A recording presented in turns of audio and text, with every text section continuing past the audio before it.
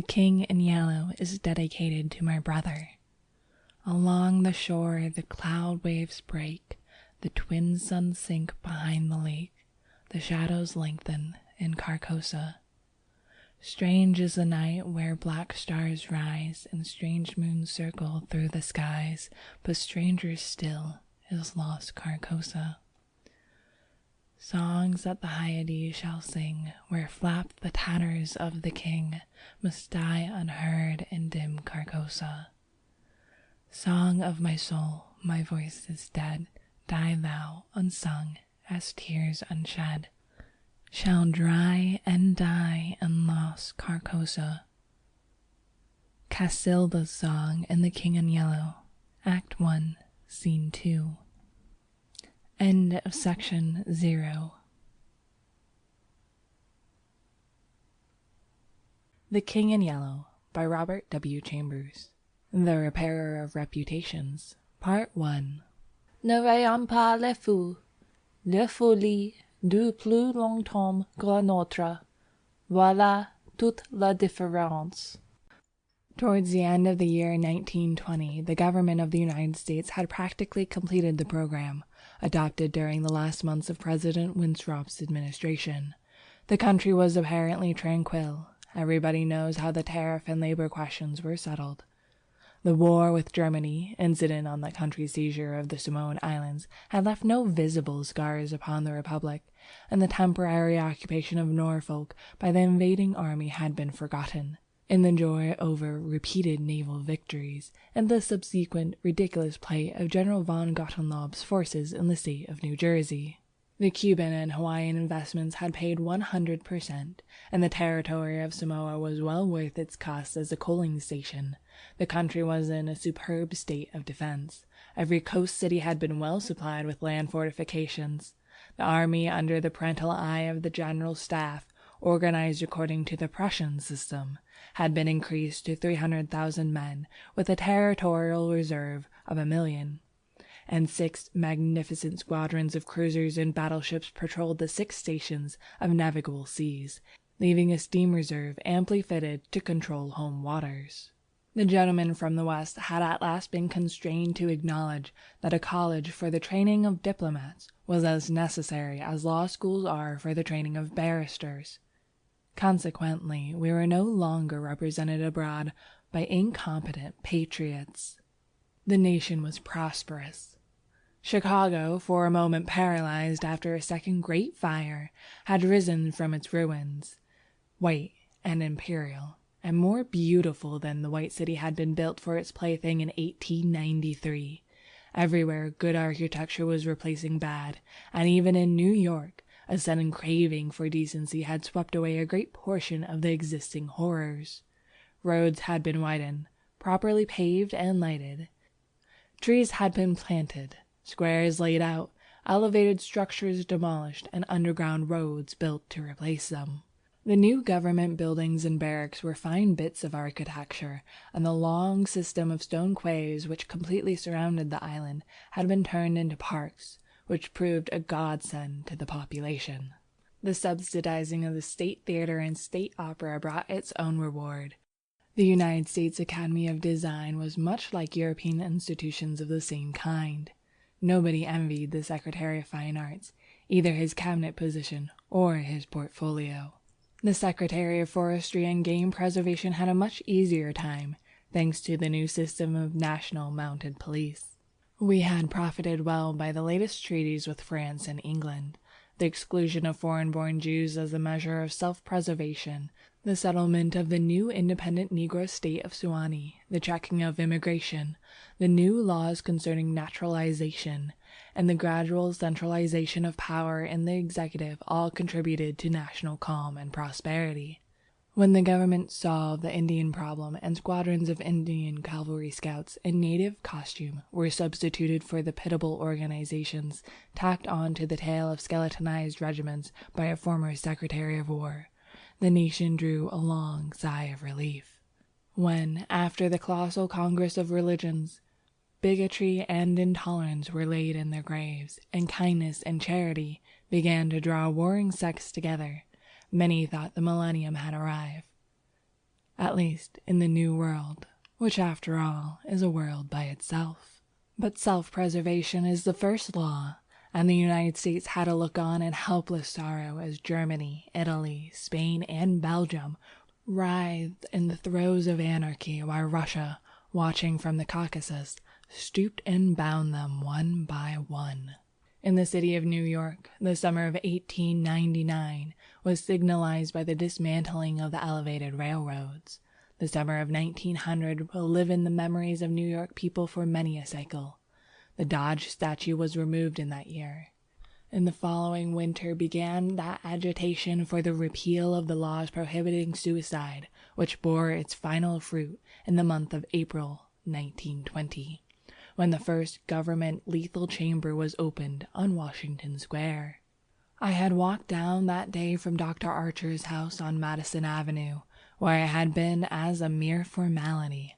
Ever since that fall from my horse 4 years before, I had been troubled at times with pains in the back of my head and neck, but now for months they had been absent, and the doctor sent me away that day saying that there was nothing more to be cured in me. It was hardly worth his fee to be told that. I knew it myself. Still, I did not grudge him the money. What I minded was the mistake which he had made at first. When they picked me up from the pavement where I lay unconscious, and somebody had mercifully sent a bullet through my horse's head, I was carried to Dr. Archer, and he, pronouncing my brain affected, placed me in his private asylum, where I was obliged to endure treatment for insanity. At last he decided I was well, and I, knowing that my mind had always been as sound as his, if not sounder, paid my tuition, as he jokingly called it, and left. I told him, smiling, that I would get even with him for his mistake, and he laughed heartily, and asked me to call once in a while. I did so, hoping for a chance to even up accounts, but he gave me none, and I told him I would wait. The fall from my horse had fortunately left no evil results. On the contrary, it changed my whole character for the better. From a lazy young man about town, I had become active, energetic, temperate, and above all else, ambitious. There was only one thing which troubled me. I laughed at my own uneasiness, and yet it troubled me. During my convalescence, I had bought and read for the first time The King in Yellow. I remember after finishing the first act that it occurred to me that I had better stop. I started up and flung the book into the fireplace. The volume struck the barred grate and fell open on the hearth in the firelight. If I had not caught a glimpse of the opening words in the second act, I should never have finished it. But as I stooped to pick it up, my eyes became riveted to the open page, and with a cry of terror, or perhaps it was of joy, so poignant that I suffered in every nerve, I snatched the thing out of the coals and crept shaking to my bedroom, where I read it and reread it, and wept and laughed and trembled with a horror which at times assails me yet. This is the thing that troubles me, for I cannot forget Carcosa, where black stars hang in the heavens, where the shadows of men's thought lengthen in the afternoon, when the twin suns sink into the lake of Hali, and my mind will bear forever the memory of the pallid mask. I pray God will curse the writer, as the writer has cursed the world, with this beautiful, stupendous creation, terrible in its simplicity, irresistible in its truth, a world which now trembles before the King in Yellow. When the French government seized the translated copies which had just arrived in Paris, London, of course, became eager to read it. It is well known how the book spread like an infectious disease, from city to city, from continent to continent.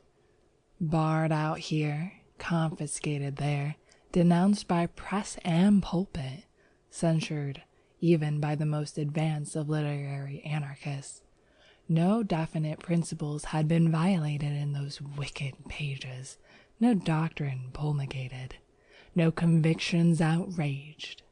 It could not be judged by any known standard, yet, although it was acknowledged that the supreme note of art had been struck in the King in Yellow, all felt that human nature could not bear the strain, nor thrive on words in which the essence of purest poison lurked.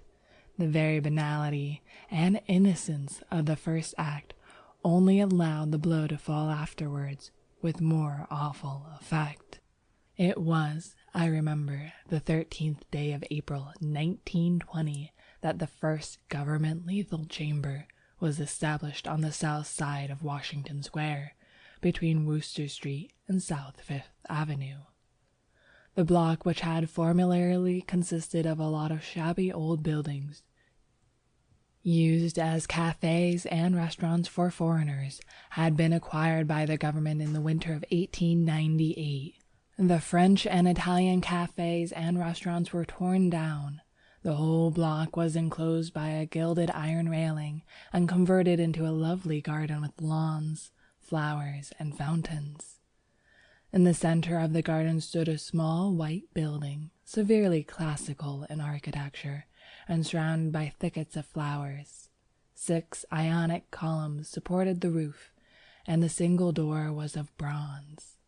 A splendid marble group of the Fates stood before the door, the work of a young American sculptor, Boris Gevin, who had died in Paris when only 23 years old. Their inauguration ceremonies were in progress as I crossed University by Eva Stays. The Repairer of Reputations, Part 2.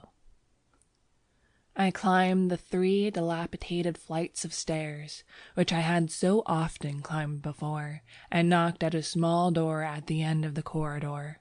Mr. Wilde opened the door, and I walked in. When he had double-locked the door and pushed a heavy chest against it, he came and sat down beside me, peering up into my face with his little light-colored eyes. 6 new scratches covered his nose and cheeks, and the silver wires which supported his artificial ears had become displaced. I thought I had never seen him so hideously fascinating. He had no ears.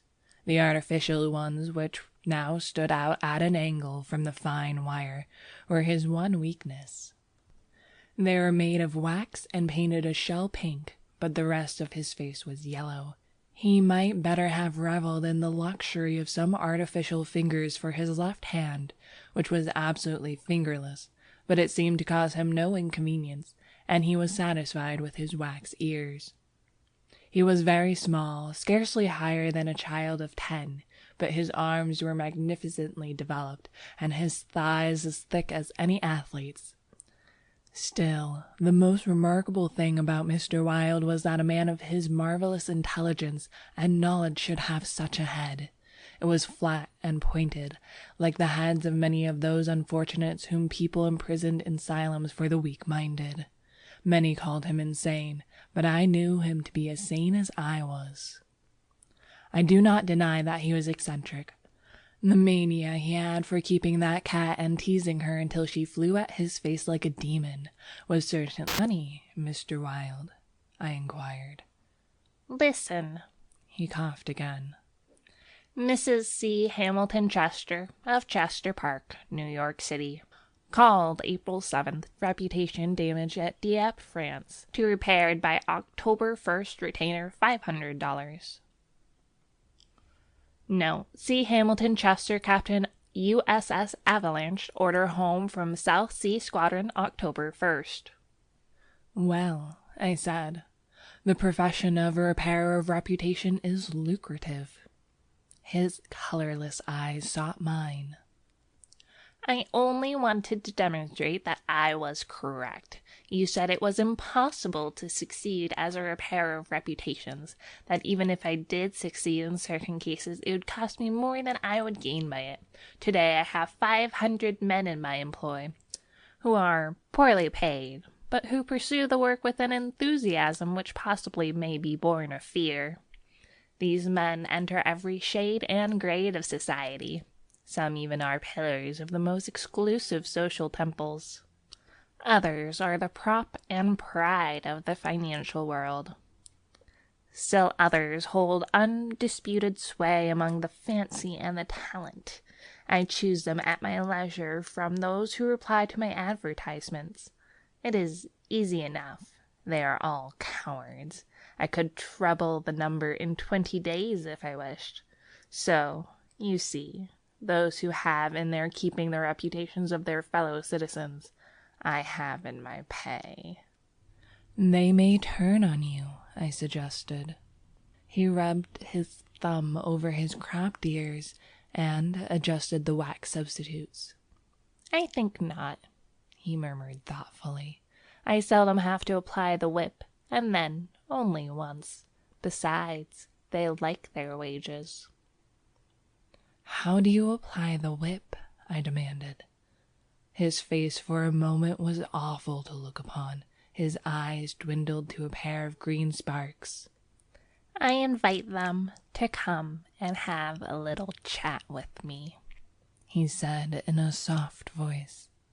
A knock at the door interrupted him, and his face resumed its amiable expression.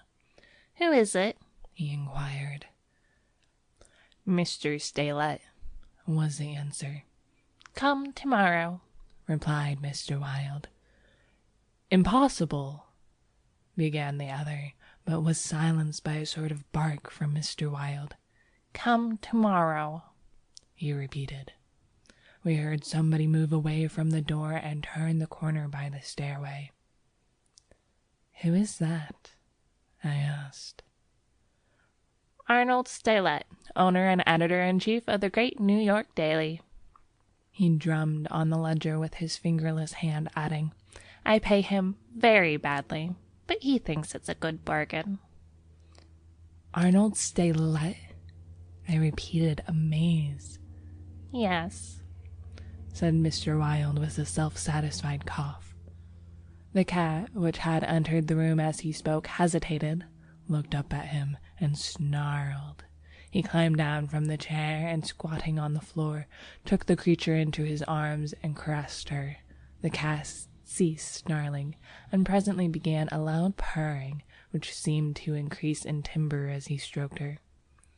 Where are the notes? I asked. He pointed to the table, and for the 100th time I pick up the bundle of manuscript entitled The Imperial Dynasty of America.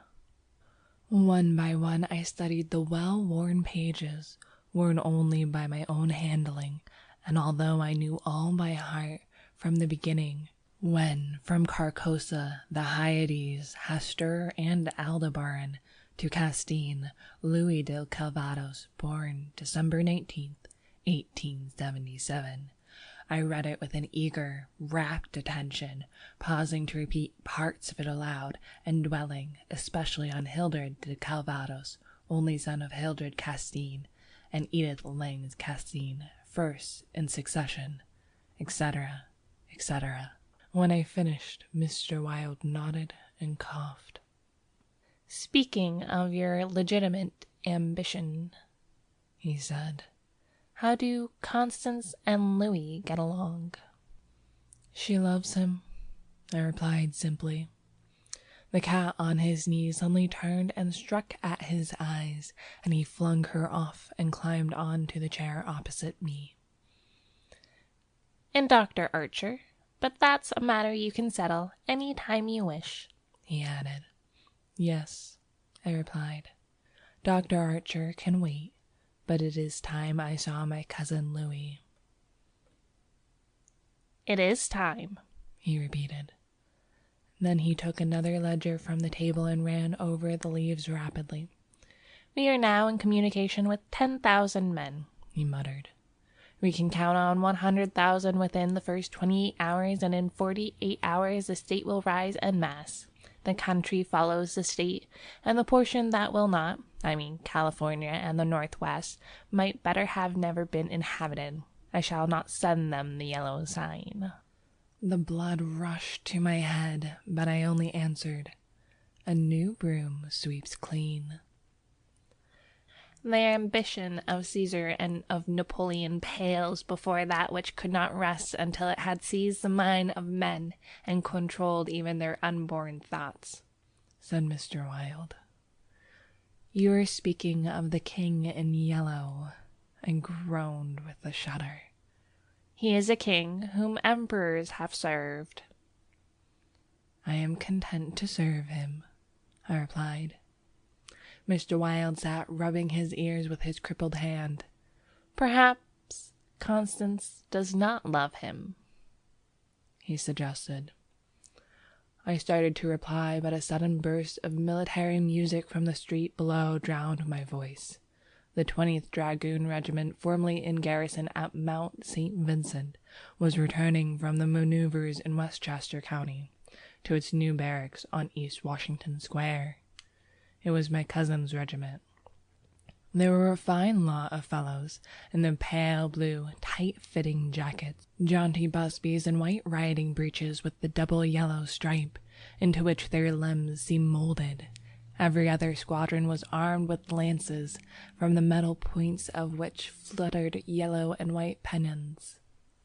The band passed, playing the regimental march.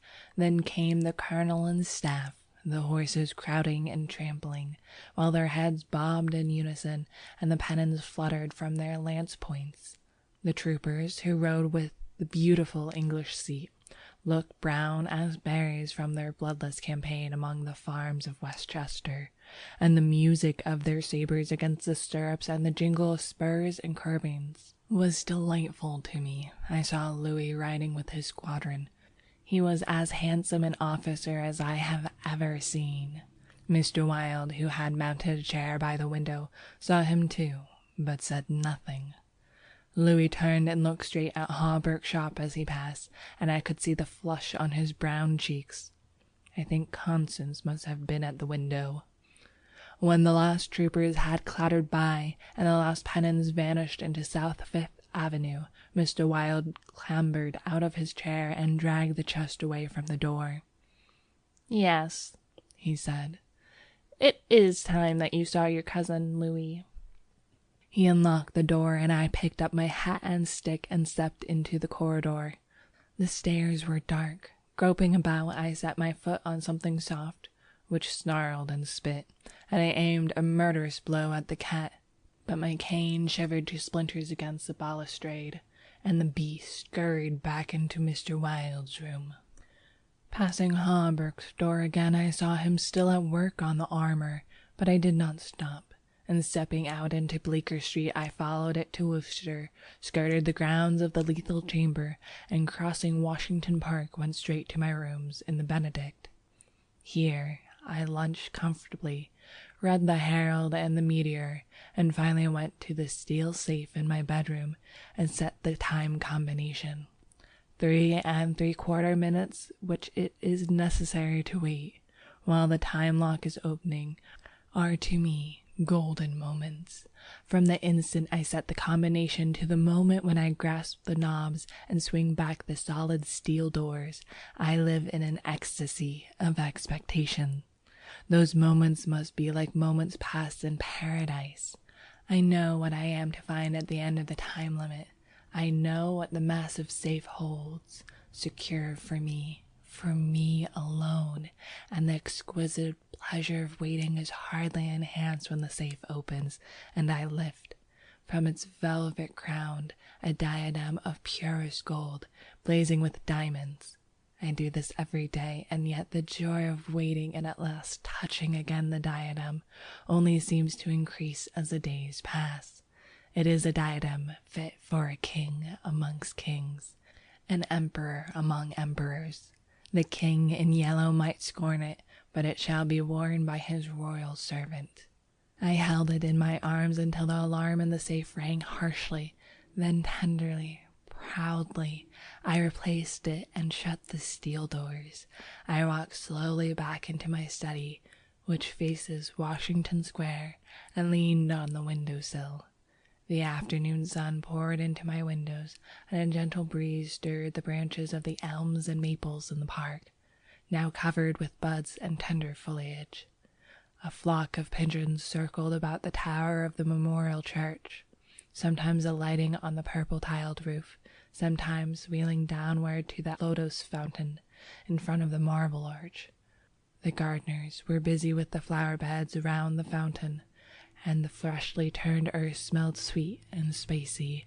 A lawn mower, drawn by a fat white horse, clinked across the green sward, and watering carts poured showers of spray over the asphalt drives around the statue of Peter Stuyvesant, which in 1897 had replaced a monstrosity supposed to represent Garibaldi. Children played in the spring sunshine, and nurse girls wheeled elaborate baby carriages with a reckless disregard for the pasty-faced occupants, which could probably be explained by the presence of half a dozen trim dragoon troopers languidly lolling on the benches. Through the trees, the Washington Memorial Arch glistened like silver in the sunshine, and beyond, on the eastern extremity of the square, the grey stone barracks of the dragoons and the white granite artillery stables were alive with colour and motion.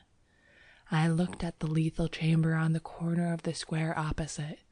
A few curious people still lingered about the gilded iron railings, but inside the grounds paths were deserted. I watched the fountains ripple and sparkle. The sparrows had already found this new bathing nook, and the basins were covered with the dusty feathered little things. 2 or 3 white peacocks picked their way across the lawns, and a drab-colored pigeon sat so motionless on the arm of one of the Fates that it seemed to be part of the sculptured stone. As I was turning carelessly away, a slight commotion in the group of curious loiterers around the gates attracted my attention. A young man had entered, and was advancing with nervous strides along the gravel path which led to the bronze doors of the lethal chamber. He paused a moment before the Fates, and he raised his head to those 3 mysterious faces. The pigeon rose from its sculptured perch, circled about for a moment, and wheeled to the east. The young man pressed his hand to his face, and then with an undefinable gesture sprang up the marble steps. The bronze doors closed behind him, and half an hour later the loiterers slouched away, and the frightened pigeon returned to its perch in the arms of fate. I put on my hat and went out into the park for a little walk before dinner. As I crossed the central driveway, a group of officers passed, and one of them called out, "Hello, Hildred," and came back to shake hands with me. It was my cousin Louis, who stood smiling and tapping his spurred heels with his riding whip. "Just back from Westchester," he said. "Been doing the bucolic, milk and curds, you know, dairymaids and sunbonnets, who says how, and I don't think, when you tell them they are pretty. I'm nearly dead for a square meal at Delmonico's. What's the news?" "There is none," I replied pleasantly. "I saw your regiment coming in this morning." "Did you? I didn't see you. Where were you?" "In Mr. Wilde's window." "Oh, hell!" he began impatiently. "That man is stark mad. I don't understand why you—" He saw how annoyed I felt by this outburst, and begged my pardon. "Really, old chap," he said, "I don't mean to run down a man you like, but for the life of me I can't see what the deuce you find in common with Mr. Wilde. He's not well bred, to put it generously. He's hideously disformed. His head is the head of a criminally insane person. You know yourself he's been in an asylum." "So have I interrupted calmly. Louis looked startled and confused for a moment, but recovered and slapped me heartily on the shoulder. "You were completely cured," he began, but I stopped him again. I suppose you mean I was simply acknowledged never to have been insane. Of course, that's what I meant. He laughed. I disliked his laugh because I knew it was forced, but I nodded gaily and asked him where he was going. Louis looked after his brother officers who had now almost reached Broadway. We had intended to sample a Brunswick cocktail, but to tell you the truth, I was anxious for an excuse to go and see Hawberk instead. Come along, I'll make you my excuse. We found old Hawberk neatly attired in a fresh spring suit, standing at the door of his shop and sniffing the air. I had just decided to take Constance for a little stroll before dinner, he replied to the impetuous volley of questions from Louis. We had thought of walking on the park terrace along the North River. At that moment, Constance appeared and grew pale and rosy by turns as Louis bent over her small gloved fingers. I tried to excuse myself, alleging an engagement uptown, but Louis and Constance would not listen. I saw I was expected to remain and engage old Hawberk's attention. After all, it would be just as well if I kept my eye on Louis, I thought, and when they hailed a Spring Street horse car, I got in after them and took my seat beside the armorer. The beautiful line of parks and granite terraces overlooking the wharfs along the North River, which were built in 1910 and finished in the autumn of 1917, had become one of the most popular promenades in the metropolis. They extended from the Battery to 190th Street, overlooking the noble river and affording a fine view of the Jersey shore and the Highlands opposite. Cafes and restaurants were scattered here and there among the trees, and twice a week military bands from the garrison played in the kiosks on the parapets. We sat down in the sunshine on the bench at the foot of an equestrian statue of General Sheridan. Constance tipped her sunshade to shield her eyes, and she and Louis began a murmuring conversation which was impossible to catch. Old Hawberk, leaning on his ivory-headed cane, lighted an excellent cigar, the mate to which I politely refused, and smiled at vacancy. The sun hung low above the Staten Island woods, and the bay was dyed with golden hues reflected from the sun-warmed sails of the shipping in the harbor.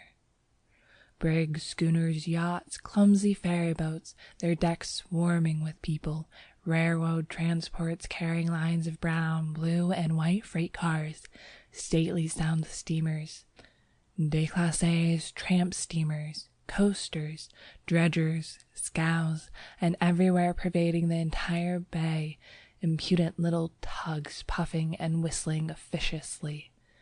These were the craft of which churned the sunlight waters as far as the eye could reach, in calm contrast to the hurrying of sailing vessel and steamer. A silent fleet of white warships lay motionless in midstream. Constance's merry laugh aroused me from my reverie. "What are you staring at?" she inquired. "Nothing. The fleet," I smiled. Then Louis told us what the vessels were, pointing out each by its relative position to the old red fort on Governor's Island. "That little cigar-shaped thing there is a torpedo boat," he explained. "There are 4 more lying close together. They are the Tarpon, the Falcon, the Sea Fox, and the Octopus. The gunboats just above are the Princeton and Champlain, the Stillwater, and the Erie. Next to them lie the cruisers Farragut and Los Angeles, and above them the battleships California and Dakota, and the Washington, which is the flagship. Those 2 squatty-looking chunks of metal which are anchored there off Castle William are the double-turret monitors, terrible and magnificent. Behind them lies the ram Osceola." Constance looked at him with deep approval in her beautiful eyes. "What loads of things you know for a soldier," she said, and we all joined in the laugh which followed. Presently Louis rose with a nod to us and offered his arm to Constance, and they strolled away along the river wall. Hawberk watched them for a moment and then turned to me. "Mr. Wilde was right," He said, I have found the missing tassets and left cuirassiers of the princes emblazoned in a vile old junk garret in Powell Street. 998? I inquired with a smile. Yes. Mr. Wilde is a very intelligent man, I observed.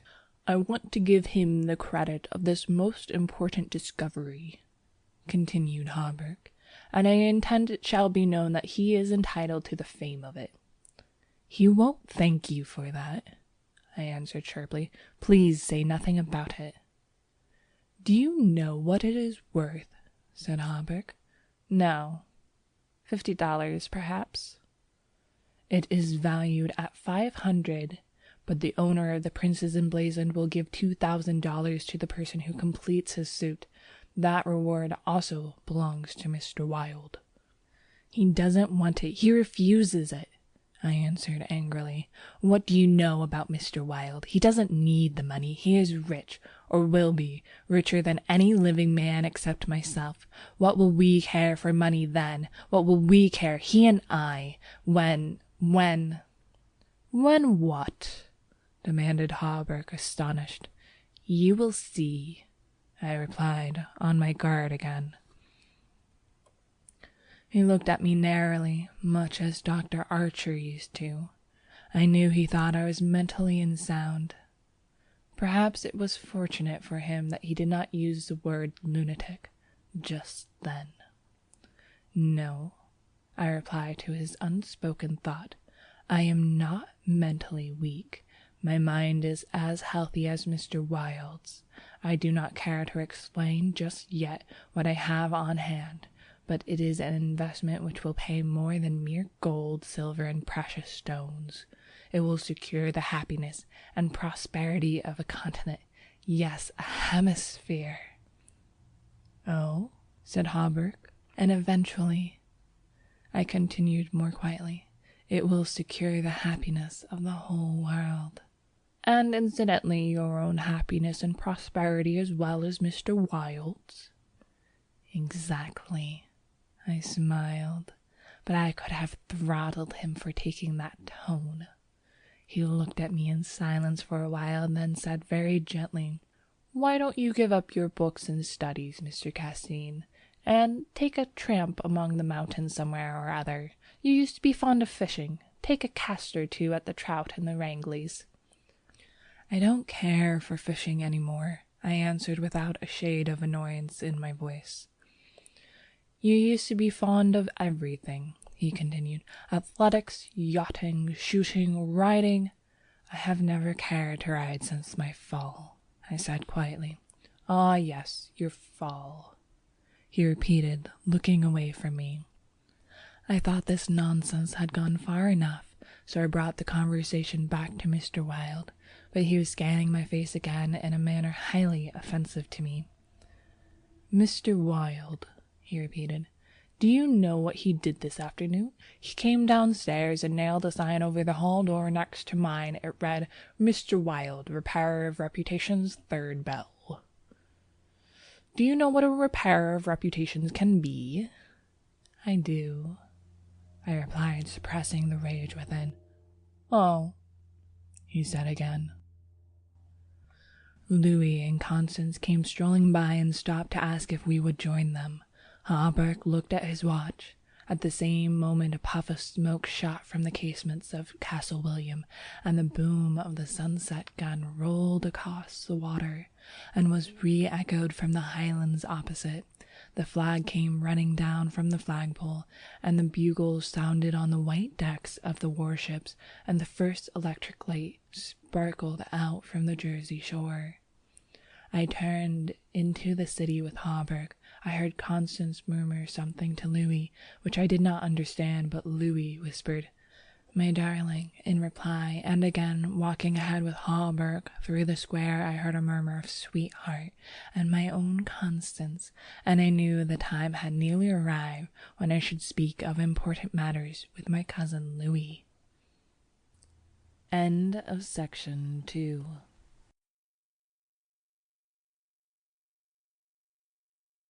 The Repairer of Reputations, Part 3. One morning early in May, I stood before the steel safe in my bedroom, trying on the golden jeweled crown. The diamonds flashed fire as I turned to the mirror, and the heavy beaten gold burned like a halo about my head. I remember Camilla's agonized scream and the awful words echoing through the dim streets of Carcosa. They were the last lines in the first act, and I dare not think of what followed. Dared not. Even in the spring sunshine, there in my own room, surrounded with familiar objects, reassured by the bustle from the street and the voices of the servants in the hallway outside. For those poisoned words had dropped slowly into my heart, as death sweat drops upon a bedsheet and is absorbed. Trembling, I put the diadem from my head and wiped my forehead, but I thought of Hastur and of my own rightful ambition. I remember Mr. Wilde as I had last left him, his face all torn and bloody from the claws of that devil's creature, and what he said. Ah, what he said! The alarm bell in the safe began to whir harshly, and I knew my time was up, but I would not heed it, and replacing the flashing circlet upon my head, I turned defiantly to the mirror. I stood for a long time, absorbed in the changing expression of my own eyes. The mirror reflective face, which was like my own, but whiter, and so thin that I hardly recognized it. And all the time I kept repeating between my clenched teeth, "The day has come. The day has come." While the alarm in the safe whirred and clamored, and the diamonds sparkled and flamed above my brow. I heard a door open but did not heed it. It was only when I saw two faces in the mirror. It was only when another face rose over my shoulder and two other eyes met mine. I wheeled like a flash and seized a long knife from my dressing table, and my cousin sprang back, very pale, crying, "Hildred! For God's sakes!" Then, as my hand fell, he said, "It is I, Louis. Don't you know me?" I stood silent. I could not have spoken for my life. He walked up to me and took the knife from my hand. "What is all this?" he inquired in a gentle voice. "Are you ill?"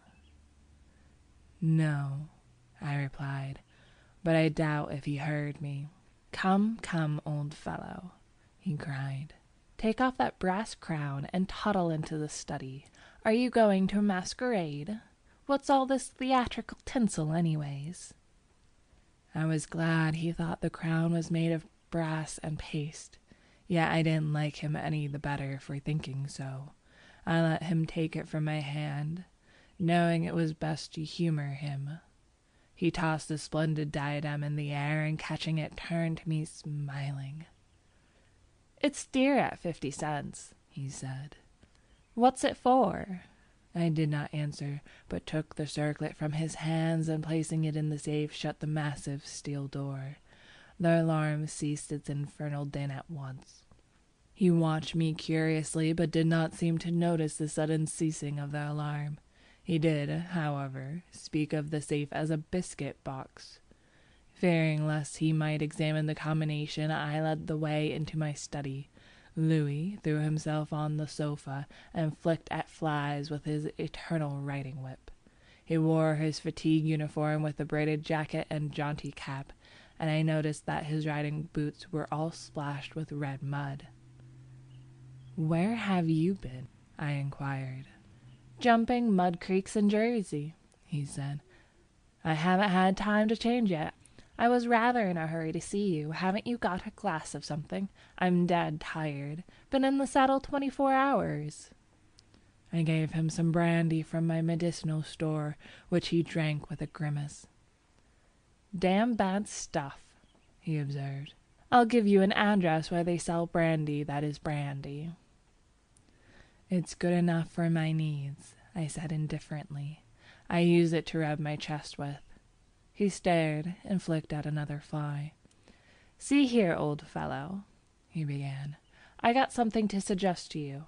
It's 4 years now that you shut yourself up here like an owl, never going anywhere, never taking any healthy exercise, never doing a damn thing but poring over those books up there on that mantelpiece." He glanced along the rows of shelves. "Napoleon, Napoleon, Napoleon," he read. "For heaven's sakes, have you nothing but Napoleons there?" "I wish they were bound in gold," I said. "But wait, yes, there is another book, The King in Yellow." I looked him steady in the eye. "Have you never read it?" I asked. "I? No, thank God. I don't want to be driven crazy." I saw him regret his speech as soon as he had uttered it. There is only one word which I loathe more than I do lunatic, and that word is crazy. But I controlled myself, and asked him why he thought The King in Yellow dangerous. "Oh, I don't know," he said hastily. "I only remember the excitement it created, then the denunciations from the pulpit and press. I believe the author shot himself after bringing forth this monstrosity, didn't he?" "I understand he is still alive," I answered. "That's probably true," he muttered. "Bullets couldn't kill a fiend like that." "It is a book of great truth," I said. "Yes," he replied. "Of truths which send men frantic and blast their lives. I don't care if the thing is, as they say, the very supreme essence of art. It is a crime to have written it, and I, for one, shall never open its pages." "Is that what you have come to tell me?" I asked. "No," he said. "I came to tell you that I am going to be married." I believe for a moment my heart ceased to beat, but I kept my eyes on his face. "Yes," he continued, smiling happily, "married to the sweetest girl on earth." "Constance Hawberk," I said mechanically. "How did you know?" he cried, astonished. "I didn't know it myself until that evening last April when we strolled down to the Embankment before dinner." "When is it to be?" I asked. "It was to have been next September, but an hour ago a dispatch came ordering our regiment to the Presidio, San Francisco. We leave at noon tomorrow." "Tomorrow," he repeated. "Just think, Hildred, tomorrow I shall be the happiest fellow that ever drew breath in this jolly world, for Constance will go with me." I offered him my hand in congratulation, and he seized it and shook it like a good-natured fool he was, or pretended to be. "I was going to get my squadron as a wedding present," he rattled on. "Captain and Mrs. Louis Castine, eh, Hildred?" And then he told me where it was to be and who were to be there, and made me promise to come and be best man. I set my teeth and listened to his boyish chatter without showing what I felt, but I was getting to the limit of my endurance, and when he jumped up and, switching his spurs till they jingled, said he must go, I did not detain him. "There is one thing I want to ask of you," I said quietly. "Out with it, it's promised," he laughed. "I want you to meet me for a quarter of an hour's talk tonight." "Of course, if you wish," he said, somewhat puzzled. "Where?" "Anywhere in the park there." "What time, Hildred?" "Midnight." "What in the name of—" he began, but checked himself and laughingly assented. I watched him go down the stairs and hurry away, his saber banging at every stride. He turned into Bleecker Street, and I knew he was going to see Constance. I gave him 10 minutes to disappear, and then followed in his footsteps, taking with me the jeweled crown and the silken robe embroidered with the yellow sign. When I turned into Bleecker Street and entered the doorway which bore the sign, "Mr. Wilde, Repairer of Reputations, 3rd Bell," I saw old Hawberk moving about in his shop, and I imagine I heard Constance's voice in the parlour, but I avoided them both and hurried up the trembling stairways to Mr. Wilde's apartment. I knocked and entered without ceremony. Mr. Wilde lay groaning on the floor, his face covered with blood, his clothes torn to shreds. Drops of blood were scattered about over the carpet, which had also been ripped and frayed in evidently recent struggle. "It's that cursed cat," he said, ceasing his groans and turning his colourless eyes to me. "She attacked me while I was asleep. I believe she will kill me yet." This was too much. So I went into the kitchen and, seizing a hatchet from the pantry, started to find the infernal beast and settle her then and there. My search was fruitless, and after a while I gave it up and came back to find Mr. Wilde squatting on his high chair by the table. He had washed his face and changed his clothes. The great furrows which the cat claws had ploughed up in his face he had filled with collodion, and a rag hid the wound in his throat. I told him I should kill the cat when I came across her, but he only shook his head and turned to the open ledger before him. He read name after name of the people who had come to him in regard to their reputation, and the sums he had amassed were startling. "I put the screws on now and then," he explained. "One day or other some of these people will assassinate you," I insisted. "Do you think so?" he said, rubbing his mutilated ears. It was useless to argue with him, so I took down the manuscript entitled Imperial Dynasty of America, for the last time I should ever take it down in Mr. Wilde's study. I read it through, thrilling and trembling with pleasure. When I had finished, Mr. Wilde took the manuscript and, turning to the dark passage which leads from his study to his bedchamber, called out in a loud voice, "Vance!" Then, for the first time, I noticed a man crouching there in the shadow. How I had overlooked him during my search for the cat, I cannot imagine. "Vance, come in!" cried Mr. Wilde. The figure rose and crept towards us, and I shall never forget the face that he raised to mine, as the light from the window illuminated it. "Vance, this is Mr. Castine," said Mr. Wilde. Before he had finished speaking, the man threw himself on the ground before the table, crying and gasping, "Oh God! Oh my God! Help me! Forgive me! Oh, Mr. Castine, keep that man away! You cannot mean it! You are different! Save me! I am broken down! I was in the madhouse, and now, when all was coming right, when I had forgotten the king in yellow, but I shall go mad again! I shall go mad!" His voice died into a croaking rattle, for Mr. Wilde had leapt on him, and his right hand encircled the man's throat. When Vance fell in a heap on the floor, Mr. Wilde clambered nimbly into his chair again, and rubbing his mangled ears with the stump of his hand, turned to me and asked me for the ledger. I reached it down from the shelf, and he opened it.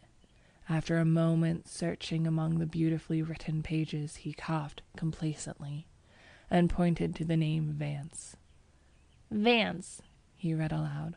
"Osgood Oswald Vance." At the sound of his name, the man on the floor raised his head and turned a convulsed face to Mr. Wilde. His eyes were injected with blood, his lips tumefied. "Called April 28th," continued Mr. Wilde. "Occupation cashier in the Seaforth National Bank. Has served a term of forgery at Sing Sing, from whence he was transferred to the asylum for criminal insane.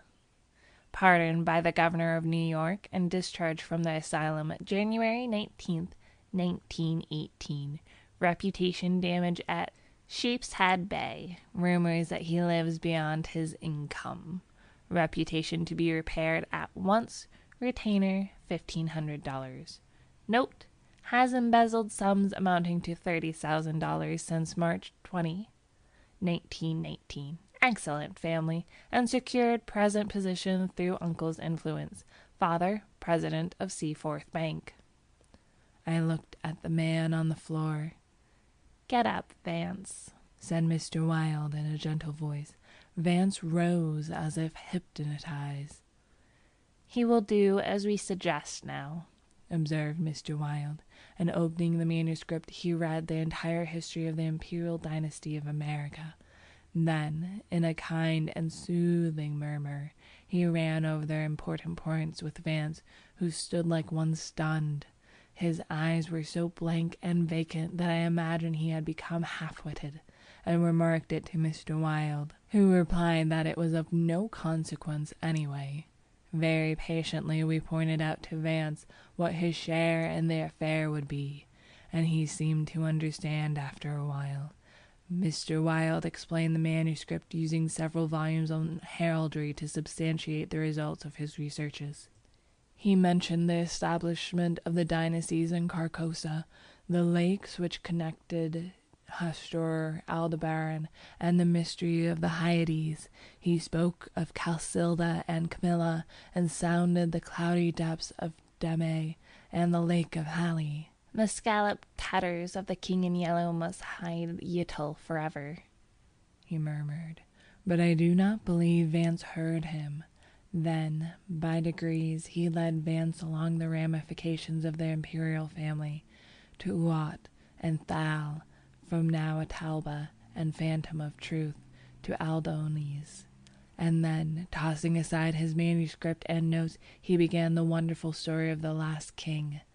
Fascinated and thrilled, I watched him.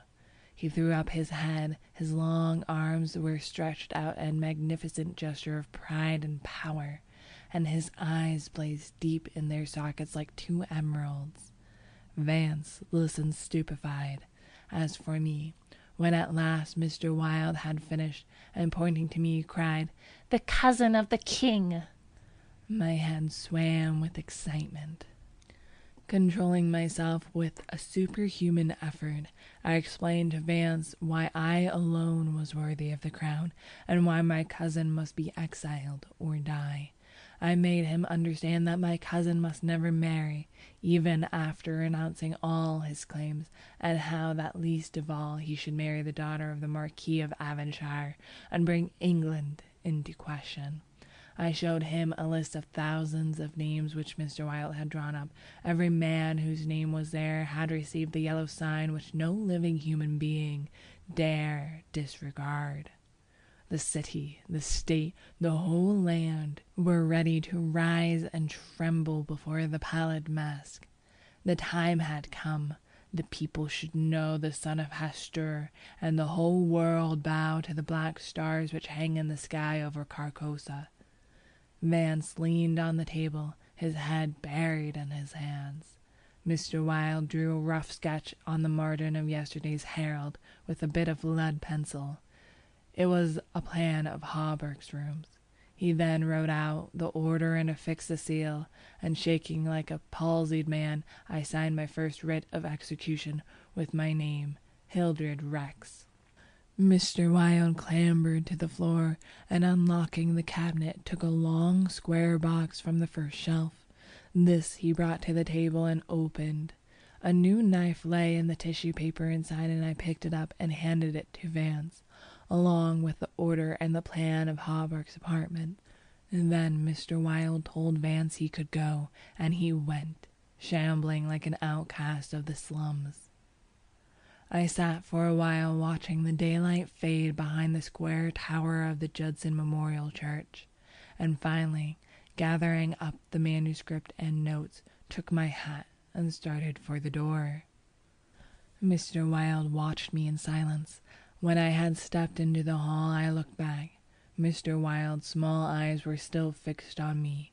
Behind him, the shadows gathered in the fading light. Then I closed the door behind me and went out into the darkening streets. I had eaten nothing since breakfast, but I was not hungry. A wretched, half-starved creature who stood looking across the street at the lethal chamber noticed me and came up to tell me a tale of misery. I gave him money, I don't know why, and he went away without thanking me. An hour later, another outcast approached and whined his story. I had a bit of blank paper in my pocket on which was traced the yellow sign. I handed it to him. He looked at it stupidly for a moment, and then with an uncertain glance at me, folded it with what seemed to be exaggerated care, and placed it in his bosom. The electric lights were sparkling among the trees, and the new moon shone in the sky above the lethal chamber. It was tiresome waiting in the square. I had wandered from the Marble Arch to the artillery stables and back again, to the lotus fountain. The flowers and the grass exhaled a fragrance which troubled me. The jet of the fountain played in the moonlight, and the musical splash of falling drops reminded me of the tinkle of chained mail in Hawberk's shop. but it was not so fascinating, and the dull sparkle of the moonlight on the water brought no such sensations of exquisite pleasure as when the sunshine played over the polished steel on a corselet on Hawberk's knee. I watched the bats darting and turning above the water plants in the fountain basin, but their rapid, jerky flight set my nerves on edge, and I went away again to walk aimlessly to and fro among the trees. The artillery stables were dark, but in the cavalry barracks the officers' windows were brilliantly lighted, and the sally port was constantly filled with troopers in fatigue, carrying straw and harness and baskets filled with tin dishes. Twice the mounted sentry at the gate was changed while I wandered up and down the asphalt walk. I looked at my watch. It was nearly time. The lights in the barracks went out one by one. The barred gate was closed, and every minute or two an officer passed in through the side wicket, leaving a rattle of accoutrements and jingle of spurs in the night air. The square had become very silent. The last homeless loiterer had been driven away by the grey-coated park policeman, and the car tracks along Wooster Street were deserted, and the only sound which broke the stillness was the stamping of the sentry's horse, and the ring of his sabre against the saddle pommel. In the barracks the officers' quarters were still lighted, and military servants passed and repassed before the bay windows. 12 o'clock sounded from the new spire of St. Francis Xavier, and at the last stroke of the sad-toned bell a figure passed through the wicket beside the portcullis, returned the salute of the sentry, and crossing the street entered the square and advanced toward the Benedict apartment house. The mask. Camilla, you, sir, should unmask. Stranger. Indeed.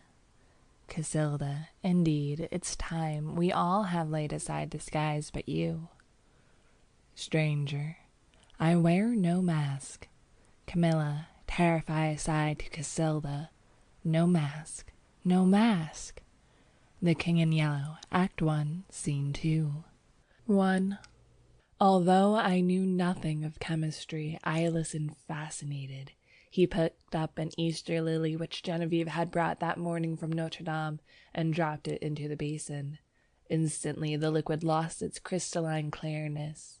For a second the lily was enveloped in a milk-white foam which disappeared, leaving the fluid opalescent. Changing tints of orange and crimson played over the surface, and then what seemed to be a ray of pure sunlight struck through from the bottom where the lily was resting. At the same instant he plunged his hand into the basin and drew out the flower. "There is no danger," he explained, "if you choose the right moment. That golden ray is the signal." He held the lily toward me, and I took it in my hand. It had turned to stone, to the purest marble. "You see," he said, "it is without flaw. What sculpture could reproduce it?" The marble was white as snow, but in the depths the veins of the lily were tinged with palest azure, and a faint flush lingered deep in its heart. "Don't ask me the reason for that," he smiled, noticing my wonder. "I have no idea why the veins and heart are tinted, but they always are. Yesterday I tried one of Genevieve's goldfish. There it is." The fish looked as if sculptured in marble, but if you held it to the light, the stone was beautifully veined with a faint blue, and from somewhere within came a rosy light, like the tint which slumbers in an opal. I looked into the basin. Once more it seemed filled with the clearest crystal. "If I should touch it now?" I demanded. "I don't know," he replied, "but you had better not try." "There is one thing I'm curious about," I said, "and that is where the ray of sunlight comes from." "It looks like a sunbeam, true enough," he said. "I don't know. It always comes when I immerse any living thing. Perhaps," he continued, smiling, "perhaps it is the vital spark of the creature escaping to the source from whence it came." I saw he was mocking, and threatened him with the maul stick, but he only laughed and changed the subject. "Stay to lunch. Genevieve will be here directly." I saw her going to early mass, I said, and she looked as fresh and sweet as that lily before you destroyed it. Do you think I destroyed it? Said Boris gravely. Destroyed, preserved, how can we tell? We sat in the corner of a studio near his unfinished group of the Fates. He leaned back on the sofa, twirling a sculptor's chisel and squinting at his work. By the way, he said, I have finished pointing up that old academic Ariadne, and I suppose it will have to go to the salon. It's all I have ready this year, but after this success of the Madonna brought me, I feel ashamed to send a thing like that. The Madonna, an exquisite marble for which Genevieve had sat, had been the sensation of last year's salon. I looked at the Ariadne. It was a magnificent piece of technical work, but I agreed with Boris that the world would expect something better of him than that. Still, it was impossible now to think of finishing in time for the salon, that splendid, terrible group half shrouded in the marble behind me. The Fates would have to wait. We were proud of Boris Yvonne. We claimed him and he claimed us on the strength of his having been born in America, although his father was French and his mother was a Russian. Everyone in Beaux Arts called him Boris, and yet there were only two of us whom he addressed in the same familiar way, Jack Scott and myself. Perhaps my being in love with Genevieve had something to do with his affection for me. Not that it had ever been acknowledged between us, but after all was settled, and she had told me with tears in her eyes that it was Boris whom she loved, and went over to his house and congratulated him. The perfect cordiality of that interview did not deceive either of us, I always believed, although to one at least it was a great comfort. I do not think he and Genevieve ever spoke of the matter together, but Boris knew. Genevieve was lovely. The Madonna-like purity of her face might have been inspired by the Sanctus Gounod's Mass, but I was always glad when she changed that mood for what we called her April maneuvers. She was often as variable as an April day. In the morning grave, dignified and sweet, at noon laughing, capricious, at evening whatever one least expected.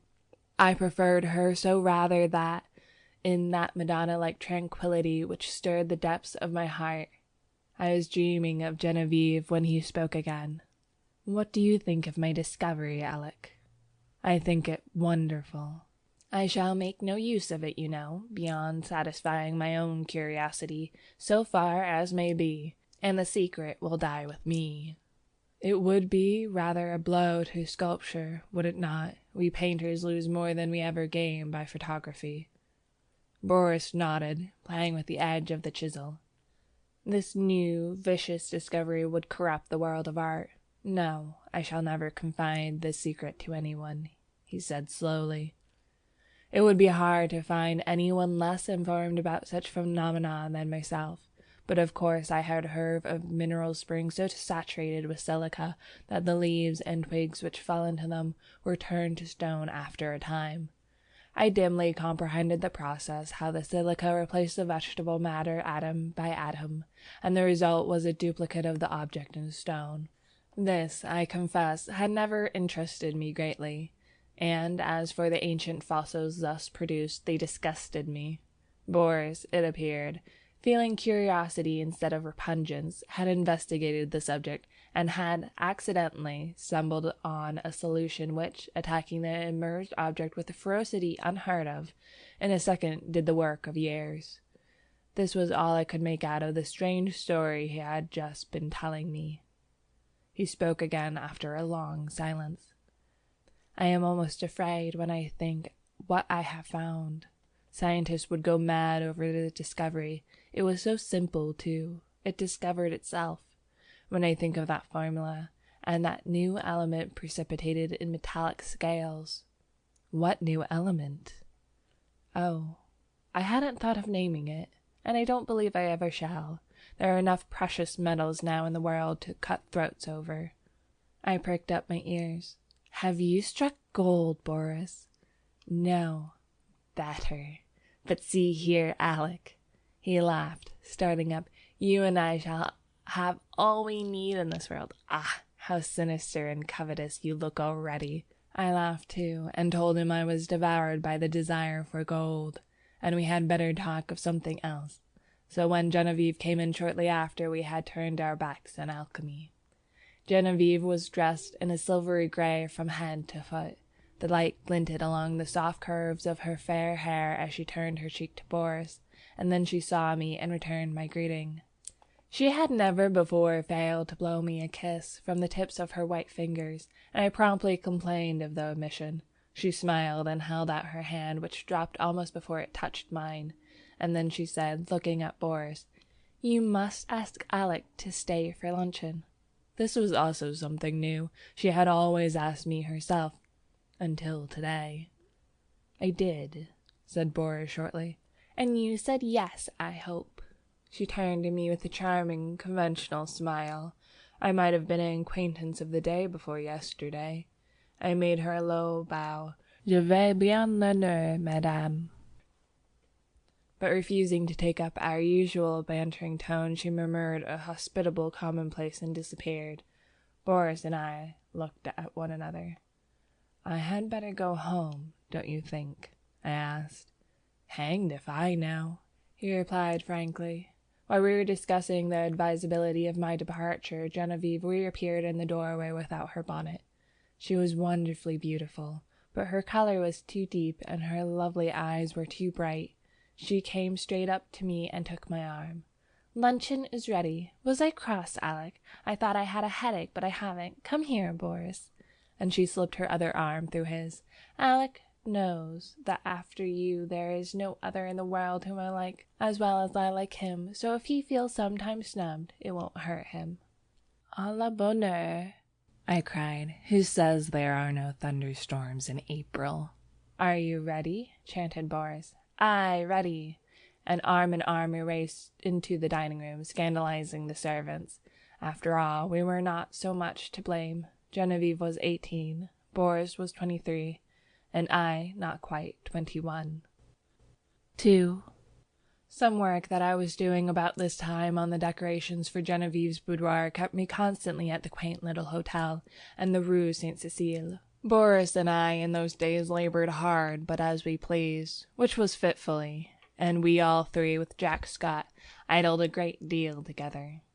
One quiet afternoon I had been wandering alone over the house, examining curios, prying into odd corners, bringing out sweetmeats and cigars from strange hiding places, and at last I stopped in the bathing room. Boris, all over clay, stood there washing his hands. The room was built of rose-colored marble excepting the floors, which was tessellated in rose and gray. The center was a square pool sunken below the surface of the floors. Steps led down into it, sculptured pillars supporting a frescoed ceiling. A delicious marble Cupid appeared to have just alighted on his pedestal at the upper end of the room. The whole interior was Boris's work and mine. Boris, in his working clothes of white canvas, scraped the traces of clay and red modeling wax from his handsome hands, and coquetted over his shoulder with the Cupid. "I see you," he insisted. "Don't try to look the other way and pretend not to see me. You know who made you, little humbug." It was always my role to interpret Cupid's sentiments in these conversations, and when my turn came I responded in such a manner that Boris seized my arm and dragged me towards the pool, declaring he would dunk me. Next instant he dropped my arm and turned pale. "Good God!" he said. "I forgot the pool is full of the solution." I shivered a little and dryly advised him to remember better where he had stored the precious liquid. "In heaven's name, why do you keep a small lake of that gruesome stuff here, of all places?" I asked. "I want to experiment on something large," he replied. "On me, for instance." "Ah, that came too close for jesting, but I do not want to watch the action of that solution on a more highly organized living body. There is that big white rabbit," he said, following me into the studio. Jack Scott, wearing a paint-stained jacket, came wandering in, appropriated all the oriental sweetmeats he could lay his hands on, looted the cigarette case, and finally he and Boris disappeared together to visit Luxembourg Gallery. where I knew Silver Bronze by Rodin and a landscape of Monet were claiming the exclusive attention of artistic France. I went back to the studio and resumed my work. It was a Renaissance screen which Boris wanted me to paint for Genevieve's boudoir, but the small boy who was unwillingly dawdling through a series of posings for it today refused all bribes to be good. He never rested an instant in the same position, and inside of 5 minutes I had as many different outlines of the little beggar. "Are you posing, or are you executing a song and dance, my friend?" I inquired. "Whatever monsieur pleases," he replied with an angelic smile. Of course I dismissed him for the day, and of course I paid him for the full time, that being the way we spoil our models. After the young imp had gone, I made a few perfunctory dabs at my work, but was so thoroughly out of humor that it took me the rest of the afternoon to undo the damage I had done. So at last I scraped my palette, stuck my brushes in a bowl of black soap, and strolled into the smoking room. I really believe that, excepting Genevieve's apartments, no room in the house was so free from the perfume of tobacco as this one. It was a queer chaos of odds and ends, hung with threadbare tapestry. A sweet-toned old spinet in good repair stood by the window. There were stands of weapons, some old and dull, others bright and modern. Festoons of Indian and Turkish armor over the mantel. 2 or 3 good pictures and a pipe rack. It was here that we used to come for new sensations in smoking. I doubt if any type of pipe ever existed which was not represented in that rack. When we had selected one, we immediately carried it somewhere else and smoked it, for the place was, on the whole, more gloomy and less inviting than any in the house. But this afternoon the twilight was very soothing. The rugs and skins on the floor looked brown and soft and drowsy. The big couch was piled with cushions. I found my pipe and curled up there for an unaccustomed smoke in the smoking room. I had chosen one with a long, flexible stem, and lighting it, fell to dreaming. After a while it went out, but I did not stir. I dreamed on, and presently fell asleep. I awoke to the saddest music I had ever heard. The room was quite dark, and I had no idea what time it was. A ray of moonlight silvered one edge of the old spinet, and the polished wood seemed to exhale the sounds as perfume floats above a box of sandalwood. Someone rose in the darkness and came away weeping quietly, and I was fool enough to cry out, "Genevieve!" She dropped at my voice, and I had time to curse myself while I made a light and tried to raise her from the floor. She shrank away with a murmur of pain. She was very quiet, and asked for Boris. I carried her to the divan and went to look for him, but he was not in the house, and the servants were gone to bed. Perplexed and anxious, I hurried back to Genevieve. She lay where I had left her, looking very white. "I can't find Boris, nor any of the servants," I said. "I know," she answered faintly. "Boris had gone to Ept with Mr. Scott. I did not remember when I sent you for him just now."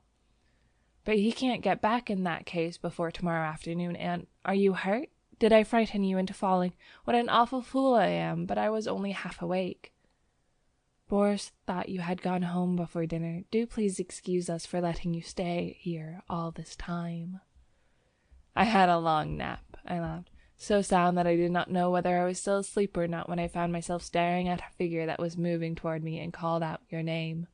Have you been trying the old spinet? You must have played very softly." I would tell 1,000 more lies worse than that one to see the look of relief that came on to her face. She smiled adorably and said in her natural voice, "Alec, I tripped on that wolf's head, and I think my ankle is sprained. Please call Marie, and then go home." I did as she bade me, and left her there when the maid came in. 3. At noon next day, when I called, I found Boris walking restlessly about his studio. "Genevieve is asleep just now," he told me. "The sprain is nothing, but why should she have such a high fever? The doctor can't account for it, or else he will not," he muttered. "Genevieve has a fever?" I asked. "I should say so, and has actually been a little light-headed at intervals all night. The idea! Gay little Genevieve, without a care in the world, and she keeps saying her heart's broken and she wants to die." My own heart stood still. Boris leaned against the door of his studio looking down, his hands in his pockets, his kind, keen eyes clouded, a new line of trouble drawn over a mouth's good mark that made the smile. The maids had ordered to summon him. The instant Genevieve opened her eyes, we waited, and Boris, growing restless, wandered about, fussing with modeling wax and red clay. Suddenly he started for the next room. "Come and see my rose-colored bath full of death," he cried. "Is it death?" I asked, to humor his mood. "You are not prepared to call it life, I suppose," he answered. As he spoke, he plucked a solitary goldfish, squirming and twisting out of its globe. "We'll send this one after the other, wherever that is," he said. There was a feverish excitement in his voice. A dull weight of fever lay on my limbs and on my brain as I followed him to the fair crystal pool with its pink-tinted sides, and he dropped the creature in.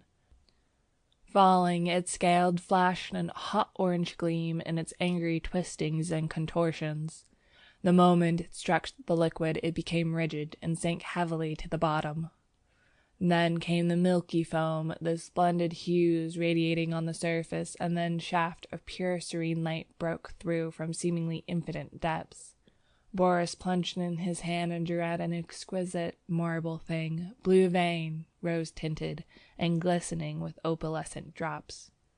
"Child's play," he muttered, and looked warily, longingly at me, as if I could answer such questions. But Jack Scott came in and entered into the game, as he called it, with ardor. Nothing would do but to try the experiment on the white rabbit, then and there. I was willing that Boris should find distraction from his cares, but I hated to see the life go out of a warm, living creature, and I declined to be present. Picking up a book at random, I sat down in the studio to read. Alas, I had found The King in Yellow. After a few moments, which seemed ages, I was putting it away with a nervous shudder, when Boris and Jack came in bringing their marble rabbit. At the same time a bell rang above, and a cry came from the sick room. Boris was gone like a flash, and the next moment he called, "Jack, run for the doctor. Bring him back with you. Alec, come here." I went and stood at her door. A frightened maid came out in haste and ran away to fetch some remedy. Genevieve, sitting bolt upright with crimson cheeks and glittering eyes, babbled incessantly, and resisted Boris's gentle restraint. He called me to help. At my first touch she sighed and sank back, closing her eyes, and then, as we still bent above her, she opened them again, looked straight into Boris's face, poor fever-crazed girl, and told her secret. At the same instant, our 3 lives turned into new channels. The bond that held us so long together snapped forever, and a new bond was forged in its place, for she had spoken my name. And as the fever tortured her, her heart poured out of its load of hidden sorrow. Amazed and dumb, I bowed my head while my face burned like a live coal, and the blood surged in my ears, stupefying me with its clamor, incapable of movement, incapable of speech. I listened to her feverish words in an agony of shame and sorrow. I could not silence her. I could not look at Boris. Then I felt an arm upon my shoulder, and Boris turned a bloodless face to mine. "It is not your fault, Alec. Do not grieve so if she loves you." But he could not finish, and as the doctor stepped swiftly into the room, saying, "Ah, the fever," I seized Jack Scott and hurried him to the street, saying, "Boris would rather be alone." We crossed the street to our own apartments, and that night, seeing I was going to be ill too, he went for the doctor again. The last thing I recollect with any distinctness was hearing Jack say, "For heaven's sake, doctor, what ails him to wear a face like that?" And I thought of the King in Yellow in the pallid mask. I was very ill, for the strain of 2 years which I had endured since the fatal May morning when Genevieve murmured, "I love you, but I think I love Boris best," told on me at last. I had never imagined that it could be more than I could endure. Outwardly tranquil, I had deceived myself, although the inward battle raged night after night, and I, lying alone in my room, cursed myself for rebellious thoughts, unloyal to Boris, unworthy of Genevieve. The morning always brought relief, and I returned to Genevieve and to my dear Boris with a heart washed clean by the tempests of the night. Never in word or deed or thought while I was with them had I betrayed my sorrow even to myself. The mask of self-deception was no longer a mask for me. It was a part of me. Night lifted it, laying bare the stifled truth below, but there was no one to see except myself. And when the day broke, the mask fell back again of its own accord. These thoughts passed through my troubled mind as I lay sick, but they were hopelessly entangled with visions of white creatures, heavy as stone, crawling about in Boris's basin, of the wolf head on the rug, foaming and snapping at Genevieve, who lay smiling beside it. I thought, too, of the king in yellow wrapped in fantastic colors of his tattered mantle, and that bitter cry of Casilda, "Not upon us, O king, not upon us!" Feverishly I struggled to put it from me, and I saw the lakes of Hali, thin and blank, without a ripple or wind to stir it, and I saw the towers of Carcosa behind the moon.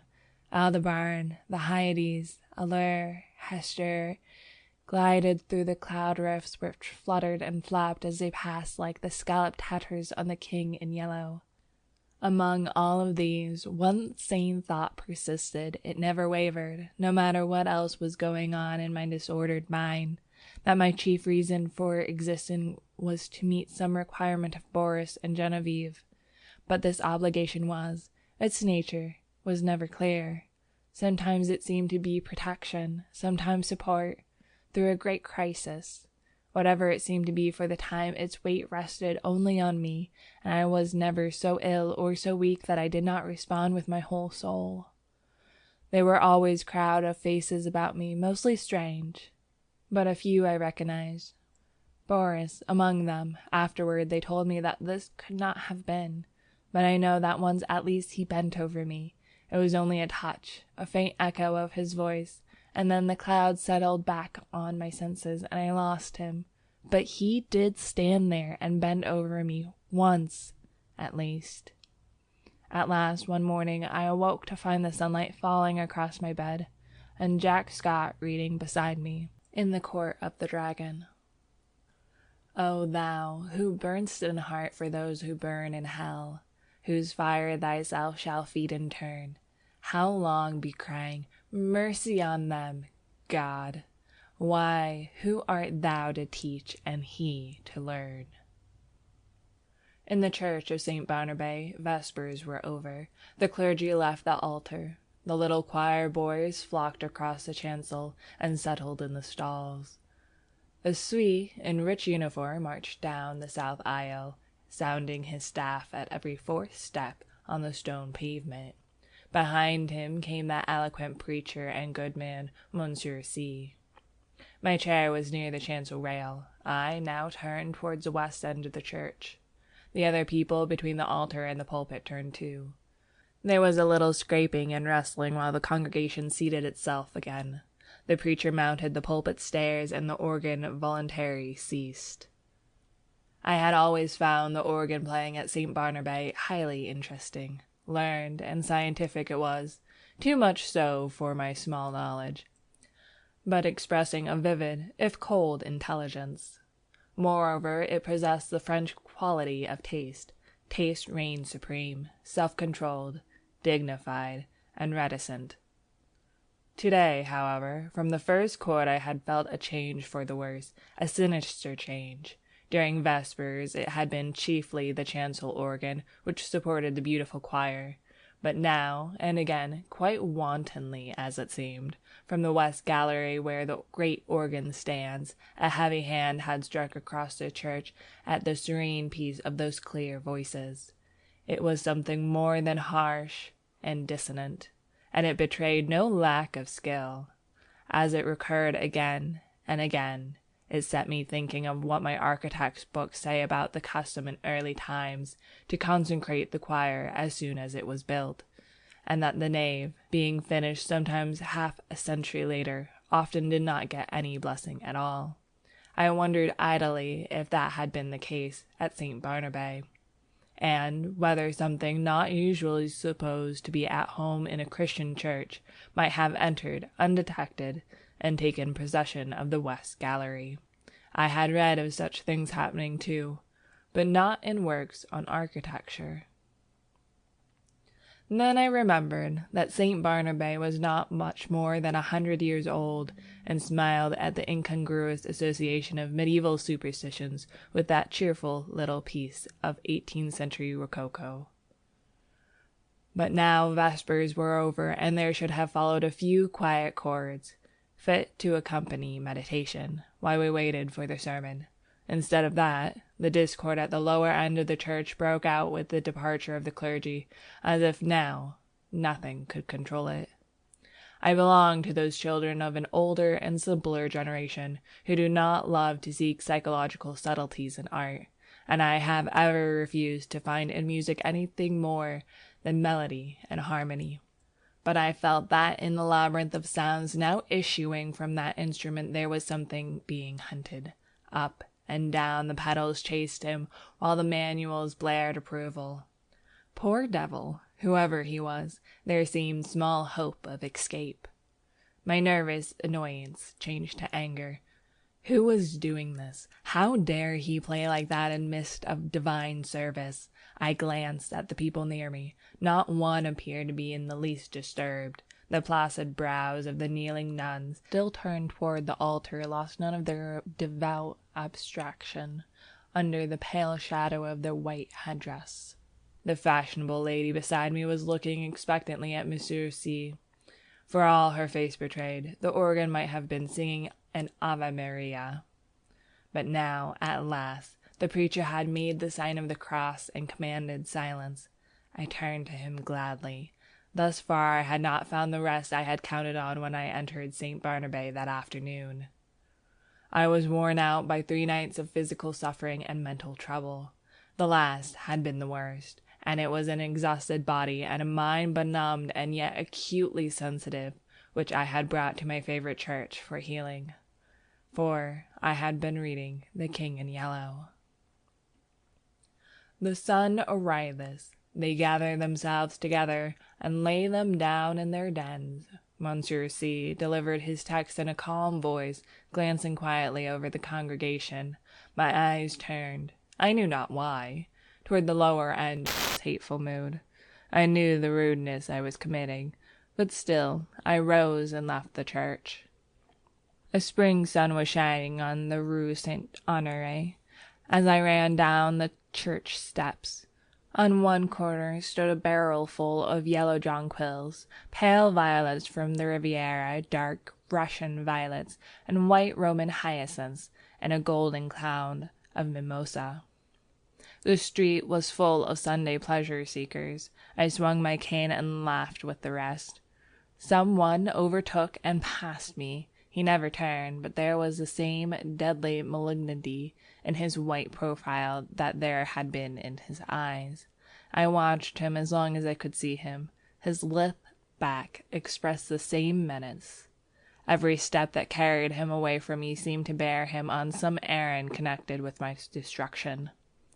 I was creeping along, my feet almost refusing to move. There began to dawn in me a sense of responsibility for something long forgotten. It began to seem as if I deserved that which he threatened. It reached a long way back, a long, long way back. It had lain dormant all these years. It was there, though, and presently it would rise and confront me, but I would try to escape, and I stumbled as best I could into the Rue de Rivoli, across the Place de la Concorde, and onto the quay. I looked with sick eyes upon the sun, shining through the white foam of the fountain, pouring over the backs of the dusty bronze river gods. On the far-away arc, a structure of amethyst mist, on the countless vistas of grey stems and bare branches faintly green. Then I saw him again, coming down one of those chestnut alleys of the Cours Lorraine. I left the riverside, plunged blindly across to the Champs-Élysées, and turned toward the Arc. The setting sun was sending its rays along the green sward of the Rond Point. In the full glow he sat on a bench, children and young mothers all about him. He was nothing but a Sunday lounger, like the others, like myself. I said the words almost aloud, and all the while I gazed on the malignant hatred of his face. But he was not looking at me. I crept past and dragged my leaden feet up the avenue. I knew that every time I met him brought him nearer to the accomplishment of his purpose and my fate, and still I tried to save myself. The last rays of sunset were pouring through the great arc. I passed under it and met him face to face. I had left him far down the Champs-Élysées, and yet he came in with a stream of people who were returning from the Bois de la Bouillon. He came so close that he brushed me. His slender frame felt like iron inside its loose black covering. He showed no signs of haste, nor of fatigue, nor any human feeling. His whole being expressed one thing, the will and the power to work me evil. In anguish, I watched him where he went down the broad, crowded avenue. That was all flashing with wheels and trappings of horses and the helmets of the Garde Républicaine. He was soon lost to sight. Then I turned and fled into the Bois, and far out beyond it. I know not where I went, but after a long while, as it seemed to me, night had fallen, and I had found myself sitting at a table before a small cafe. I had wandered back into the Bois. It was hours now since I had seen him. Physical fatigue and mental suffering had left me no power to think or feel. I was tired, so tired. I longed to hide away in my own den. I resolved to go home, but that was a long way off. I lived in the Court of the Dragon, a narrow passage that leads from the Rue de Rennes to the Rue du Dragon. It was an impasse, traversable only for foot passengers. Over the entrance on the Rue de Rennes is a balcony supported by an iron dragon. Within the court, tall old houses rise on either side and close the ends that give on the two streets. Huge gates, swung back during the day into the walls of the deep archways, close this court after midnight, and one must enter by then, ringing at a certain small doors on the side. The sunken pavements collect unsavory pools. Steep stairways pitch down to doors that open on the court. The ground floors are occupied by shops of second-hand dealers and by iron workers. All day long the place rings with the clink of hammers and the clang of metal bars. Unsavory as it is below, there is a cheerfulness and comfort and hard, honest work above. 5 flights up are the ateliers of architects and painters, and the hiding place of middle-aged students like myself who want to live alone. When I first came here to live, I was young and not alone. I had to walk a while before any conveyance appeared, but at last, when I had almost reached the Arc de Triomphe again, an empty cab came along and I took it. From the Arc to the Rue de Rennes is a drive of more than half an hour, especially when one is conveyed by a tired cab horse that has been at the mercy of Sunday fete makers. There had been time before I passed under the dragon's wings to meet my enemy over and over again, but I never saw him once, and now refuge was close at hand. Before the wide gateway a small mob of children were playing. Our concierge and his wife walked among them, with their black poodle keeping order. Some couples were waltzing on the sidewalk. I returned their greetings and hurried in. All the inhabitants of the court had trooped out into the street. The place was quite deserted, lighted by a few lanterns hung high up, in which the glass burned dimly.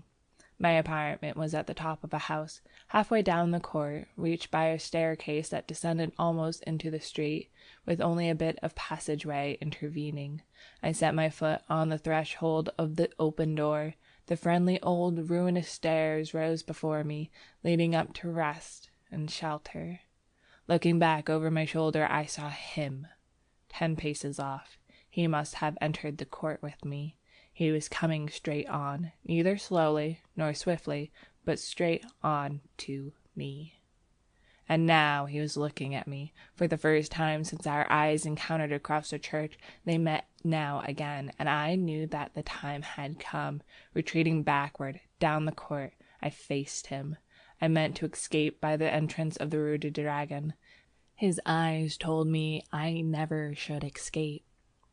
It seemed ages while we were going, I retreating, he advancing, down the court in perfect silence. But at last I felt the shadow of the archway, and the next step brought me within it. I had meant to turn here and spring through into the street, but the shadow was not that of an archway. It was that of a vault. The great doors on the Rue du Dragon were closed. I felt this by the blackness which surrounded me, and at the same instant I read it in his face. How his face gleamed in the darkness, drawing swiftly nearer. The deep vaults, the huge closed doors, their cold iron clamps were all on his side. The thing which he had threatened had arrived. It gathered and bore down on me from the fathomless shadows. The point from which it would strike was his infernal eyes. Hopeless, I set my back against the barred doors and defied him. There was a scraping of chairs on the stone floor and a rustling as the congregation rose.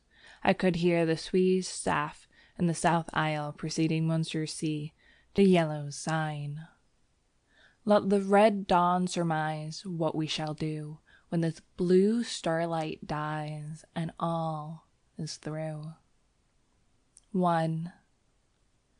There are so many things which are impossible to explain.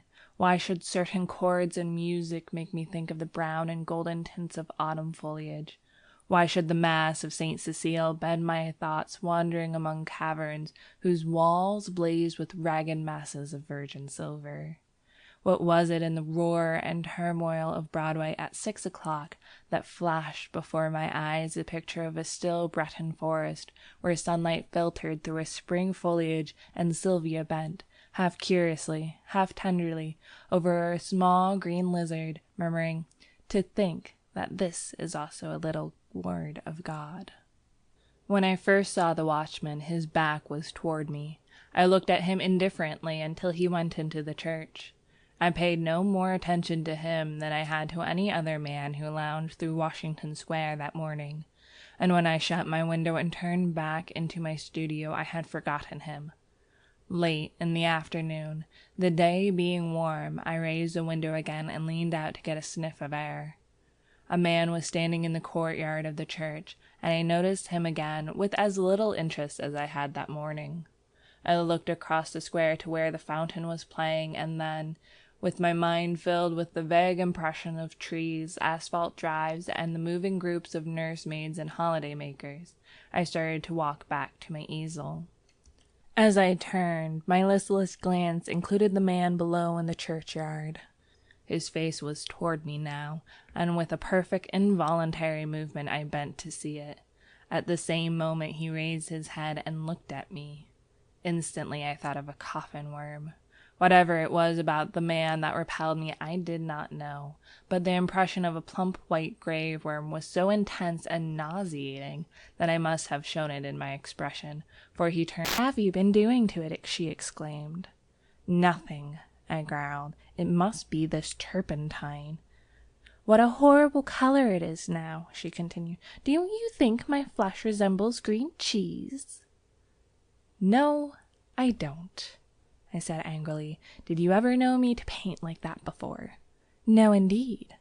"Well, then." "It must be the turpentine, or something," she admitted. She slipped on a Japanese robe and walked to the window. I scraped and rubbed until I was tired, and finally picked up my brushes and hurled them through the canvas with forcible expression, the tone alone of which reached Tessie's ears. "Nevertheless," she promptly began, "that's it. Swear and act silly and ruin your brushes. You have been 3 weeks on that study, and now look. What's the good of ripping the canvas? What creatures artists are!" I felt about as much ashamed as I usually did after such an outbreak, and I turned the ruined canvas to the wall. Tessie helped me clean my brushes, and then danced away to dress. From the screen she regaled me with bits of advice concerning whole or partial loss of temper, until, thinking, perhaps, I had been tormented sufficiently, she came out to implore me to button her waist where she could not reach it on the shoulder. "Everything went wrong from the time you came back from the window and talked about that horrid-looking man you saw in the churchyard," she announced. "Yes, he probably bewitched the picture," I said, yawning. I looked at my watch. "It's after 6, I know," said Tessie, adjusting her hat before the mirror. "Yes," I replied. "I didn't mean to keep you so long." I leaned out of the window, but recoiled with disgust, for the young man with the pasty face stood below in the churchyard. Tessie saw my gesture of disapproval and leaned from the window. "Is that the man you don't like?" she whispered. I nodded. "I can't see his face, but he does look fat and soft, some way or other," she continued, turning to look at me. "He reminds me of a dream, an awful dream I once had. Or," she mused, looking down at her shapely shoes, "was it a dream after all?" "How should I know?" I smiled. Tessie smiled in reply. "You were in it," she said, "so perhaps you might know something about it." Tessie," I protested. "Don't you dare flatter by saying that you dream about me." "But I did," she insisted. "Shall I tell you about it?" "Go ahead," I replied, lighting a cigarette. Tessie leaned back on the open windowsill and began very seriously. "One night last winter I was lying in bed thinking about nothing at all in particular. I had been posing for you and I was tired out. Yet it seemed impossible for me to sleep. I heard the bells in the city ring 10, 11, and midnight. I must have fallen asleep about midnight because I don't remember hearing the bells after that. It seems to me that I had scarcely closed my eyes when I dreamed that something impelled me to go to the window. I rose, and raising the sash leaned out. 25th Street was deserted as far as I could see. I began to be afraid. Everything outside seemed so black and uncomfortable. Then the sounds of the wheels in the distance came to my ears, and it seemed to me as though that was what I must wait for. Very slowly the wheels approached, and finally I could make out a vehicle moving along the street. It came nearer and nearer, and when it passed beneath my window I saw it was a hearse. Then, as I trembled with fear, the driver turned and looked straight at me. When I awoke, I was standing by the open window, shivering with cold, but the black-plumed hearse and the driver were gone. I dreamed this dream again in March last, and again awoke beside the open window. Last night the dream came again. You remember how it was raining?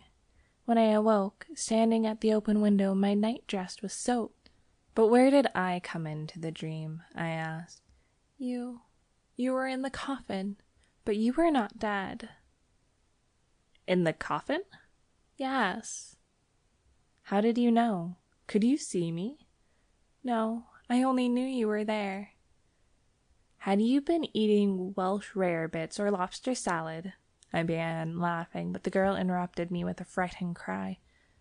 "Hello, what's up?" I said as she shrank back into the embrasure by the window. The man below in the churchyard. He drove the hearse." "Nonsense," I said, but Tessie's eyes were wide with terror. I went to the window and looked out. The man was gone. "Come, Tessie," I urged. "Don't be foolish. You have posed too long. You are nervous." "Do you think I could forget that face?" she murmured. 3 times I saw the hearse pass below my window, and every time the driver turned and looked up at me. Oh, his face was so white and soft. It looked dead. It looked as if it had been dead a long time." I induced the girl to sit down and swallow a glass of marsala. Then I sat down beside her and tried to give her some advice. "Look here, Tessie," I said. "You go to the countryside for a week or 2, and you'll have no more dreams about hearses. You pose all day, and when night comes your nerves are upset. You can't keep this up. Then again, instead of going to bed when your day's work is done, you run off to the picnics at Sulzer's Park, or you go to El Dorado or Coney Island. And when you come down here next morning, you are fagged out. There was no real hearse. There was a soft-shell crab dream. She smiled faintly. What about the man in the churchyard? Oh, he's only an ordinary, unhealthy, everyday creature. As true as my name is Tessie Reardon, I swear to you, Mr. Scott, that the face of the man below in the churchyard is the face of the man who drove the hearse. What of it? I said. It's an honest trade. Then you think I did see the hearse? Oh, I said diplomatically, if you really did, it might not be unlikely that the man below drove it. There is nothing in that. Tessie rose, unrolled her scented handkerchief, and taking a bit of gum from a knot in the hem, placed it in her mouth. Then, drawing on her glove, she offered me her hand with a frank, "Good night, Mr. Scott," and walked out. 2. The next morning, Thomas, the bellboy, brought me the Herald and a bit of news. The church next door had been sold. I thank heaven for it, not that being a Catholic I had any repugnance for the congregation next door, but because my nerves were shattered by a blatant exhorter, whose every word echoed through the aisle of the church as if it had been my own rooms, and who insisted on his R's with a nasal persistent which revolted my every instinct. Then, too, there was a fiend in human shape, an organist who reeled off some of the grand old hymns with an interpretation of his own, and I long for the blood of a creature who could pay the doxology with an amendment of minor chords, which one hears only in the quartet of very young undergraduates. I believe the minister was a good man, but when he bellowed, "And the Lord said unto Moses, the Lord is a man of war, and the Lord is his name. My wrath shall wax hot, and I will kill you with the sword," I wondered how many centuries of purgatory it would take to atone for such a sin. "Who bought the property?" I asked Thomas. "Nobody that I know, sir. They do say the gent what owns this 'ere Hamilton Flats was looking at it. He might be building more studios." I walked to the window. The young man with the unhealthy face stood by the churchyard gate, and at the mere sight of him the same overwhelming repugnance took possession of me. "By the way, Thomas," I said, "who is that fellow down there?" Thomas sniffed. "That there worm, sir. He's night watchman of the church, sir. It makes me tired of sitting out all night on them steps and looking at you insulting like, out of Punch's head, sir. Beg pardon, sir." "Go on, Thomas." "One night, a comin' home with Harry, the other English boy, I sees him sitting there on them steps. We had Molly and Jen with us, sir, the 2 girls on tray service, and he looked so insulting at us that I up and says, 'What you looking at, you fat slug?' Beg pardon, sir. That's how I says, sir. Then he don't say nothing, and I says, 'Come out and I'll punch a puddin' Then I opens the gate and goes in, but he don't say nothing, only looks insulting like. Then I hits him one. But his head was that cold and mushy it didn't sicken you to touch him." "What did he do then?" I asked curiously. "Him? Nothing." "And you, Thomas?" The young fellow flushed with embarrassment and smiled uneasily. "Mr. Scott, sir, I ain't no coward, and I can't make it out at all why I run. I was in the 5th Lancers, sir, bugler at Tel el Kebir, and was shot by the Wells." "You don't mean to say you ran away?" "Yes, sir, I run." "Why?" "That's just what I want to know, sir. I grabbed Molly and run, and the rest of us was as frightened as I." "But what were they frightened at?" Thomas refused to answer for a while, but now my curiosity was aroused about the repulsive young man below, and I pressed him. 3 years' sojourn in America had not only modified Thomas's Cockney dialect.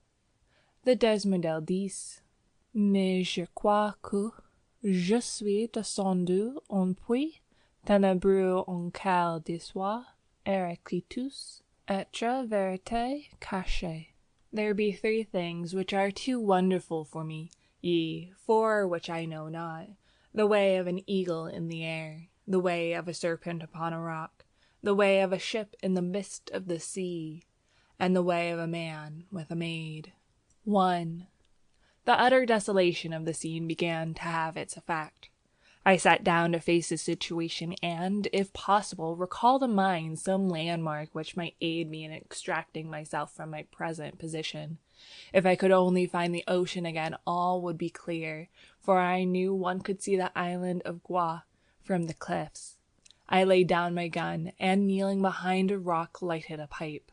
Then I looked at my watch. It was nearly 4 o'clock. I might have wandered far from Kerselec since daybreak. Standing the day before on the cliffs below Kerselec was Gulven, looking out over the sombre moors among which I had now lost my way. These downs had appeared to me level as a meadow, stretching to the horizon, and although I knew how deceptive is distance, I could not realize that what from Kerselec seemed to be mere grassy hollows were great valleys covered with gorse and heather, and what looked like scattered boulders were in reality enormous cliffs of granite. "It's a bad place for a stranger," old Golvin had said. "You better take a guide." And I had replied, "I shall not lose myself." Now I knew that I had lost myself, as I sat there smoking, with the sea wind blowing in my face. On every side stretched the moorland, covered with flowering gorse and heath and granite boulders. There was not a tree in sight, much less a house. After a while I picked up the gun, and turning my back on the sun, tramped on again. There was little use in following any of the brawling streams which every now and then crossed my path, for instead of flowing into the sea, they ran inland to reedy pools in the hollows of the moors. I had followed several, but they all led me to swamps, or silent little ponds, from which the snipe rose peeping and wheeled away in ecstasy of fright. I began to feel fatigued, and the gun galled my shoulder in spite of the double pads. The sun sank lower and lower, shining level across yellow gorse and the moorland pools. As I walked, my own gigantic shadow led me on, seeming to lengthen at every step. The gorse scraped against my leggings, crackled beneath my feet, showering the brown earth with blossoms, and the brake bowed and billowed along my path. From the tufts of heath rabbits scurried away through the bracken, and among the swamp grass I heard the wild ducks recover my speech without delay. At my first word she hesitated, and as I stepped before her I thought a look of fear came into her beautiful eyes. But as I humbly explained my unpleasant plight, her face flushed, and she looked at me in wonder. "Surely you did not come here from Kerselec?" she repeated. Her sweet voice had no trace of the Breton accent, nor any accent which I knew. And yet there was something in it I seemed to have heard before, something quaint and indefinable, like a theme of an old song. I explained that I was an American, unacquainted with the Finistère, shooting there for my own amusement. "An American," she repeated in the same quaint musical tones. "I have never before seen an American." For a moment she stood silent, then looking at me she said, "If you should walk all night, you could not reach Kerselec now, even if you had a guide." This was pleasant news. "But," I began, "if I could only find a peasant's hut where I might get something to eat and shelter." The falcon on her wrist fluttered and shook its head. The girl smoothed its glossy back and glanced at me. "Look around," she said gently. "Can you see the end of these moors? Look, north, south, east, west. Can you see anything but moorland and bracken?" "No," I said. "The moor is wild and desolate. It is easy to enter, but sometimes they who enter never leave it. There are no peasants' hut here." "Well," I said, "if you will tell me in which direction Kerselec lies, tomorrow it will take me no longer to go back than it has to come." She looked at me again with an expression almost like pity. "Ah," she said, "to come is easy and takes hours. To go is different, and may take centuries." I stared at her in amazement, but decided that I had misunderstood her. Then, before I had time to speak, she drew a whistle from her belt and sounded it. "Sit down and rest," she said to me. "You have come a long distance and art tired." She gathered up her pleated skirts and, motioning me to follow, picked her dainty way through the gorse and a flat rock among the ferns. "They will be here directly," she said, and taking a seat at one end of the rock invited me to sit down at the other edge. The afterglow was beginning to fade in the sky, and a single star twinkled faintly through the rosy haze. A long, wavering triangle of waterfowl drifted southward over our heads, and from the swamps a round plover were calling. "They are very beautiful, these moors," she said quietly. "Beautiful, but cruel to strangers," I answered. "Beautiful and cruel," she repeated dreamily. "Beautiful and cruel." "Like a woman," I said stupidly. "Oh?" she cried with a little catch in her breath, and looked at me, her dark eyes to mine, and I thought she seemed angry or frightened. "Like a woman," she repeated under her breath. "How cruel to say so." Then after a pause, as though speaking aloud to herself, "How cruel of him to say that." I don't know what sort of apology I offered for my inane, though harmless, speech, but I know that she seemed so troubled about it that I began to think I had said something very dreadful without knowing it, and remembered with horror the pitfalls and snares which the French language sets for foreigners. While I was trying to imagine what I might have said, a sound of voices came across the moor, and the girl rose to her feet. "No," she said with a trace of a smile on her pale face, "I will not accept apologies, monsieur, but I must prove you wrong. And that shall be my revenge. Look, here come Pasteur and Raoul." Two men loomed up in the twilight. One had a sack across his shoulders, and the other carried a hoop before him as a waiter carries a tray. The hoop was fastened with straps to his shoulders, and around the edge of the circlet sat 3 hooded falcons, fitted with tinkling bells. The girl stepped up to the falconer, and with a quick turn of her wrist transferred her falcon to the hoop, where it quickly sidled off and nestled among its mates, who shook their hooded heads and ruffled the feathers till the bell jesses tinkled again. The other man stepped forward and, bowing respectfully, took up the hare and dropped it into the game sack. "These are my piqueurs," said the girl, turning to me with gentle dignity. "Raoul is a good falconer, and I shall some day make him a grand veneur. Pasteur is incomparable." The 2 silent men saluted me respectfully. "Did I not tell you, monsieur, that I should prove you wrong?" she continued. "This, then, is my revenge, that you do me the courtesy of accepting food and shelter at my own house." Before I could answer she spoke to the falconers, who started instantly across the heath, and with a gracious gesture to me she followed. I don't know whether I made her understand how profoundly grateful I felt, but she seemed pleased to listen, as we walked over the dewy heather. "Are you not very tired?" she asked. I had clean forgotten my fatigue in her presence, and I told her so. "Don't you think your gallantry is a little old-fashioned?" she said. When I looked confused and humbled, she added quietly, "Oh, I like it. I like everything old-fashioned, and it is delightful to hear you say such pretty things." The moorland around us was very still now under its ghostly sheet of mist. The plovers had ceased their calling. The crickets and all the little creatures of the fields were silent as we passed. Yet it seemed to me as if I could hear them beginning again far behind us.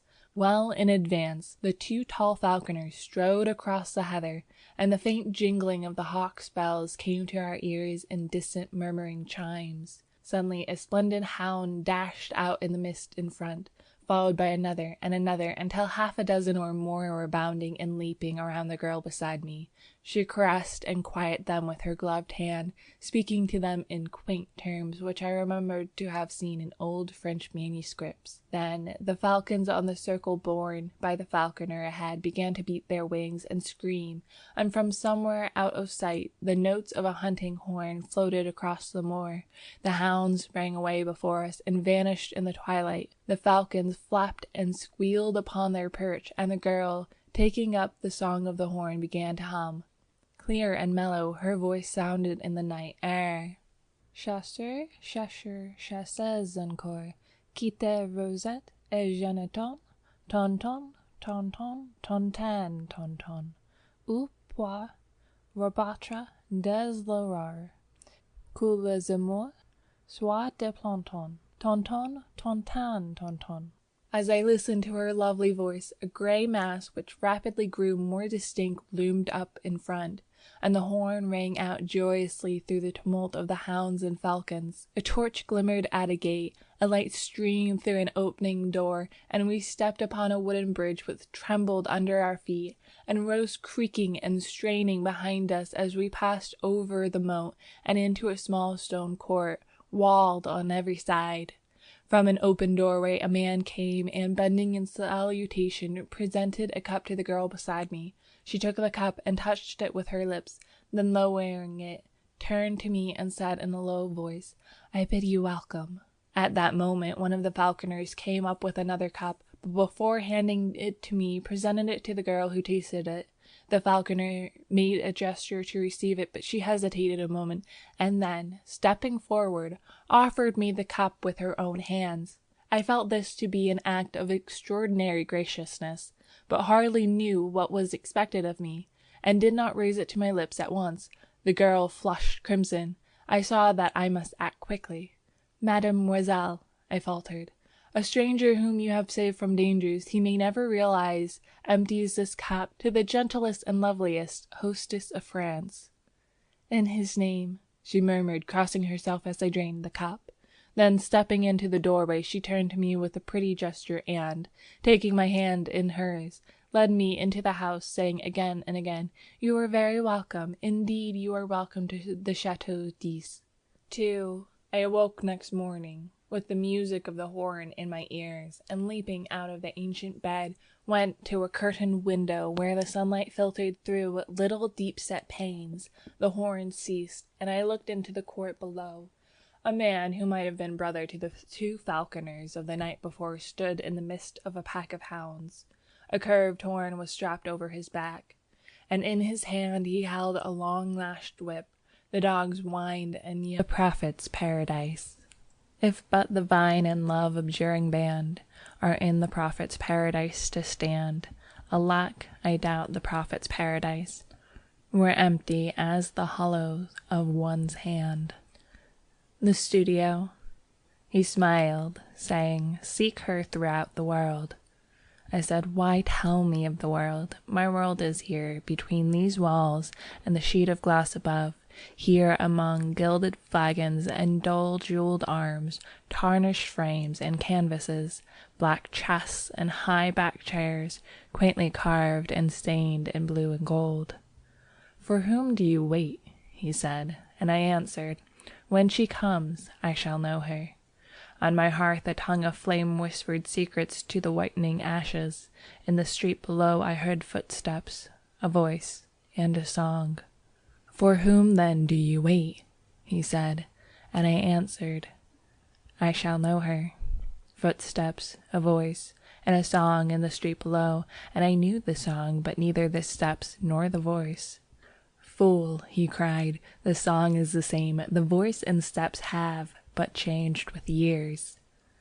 On the hearth a tongue of flame whispered above the whitening ashes, "Wait no more. They have passed, the steps and the voice in the street below." Then he smiled, saying, "For whom do you wait? Seek her throughout the world." I answered, "My world is here, between these walls and the sheet of glass above.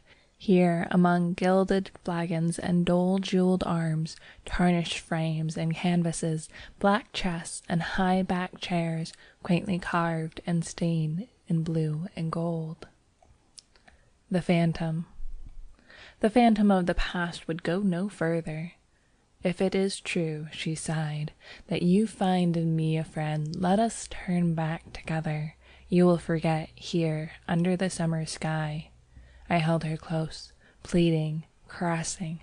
I seized her, white with anger, but she resisted. "If it is true," she sighed, "that you find in me a friend, let us turn back together." The phantom of the past would go no further. The Sacrifice. I went into a field of flowers whose petals are whiter than snow and whose heart are pure gold. Far afield a woman cried, I have killed him I loved. And from a jar she poured blood upon the flowers whose petals are whiter than snow and whose hearts are pure gold. Far afield I followed, and on the jar I read 1,000 names, while from within the fresh blood bubbled to the brim. I have killed him I loved. She cried, the world's athirst, now let it drink. She passed, and far afield I watched her pouring blood upon the flowers whose petals are whiter than snow and whose hearts are pure gold. Destiny. I came to the bridge which few may pass. Pass, cried the keeper, but I laughed, saying, there is time. And he smiled and shut the gates. To the bridge which few may pass came young and old, all were refused. Idly I stood and counted them until, wearied of their noise and lamentations, I came again to the bridge which few may pass. Those in the throng about the gate shrieked out, he comes too late, but I laughed, saying, there is time. Pass, cried the keeper as I entered, then smiled and shut the gates. The throng. There, where the throng was thickest in the street, I stood with Periot. All eyes were turned on me. What are they laughing at? I asked. But he grinned, dusting the chalk from my black cloak. I cannot see. It must be something droll, perhaps an honest thief. All eyes were turned on me. He has robbed you of your purse, they laughed. My purse, I cried. Periot, help! It is a thief. They laughed. He has robbed you of your purse. Then Truth stepped out, holding a mirror. If he is an honest thief, cried Truth, Periot shall find him with this mirror. But he only grinned, dusting the chalk from my black cloak. You see, he said, Truth is an honest thief. She brings you back your mirror. All eyes were turned on me. Arrest Truth!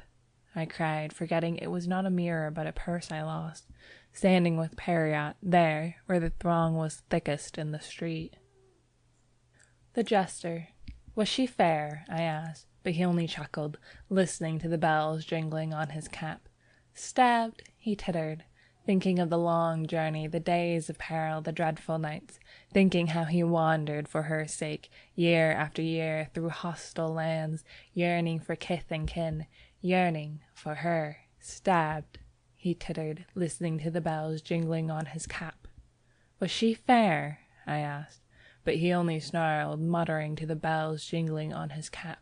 She kissed him at the gate, he tittered, but in the hall his brother's welcome touched his heart. Was she fair? I asked. Stabbed, he chuckled. Think of the long journey, the days of peril, the dreadful nights. Think how he wandered for her sake year after year through hostile lands, yearning for kith and kin, yearning for her. She kissed him at the gate, but in the hall his brother's welcome touched his heart. Was she fair? I asked, but he only snarled, listening to the bells jingling in his cap. The green room. The clown turned his powdered face to the mirror. If to be fair is to be beautiful, he said, who can compare with me in my white mask? Who can compare with him in his white mask? I asked of Death beside me. Who can compare with me? Said Death, for I am paler still. You are very beautiful, sighed the clown, turning his powdered face from the mirror. The love test.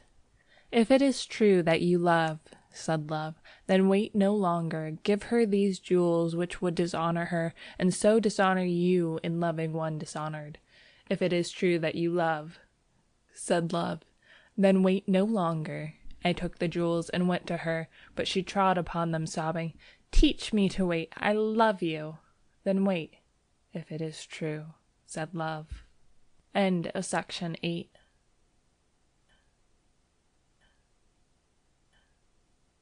The Street of the Four Winds. Ferme tes yeux à demi, croise tes bras sur ton sein, et de ton cœur endormi, chasse à jamais tout dessein. Je chante la nature, les étoiles du soir, les larmes du matin, les couchers du soleil à l'horizon lointain, le ciel qui parle au cœur d'existence future. 1. The animal paused on the threshold, interrogative alert, ready for flight if necessary. Severn laid down his palette and held out a hand of welcome.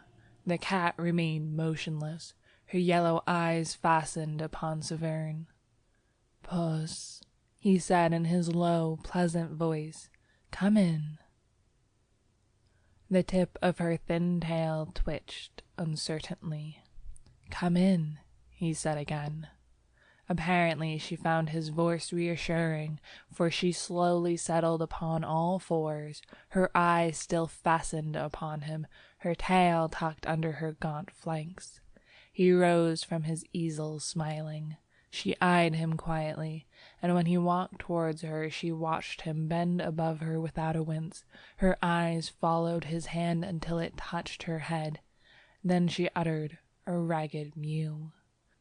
It had long been Severn's custom to converse with animals, probably because he lived so much alone, and now he said, "What's the matter, Puss?"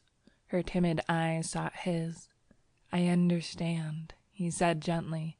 "You shall have it at once." Then moving quietly about, he busied himself with the duties of a host. Rinsed a saucer, filled it with the rest of the milk from the bottle on the window-sill, and kneeling down, crumbled a roll into the hollow of his hand. The creature rose and crept toward the saucer. With the handle of a palette knife he stirred the crumbs and milk together and stepped back as she thrust her nose into the mess. He watched her in silence. From time to time the saucer clinked upon the tiled floor as she reached for a morsel on the rim. And at last the bread was all gone, and her purple tongue traveled over every unlicked spot until the saucer shone like polished marble. Then she sat up, and coolly turning her back to him, began her ablutions. "Keep it up," said Severn, much interested. "You need it." She flattened one ear, but neither turned nor interrupted her toilet. As the grime was slowly removed, Severn observed that nature had intended her for a white cat. Her fur had disappeared in patches, from disease or the chances of war. Her tail was bony, and her spine sharp.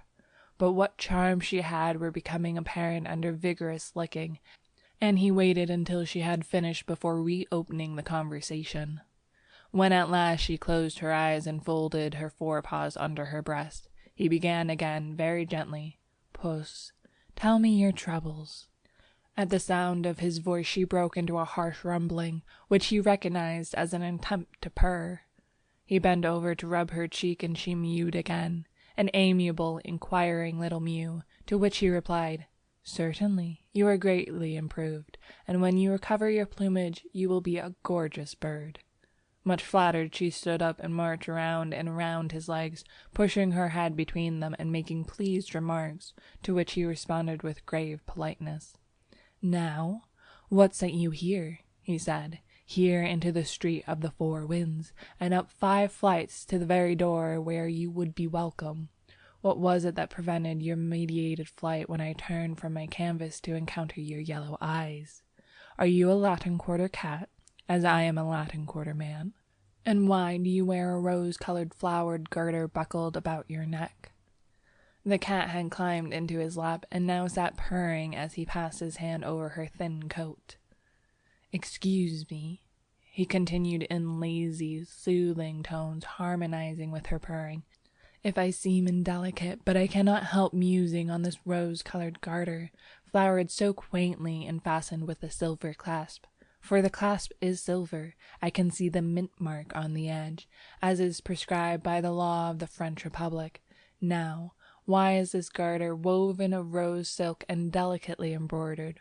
Why is this silken garter with its silver clasp about your famished throat? Am I indiscreet when I inquire if its owner is your owner? Is she some aged dame living in memory of youthful vanities, fond, doting on you, decorating you with her intimate personal attire. The circumference of the garter would suggest this, for your neck is thin and the garter fits you. But then again I notice most things, that the garter is capable of being much enlarged. These small silver-rimmed eyelets, of which I count 5, are proof of that. And now I observe that the 5th eyelet is worn out, as though the tongue of the clasp were accustomed to lie there. That seems to argue a well-rounded form. The cat curled her toes in contentment.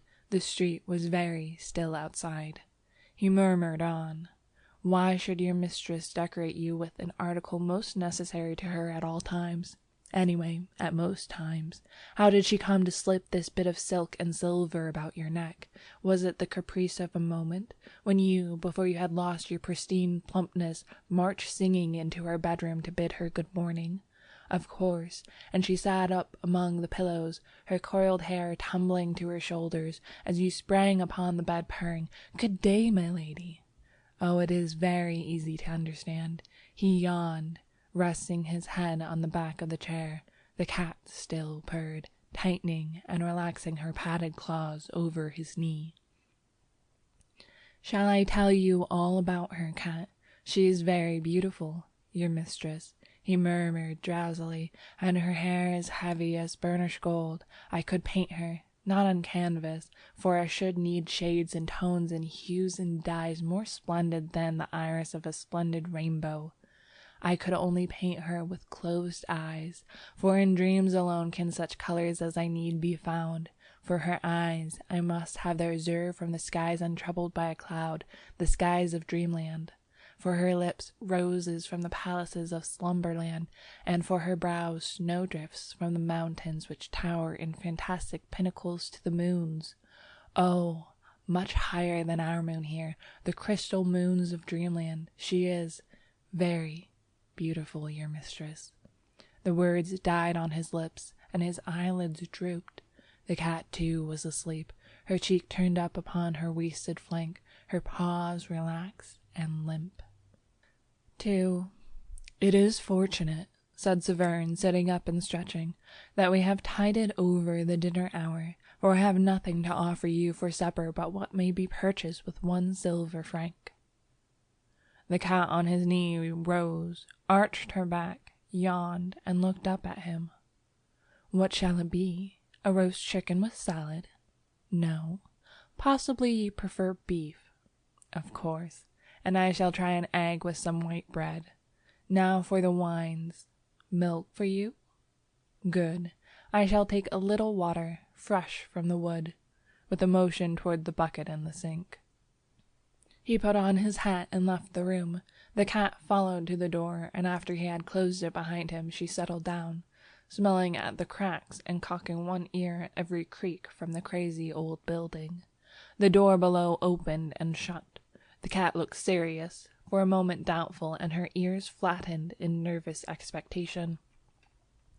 Presently she rose with a jerk of her tail and started on a noiseless tour of the studio. She sneezed at a pot of turpentine, hastily retreating to the table, which she presently mounted, and having satisfied her curiosity concerning a roll of red modelling wax, returned to the door and sat down with her eyes on the crack over the threshold. And then she lifted her voice in a thin plaint.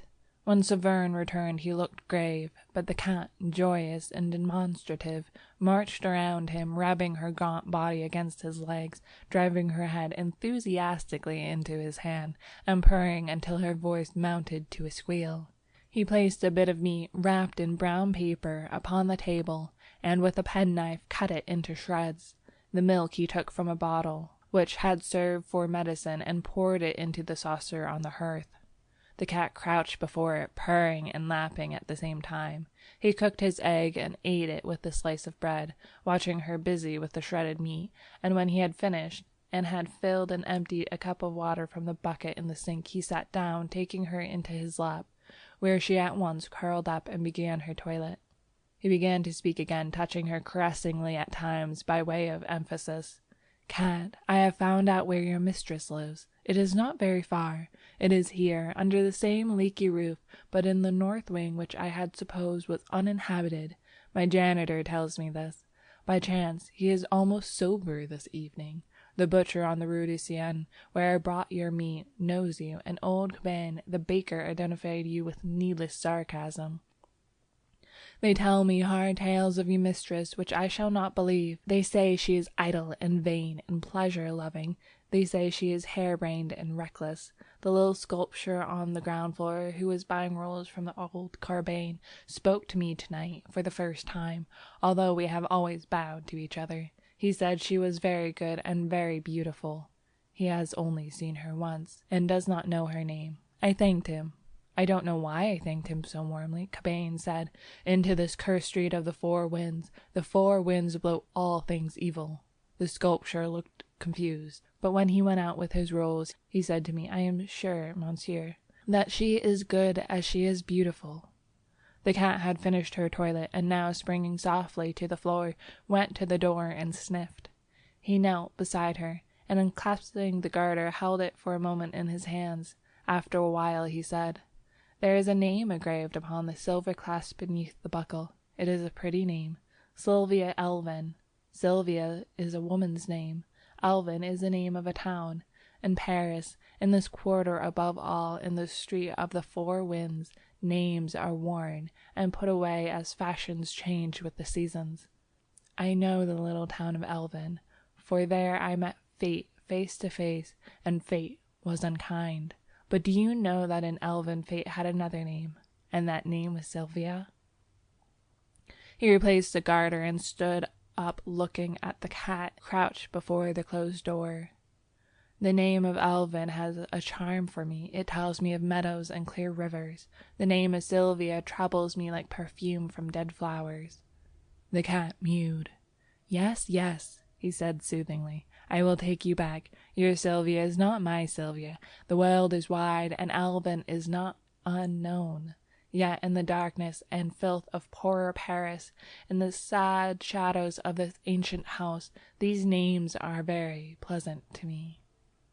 He lifted her in his arms, and strode through the silent corridors to the stairs, down 5 flights and into the moonlit court, past the little sculptor's den, and then again in at the gate of the north wing, and up the worm-eaten stairs he passed, until he came to a closed door. When he had stood knocking for a long time, something moved behind the door. It opened, and he went in.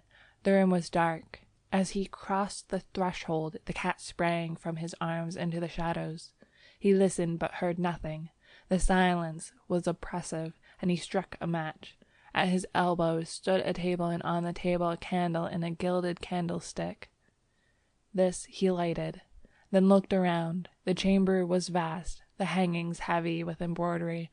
Over the fireplace towered a carved mantel, gray with the ashes of dead fires. In a recess by the deep-set window stood a bed, from which the bedclothes, soft and fine as lace, trailed to the polished floor. He lifted the candle above his head. A handkerchief lay at his feet. It was faintly perfumed. He turned toward the windows. In front of them was a canapé, and over it were flung, pell-mell, a gown of silk, a heap of lace-like garments, white and delicate as spiders' meshes, long crumpled gloves, and, on the floor beneath, the stockings, the little pointed shoes, and one garter of rosy silk, quaintly flowered and fitted with a silver clasp. Wondering, he stepped forward and drew the heavy curtains from the bed. For a moment the candle flared in his hands, then his eyes met 2 others, wide open, smiling. The candle flame flashed over hair heavy as gold. She was pale, but not as white as he.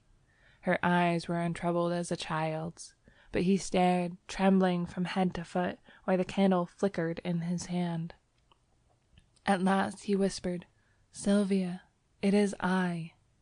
Again he said, "It is I."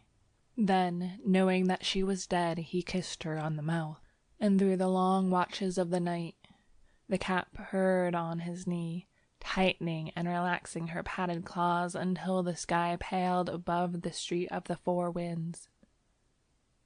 End of section 9.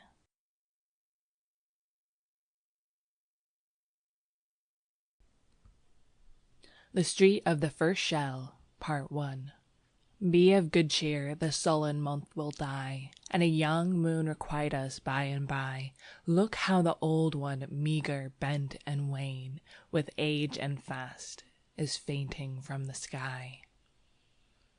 The room was already dark. The high roofs opposite cut off what little remained of the December daylight. The girl drew her chair nearer the window, and choosing a large needle, threaded it, knotting the thread over her fingers. Then she smoothed the baby garment across her knees, and bending, bit off the thread and drew the smaller needle from where it rested in the hem. When she had brushed away the stray threads and bit of lace, she laid it again over her knees caressingly. Then she slipped the threaded needle from her corsage and passed it through a button. But as the button spun down the thread, her hand faltered. The thread snapped, and the button rolled across the floor.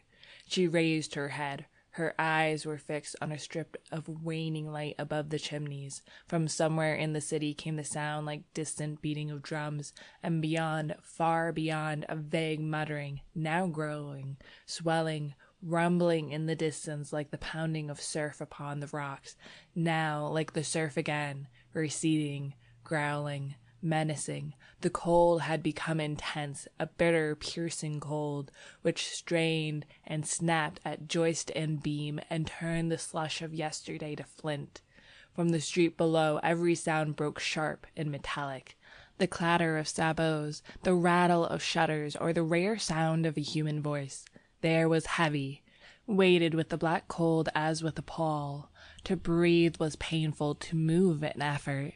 In the desolate sky there was something that wearied, in the brooding clouds something that saddened. It penetrated the freezing city, cut by the freezing river, the splendid city with its towers and domes, its quays and bridges, its thousand spires. It entered the squares, it seized the avenues and the palaces, stole across bridges, and crept among the narrow streets of the Latin Quarter, gray under the gray of the December sky. Sadness, utter sadness. A fine icy sleet was falling, powdering the pavement with tiny crystalline dust. It sifted against the window panes and drifted in heaps along the sill. The light at the window had nearly failed, and the girl bent low over her work. Presently she raised her head, brushing the curls from her eyes. "Jack, dearest, don't forget to clean your palette." He said, "All right," and picking up the palette sat down upon the floor in front of the stove. His head and shoulders were in shadow, but the firelight fell across his knees and glimmered red on the blade of the palette knife. Full in the firelight beside him stood a colored box. On the lid was carved, J. Trent, École des Beaux-Arts, 1870. This inscription was ornamented with an American and a French flag. The sleet blew against the window panes, covering them with stars and diamonds, then, melting from the warmer air within, ran down and froze again in fern-like terraces. A dog whined, and the patter of small paws sounded on the zinc behind the stove. "Jack, dear, do you think Hercules is hungry?" The patter of paws was redoubled behind the stove. "He's whining," she continued nervously, "and if it isn't because he's hungry, it's because—" Her voice faltered. A loud humming filled the air. The windows vibrated. "Oh, Jack," she cried, "another—" But her voice was drowned in a scream of a shell tearing through the clouds overhead. "This is the nearest yet," she murmured. "Oh, no," he answered cheerfully. "It probably fell way over by Montmartre." And as she did not answer, he said again with exaggerated unconcern, "They wouldn't take the trouble to fire at the Latin Quarter. Anyway, they haven't a battery that can hurt it." After a while she spoke up brightly. "Jack, dear, when are you going to take me to see Monsieur West's statues?" "I will bet," he said, throwing down his palette and walking over to the window beside her, "that Colette has been here today." "Why?" she asked, opening her eyes very wide. Then, "Oh, it is too bad. Really, men are tiresome when they think they know everything. And I warn you that if Monsieur West is vain enough to imagine that Colette—" From the north, another shell came whistling and quavering through the sky, passing above them with a long-drawn screech, which left the windows singing. That, he blurted out, was too near for comfort. They were silent for a while, then he spoke again gaily. Go on, Sylvia, and whither poor West? But she only sighed. Oh dear, I can never seem to get used to the shells. He sat down on the arm of the chair beside her. Her scissors fell jingling to the floor. She tossed the unfinished frock after them, and putting both arms about his neck, drew him down into her lap. Don't go out tonight, Jack. He kissed her uplifted face. You know I must. Don't make it hard for me. But when I hear the shells and know you are out in the city. But they all fall in Montmartre. They may all fall in the Beaux Arts. You said yourself that two struck the Quai d'Orsay. Mere accident. Jack, have pity on me.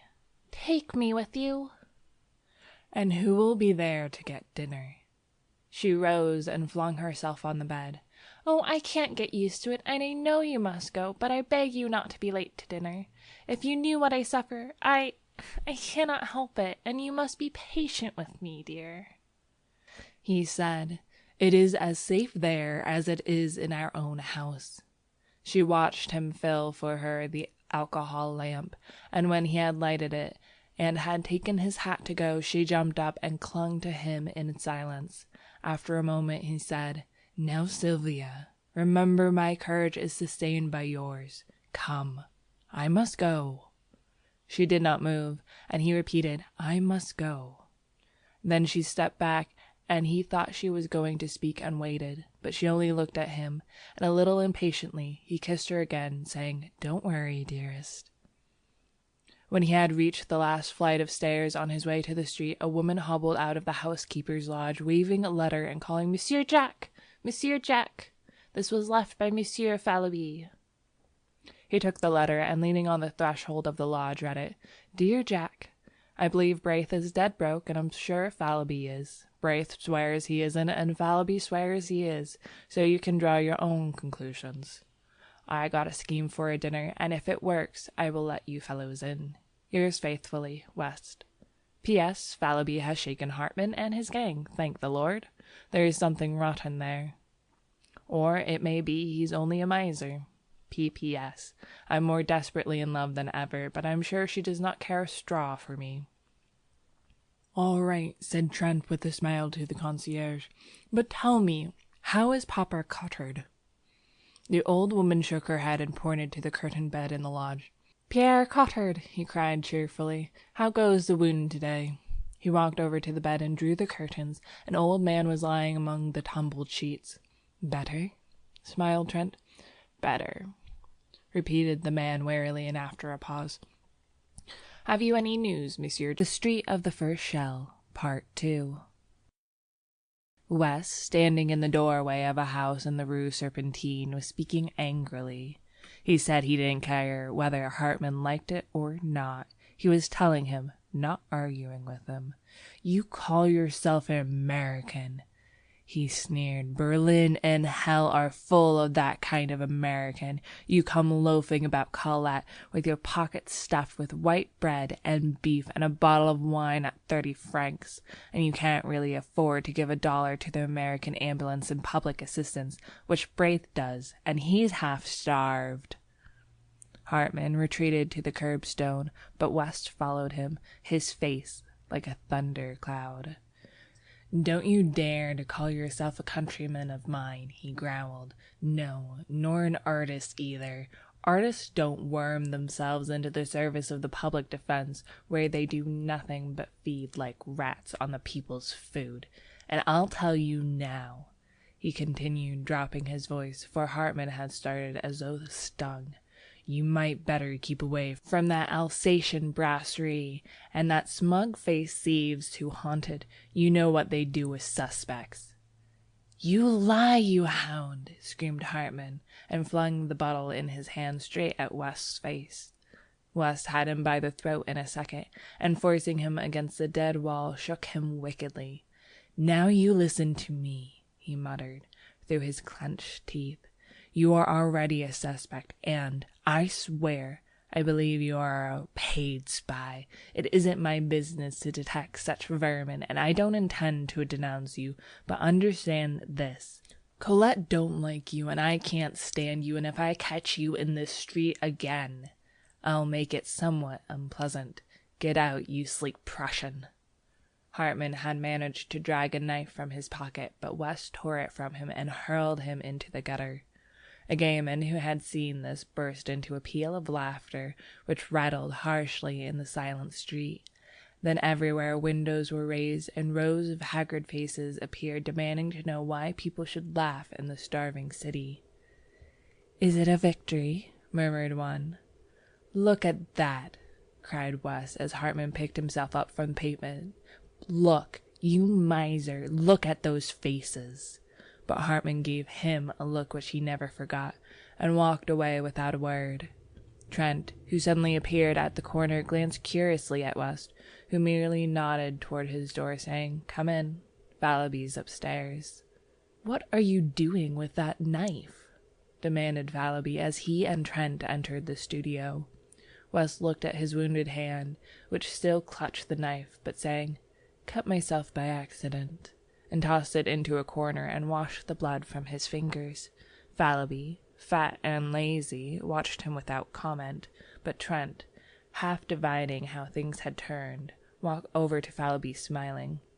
"I've a bone to pick with you," he said.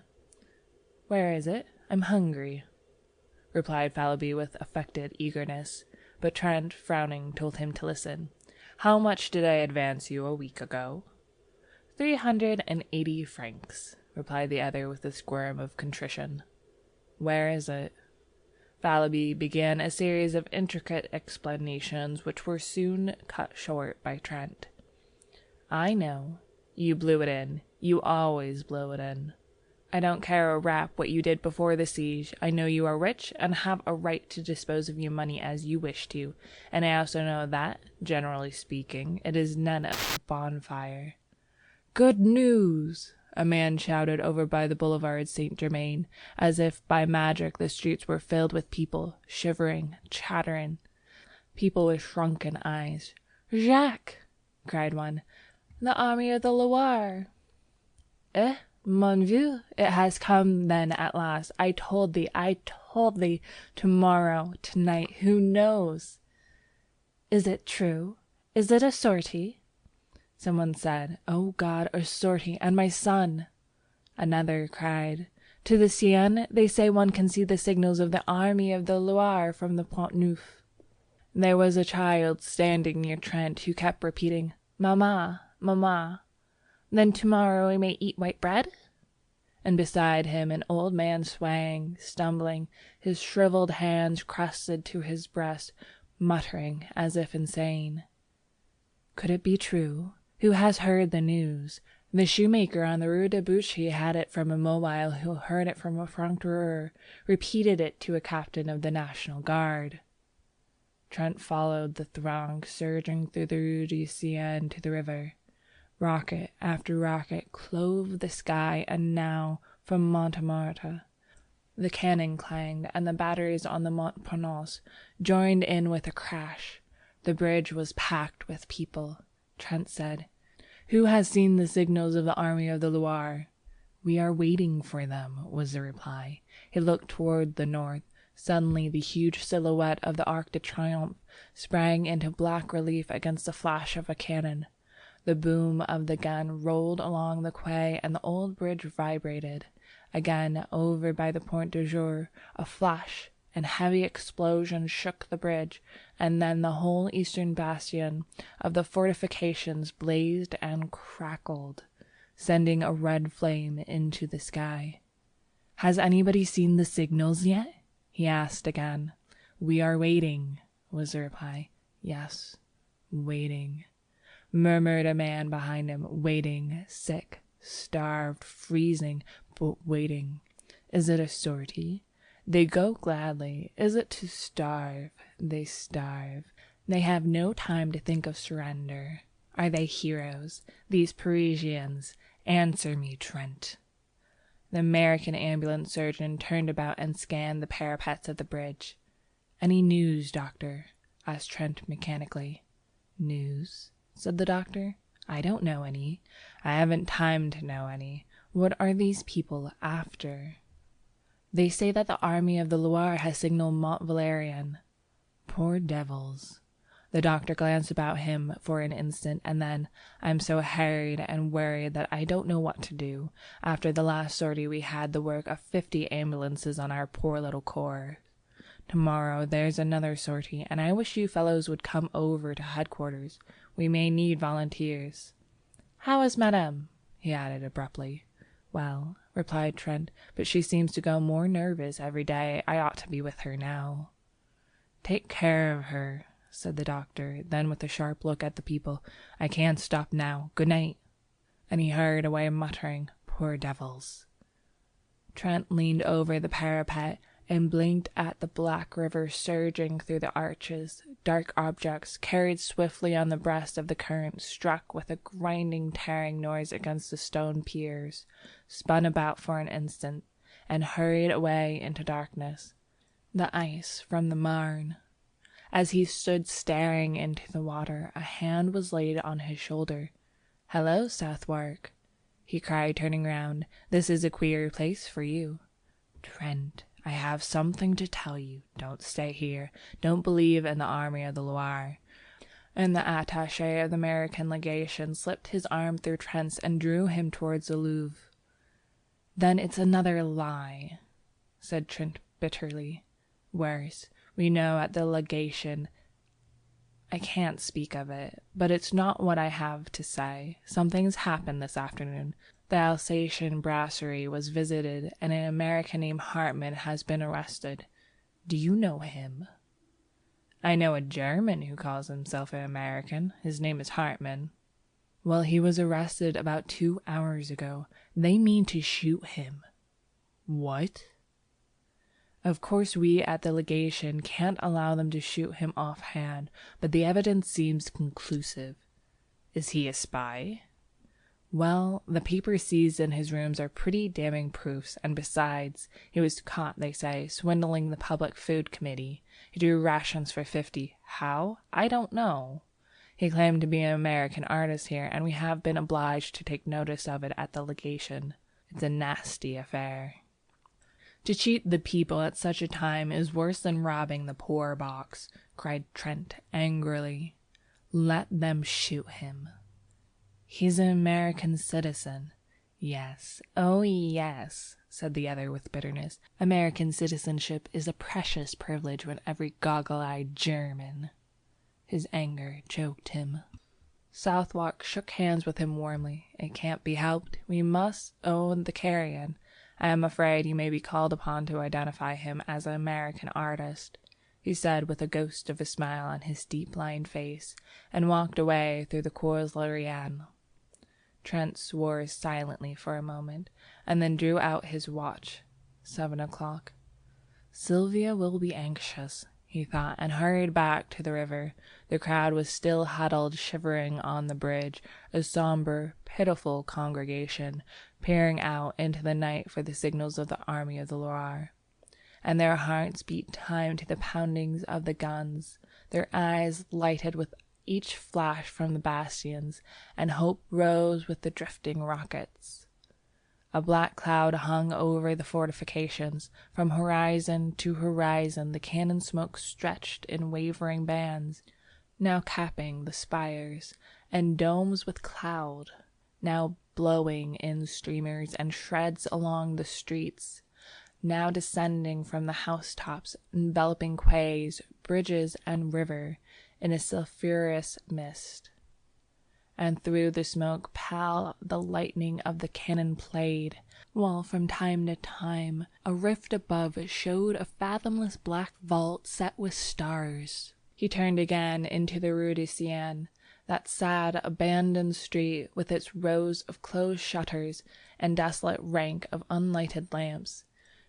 He was a little nervous, and wished once or twice for a revolver. But the slinking forms which passed him in the darkness were too weak with hunger to be dangerous, he thought. and he passed on unmolested to his doorway. But there somebody sprang at his throat. Over and over the icy pavement he rolled with his assailant, tearing at the noose about his neck, and then with a retch sprang to his feet. "Get up!" he cried to the other. Slowly and with great deliberation a small gamin picked himself out of the gutter and surveyed Trent with disgust. "That's a nice clean trick," said Trent. "A whelp of your age, you'll finish against a dead wall. Give me that cord." The urchin handed him the noose without a word. Trent struck a match and looked at his assailant. It was the rat killer of the day before. I thought so," he muttered. "Tiens, c'est toi," said the gamin tranquilly. The impudence, the overpowering audacity of the ragamuffin took Trent's breath away. "Do you know, you young strangler," he gasped, "that they shoot thieves of your age?" The child turned a passionless face to Trent. "Shoot, then." That was too much, and he turned on his heel and entered his hotel. Groping up the unlighted stairway, he at last reached his own landing and felt about in the darkness for the door. From his studio came the sound of voices, West's hearty laugh and Fallowby's chuckle, and at last he found the knob and, pushing back the door, stood a moment confused by the light. "Hello, Jack," cried West. "You're a pleasant creature, inviting people to dine and letting them wait. Here's Fallowby weeping with hunger." "Shut up," observed the latter. "Perhaps he's been out to buy a turkey." "He's been out garrotting. Look at his noose," laughed Gurnalac. "So now we know where you get your cash," added West. "Vive le coup du Pierre François." Trent shook hands with everybody and laughed at Sylvia's pale face. "I didn't mean to be late. I stopped on the bridge a moment to watch the bombardment. Were you anxious, Sylvia?" She smiled and murmured, "Oh, no." But her hand dropped into his and tightened convulsively. "To the table!" shouted Fallowby, and uttered a joyous whoop. "Take it easy," observed Thorn with a remnant of manners. "You're not the host, you know." Maria Gurnalac, who had been chattering with Colette, jumped up and took Thorn's arm, and Monsieur Gurnalac drew Adèle's arm through his. Trent, bowing gravely, offered his own arm to Colette. West took in Sylvia, and Fallowby hovered anxiously in the rear. "You march around the table 3 times singing the Marseillaise," explained Sylvia, "and Monsieur Fallowby pounds on the table and beats time." Fallowby suggested that they could sing after dinner, but his protest was drowned in the ringing chorus. "Aux armes, formez vos bataillons." Around the room they marched singing, "Marchons, marchons," with all their might, while Fallowby, with very bad grace, hammered on the table, consoling himself a little with the hope that the exercise would increase his appetite. Hercules, the black and tan, fled under the bed, from which retreated he yapped and whined until dragged out by Gurnalac and placed in Odell's lap. "And now," said Trent gravely, when everybody was seated, "listen," and he read the menu. "Beef soup à la Siege de Paris, fish, sardines à Pierre Lachaise, white wine, roti, red wine, fresh beef à la sortie, vegetables, canned beans à la chapat, canned peas gravelette, pâtés irlandais, miscellaneous, cold corned beef à la Thiès, stewed prunes à la Garibaldi, dessert, dried prunes, white bread, currant jelly, tea, café, liqueurs, pipe, and cigarettes." Fallowby applauded frantically, and Sylvia served the soup. "Isn't it delicious?" sighed Odell. Marie Gurnalac sipped her soup in rapture. "Not at all like horse, and I don't care what they say. Horse doesn't taste like beef," whispered Colette to West. Fallowby, who had finished, began to caress his chin and eyed the tureen. "Have some more, old chap?" inquired Trent. "Monsieur Fallowby cannot have any more," announced Sylvia. "I am saving this for the concierge." Fallowby transferred his eyes to the fish. The sardines, hot from the grill, were a great success. While the others were eating, Sylvia ran downstairs with the soup for the old concierge and her husband, and when she hurried back, flushed and breathless, and had slipped into her chair with a happy smile at Trent, that young man arose, and silence fell over the table. For an instant he looked at Sylvia and thought he had never seen her so beautiful. "You all know," he began, "that today is my wife's 19th birthday." Fallowby, bubbling with enthusiasm, waved his glass in circles about his head to the terror of Odell and Colette, his neighbours, and Thorne, West, and Gurnlock refilled their glasses 3 times before the storm of applause which the toast of Sylvia had provoked subsided. 3 times the glasses were filled and emptied to Sylvia, and again to Trent, who protested. "This is irregular," he cried. "The next toast is to the twin republics, France and America." "To the republics! To the republics!" they cried, and the toast was drunk amid shouts of "Vive la France! Vive l'Amérique! Vive la nation!" Then Trent, with a smile at West, offered the toast to a happy pair, and everybody understood, and Sylvia leaned over and kissed Colette while Trent bowed to West. The beef was eaten in comparative calm, but when it was finished and a portion of it set aside for the old people below, Trent cried, "Drink to Paris! May she rise from her ruins and crush the invader!" And the cheers rang out, drowning for a moment the monotonous thunder of the Prussian guns.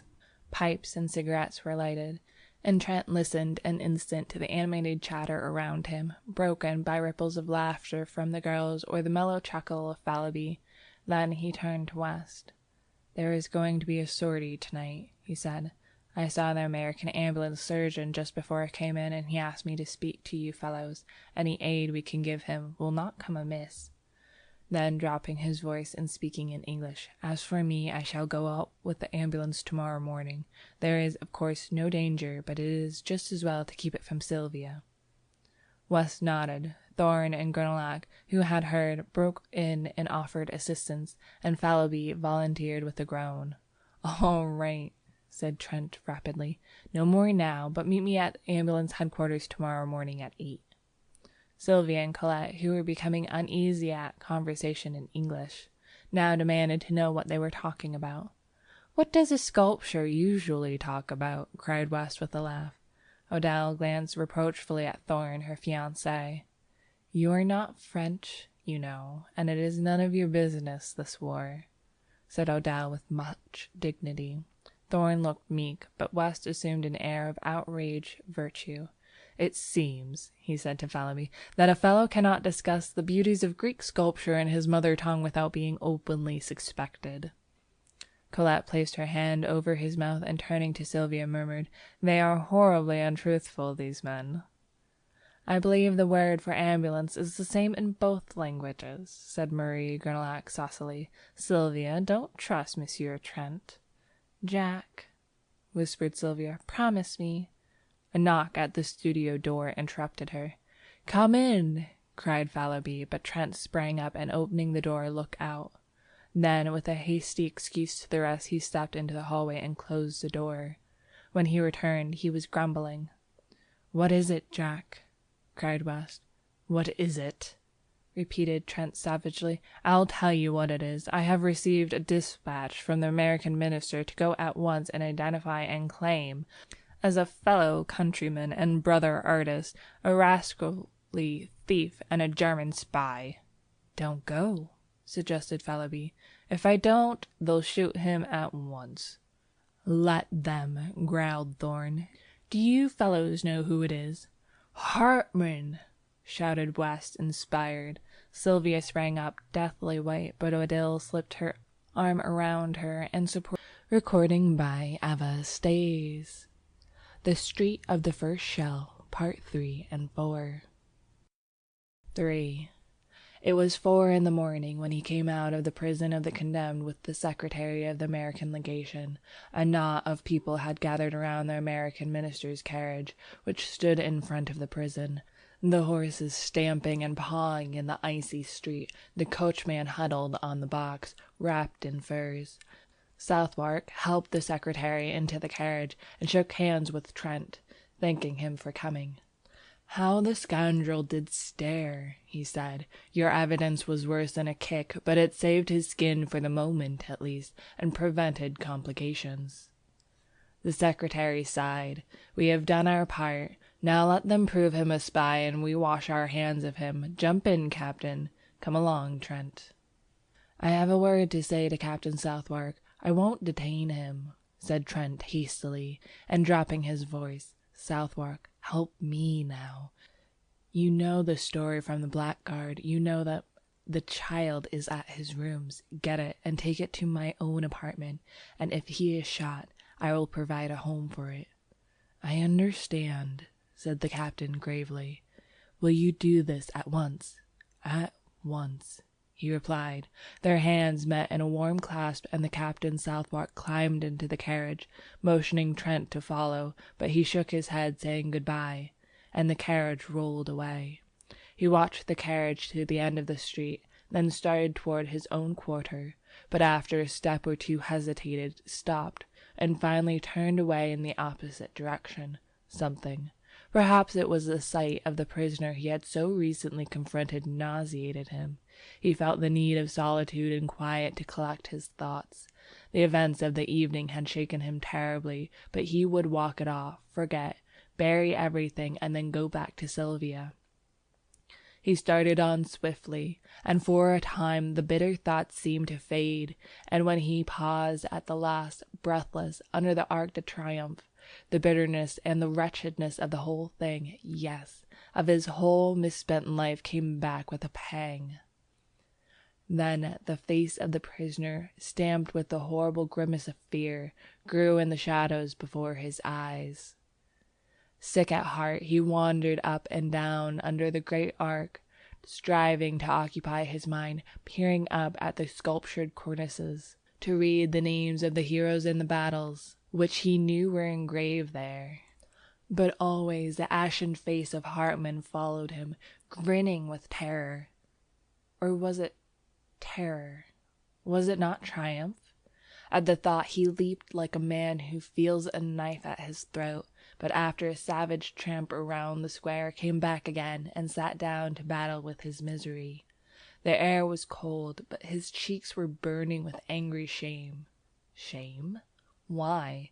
Was it because he had married a girl whom chance had made a mother? Did he love her?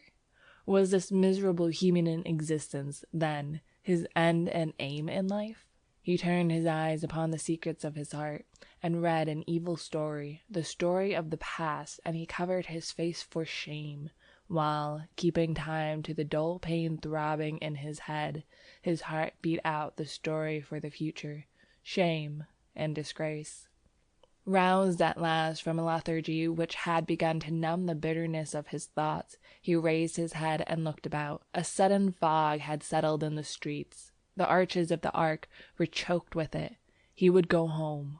A great horror of being alone seized him, but he was not alone. The fog was peopled with phantoms. All around him in the mist they moved, drifting through the arches in lengthening lines, and vanished, while from the fog others rose up, swept past, and were engulfed. He was not alone, for even at his side they crowded, touched him, swarmed before him, beside him, behind him, pressed him back, seized and bore him with them through the mist, down a dim avenue, through lanes and alleys white with fog. They moved, and if they spoke their voices were dull as the vapor which shrouded them. At last, in front, a bank of masonry and earth cut by a massive iron-barred gate towered up in the fog. Slowly and more slowly they glided, shoulder to shoulder and thigh to thigh. Then all movement ceased. A sudden breeze stirred the fog. It wavered and eddied. Objects became more distinct. A pallor crept above the horizon, touching the edges of the watery clouds, and drew dull sparks from 1,000 bayonets. Bayonets! They were everywhere, cleaving the fog or flowing beneath it in rivers of steel. High on the wall of masonry and earth a great gun loomed, and around it figures moved in silhouette. Below, a broad torrent of bayonets swept through the iron-barred gateway, out into the shadowy plain. It became lighter. Faces grew more distinct among the marching masses, and he recognized one. "You! Philip!" The figure turned its head. Trent cried, "Is there room for me?" But the other only waved his arm in vague adieu, and was gone with the rest. Presently the cavalry began to pass, squadron on squadron, crowding out into the darkness, then many cannon, then an ambulance, then again the endless line of bayonets. Beside him a cuirassier sat on his steaming horse, and in front, among a group of mounted officers, he saw a general, with the astrakhan collar of his dolman turned up about his bloodless face. Some women were weeping near him, and one was struggling to force a loaf of black bread into a soldier's haversack.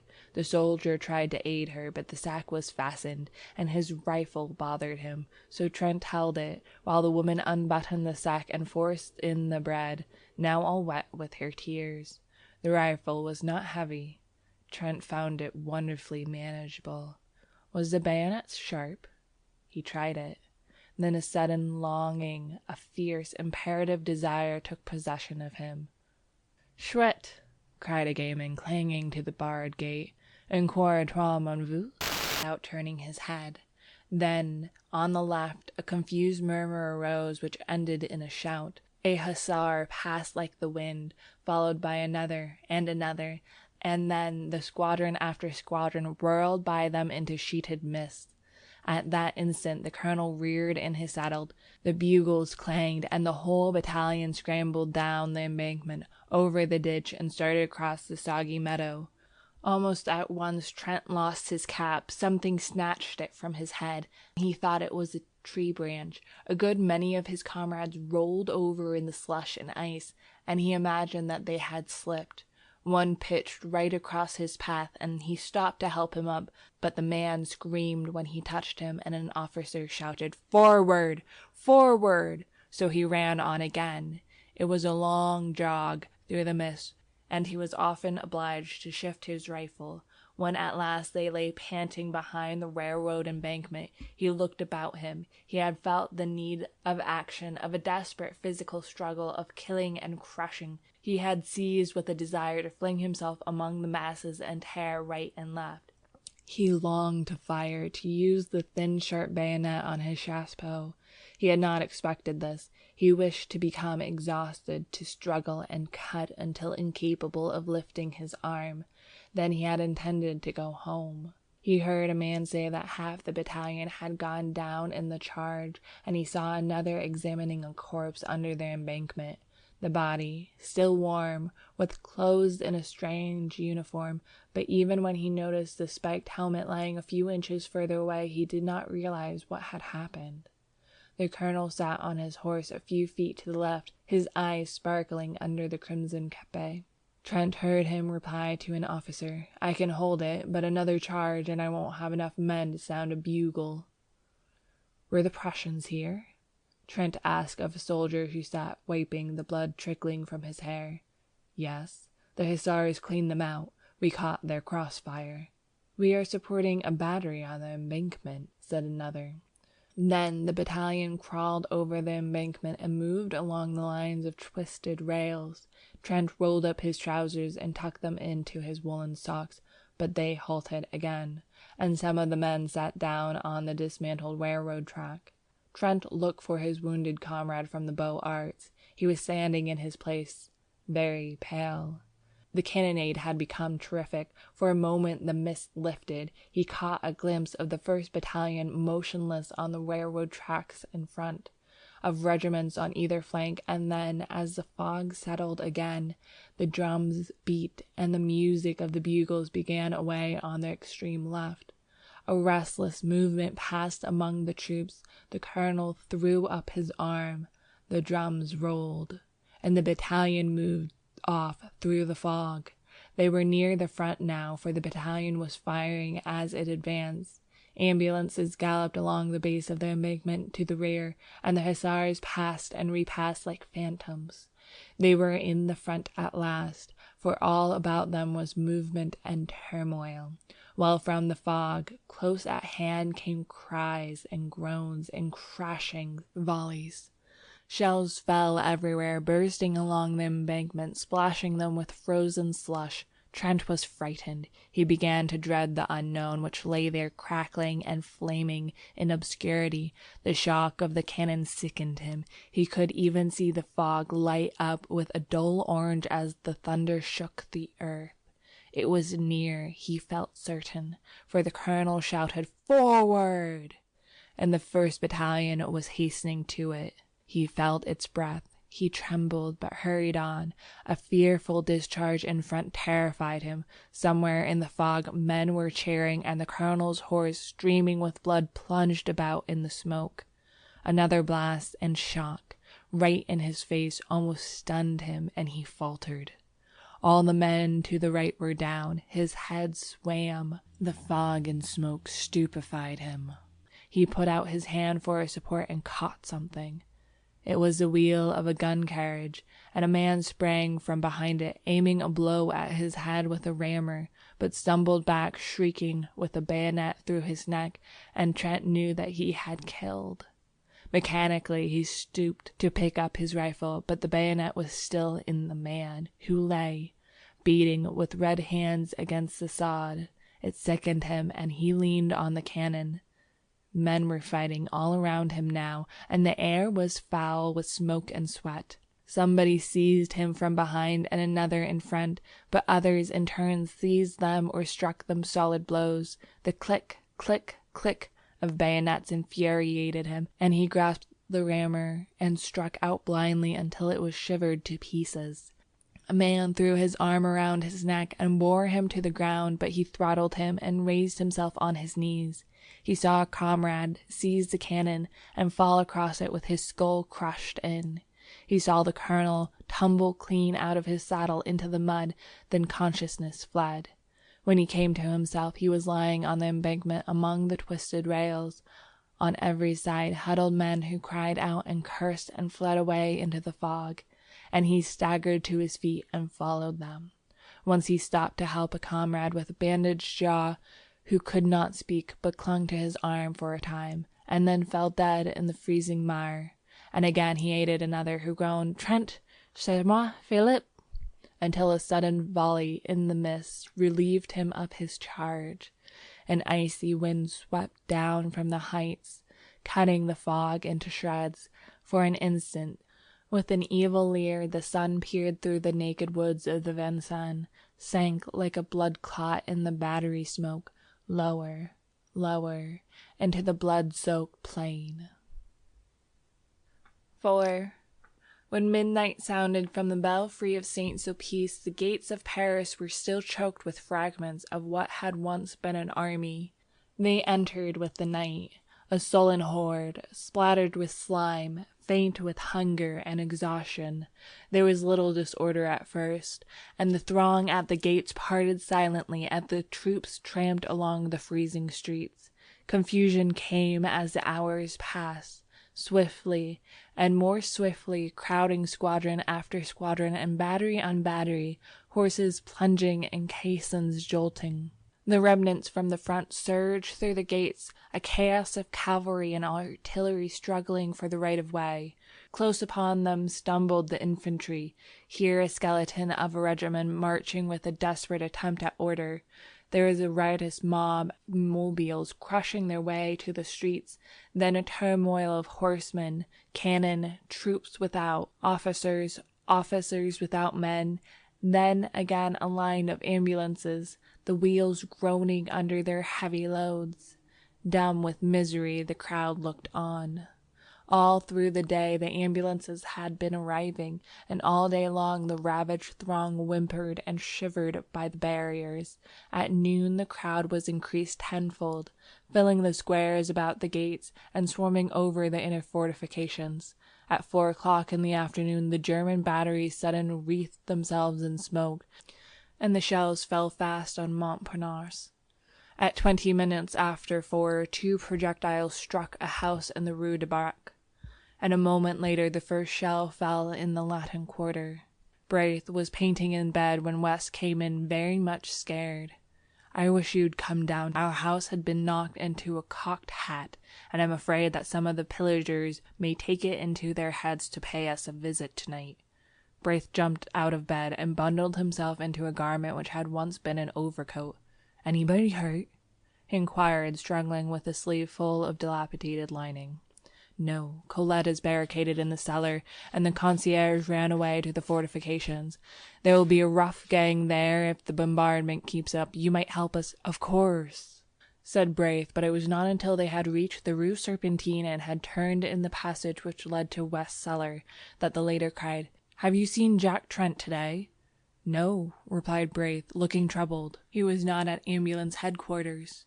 He stayed to take care of Sylvia, I suppose." A bomb came crashing through the roof of a house at the end of the alley and burst in the basement, showering the street with slate and plaster. A second struck a chimney and plunged into the garden, followed by an avalanche of bricks, and another exploded with a deafening report in the next street.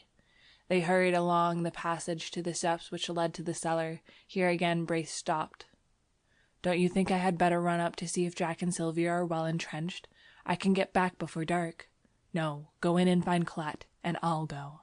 "No, let me. There's no danger." "I know it," replied West calmly, and dragging Braith into the alley, pointed to the cellar steps. The iron door was barred. "Colette! Colette!" he called. The door swung inward, and the girl sprang up the stairs to meet them. At that instant, Braith, glancing behind him, gave a startled cry, and pushing the two before him into the cellar, jumped down after them and slammed the iron door. A few seconds later, a heavy jar from the outside shook the hinges. "They are here," muttered West, very pale. "That door," observed Colette calmly, "will hold forever." Braith examined the low iron structure, now trembling with the blows rained on it from without. West glanced anxiously at Colette, who displayed no agitation, and this comforted him. "I don't believe they will spend much time here," said Braith. "They only rummage in cellars for spirits, I imagine." "Unless they hear that valuables are buried here." "But surely nothing is buried here," exclaimed Braith uneasily. "Unfortunately there is," growled West, "that miserly landlord of mine." A crash came from outside, followed by a yell, cut him short. Then blow after blow shook the doors until there came a sharp snap, a clinking of metal, and a triangular bit of iron fell inwards, leaving a hole through which struggled a ray of light. Instantly West knelt, and shoving his revolver through the aperture, fired every cartridge. For a moment the alley resounded with the racket of the revolver. Then absolute silence followed. Presently a single questioning blow fell upon the door, and a moment later another and another, and then a sudden crack zigzagged across the iron plate. "Here," said West, seizing Colette by the wrist. "You follow me, Braith," and he ran swiftly towards a circular spot of light at the further end of the cellar. The spot of light came from a barred manhole above. West motioned Braith to mount on his shoulders. "Push it over, you must." With little effort, Braith lifted the barred cover and scrambled out on his stomach, and easily raised Colette from West's shoulders. "Quick, old chap!" cried the latter. Braith twisted his legs around a fence chain and leaned down again. The cellar was flooded with a yellow light, and the air reeked with the stench of petroleum torches. The iron door still held, but a whole plate of metal was gone, and now they looked, a figure came creeping through, holding a torch. "Quick!" whispered Braith. "Jump!" And West hung dangling until Colette grasped him by the collar and he was dragged out. Then her nerves gave way and she wept hysterically, but West threw his arm around her and led her across the gardens into the next street, where Braith, after replacing the manhole cover and piling some stone slabs from the wall over it, rejoined them. It was almost dark. They hurried through the street, and now only lighted by burning buildings or the swift glare of the shells. They gave wide berth to the fires, but at a distance saw the flitting forms of pillagers among the debris. Sometimes they passed a female fury, crazed with drink, shrieking anathemas upon the world, or some slouching lout whose blackened face and hands betrayed his share in the work of destruction. At last they reached the Seine and passed the bridge. And then Braith said, "I must go back. I am not sure of Jack and Sylvia." As he spoke, he made way for a crowd which came trampling across the bridge and along the river wall by the d'Orsay barracks. In the midst of it, West caught a measured tread of a platoon. A lantern passed, a file of bayonets, then another lantern which glimmered on a deathly face behind, and Colette gasped, "Hartman!" and he was gone.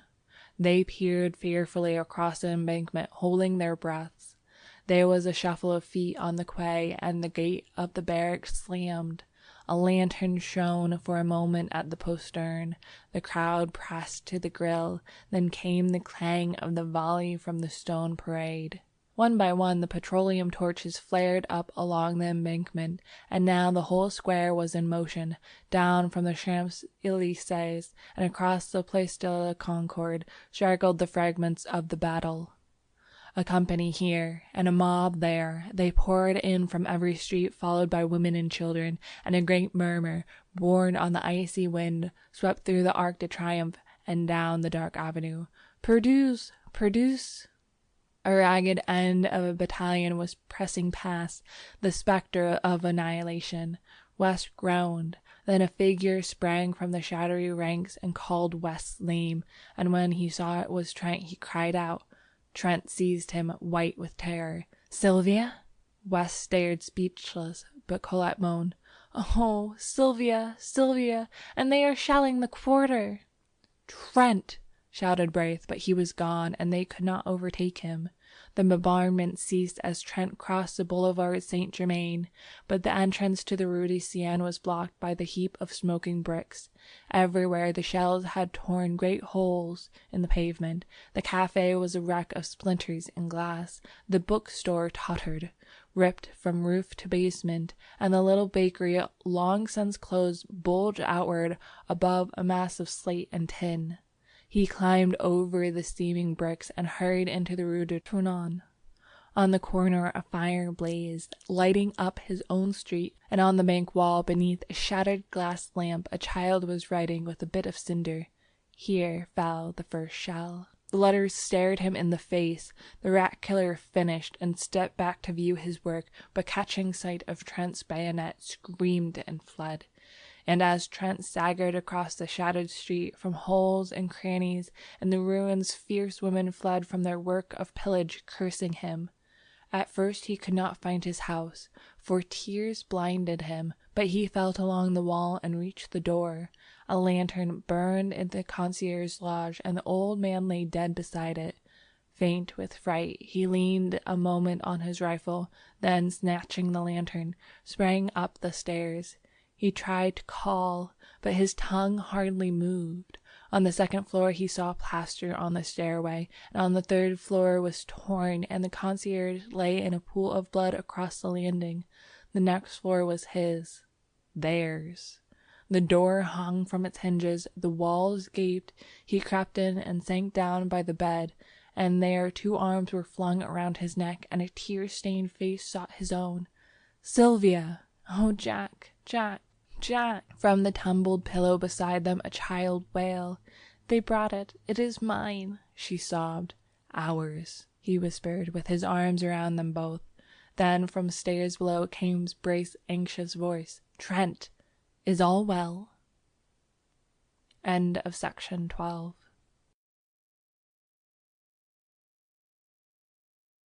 Et tous les jours passés dans le tissus nous sont comptés comme des jours heureux.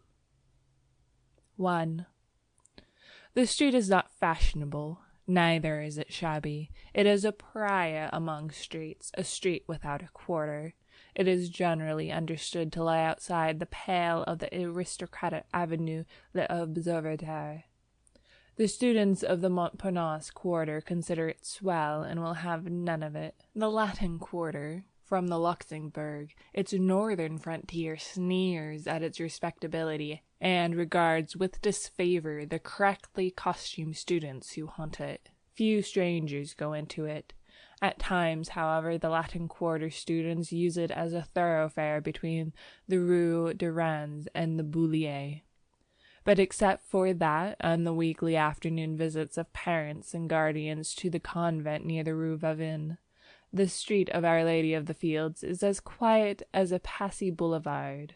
Perhaps the most respectable portion lies between the Rue de Grande Chaumière and the roof of inn. At least this was the conclusion arrived at by the Reverend Joel Byram, as he rambled through it with Hastings in charge. To Hastings the street looked pleasant in the bright June weather, and he had begun to hope for its selection when the Reverend Byram shied violently at the cross on the convent opposite. "Jesuits!" he muttered. "Well," said Hastings warily, "I imagine we won't find anything better. You say yourself that vice is triumphant in Paris, and it seems to me that in every street we find Jesuits or something worse." After a moment he repeated, "or something worse," which, of course, I would not notice except for your kindness in warning me. Dr. Byram sucked in his lips and looked about him. He was impressed by the evident respectability of the surroundings. Then, frowning at the convent, he took Hastings' arm and shuffled across the street to an iron gateway, which bore the number 201 bis, painted in white on a blue ground. Below this was a notice printed in English. 1. For the porter, please press once. 2. For the servant, please press twice.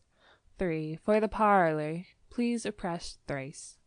Hastings touched the electric button 3 times, and they were ushered through the garden and into the parlor by a trim maid.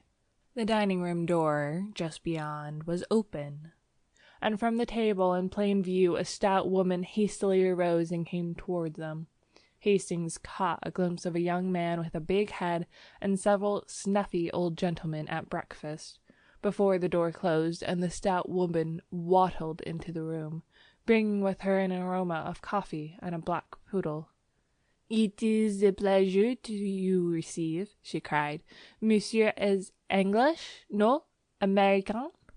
Of course, my pension it is for Americans surtout.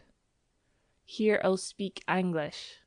C'est adoré the personnel. The servants do speak, plus ou moins, a little.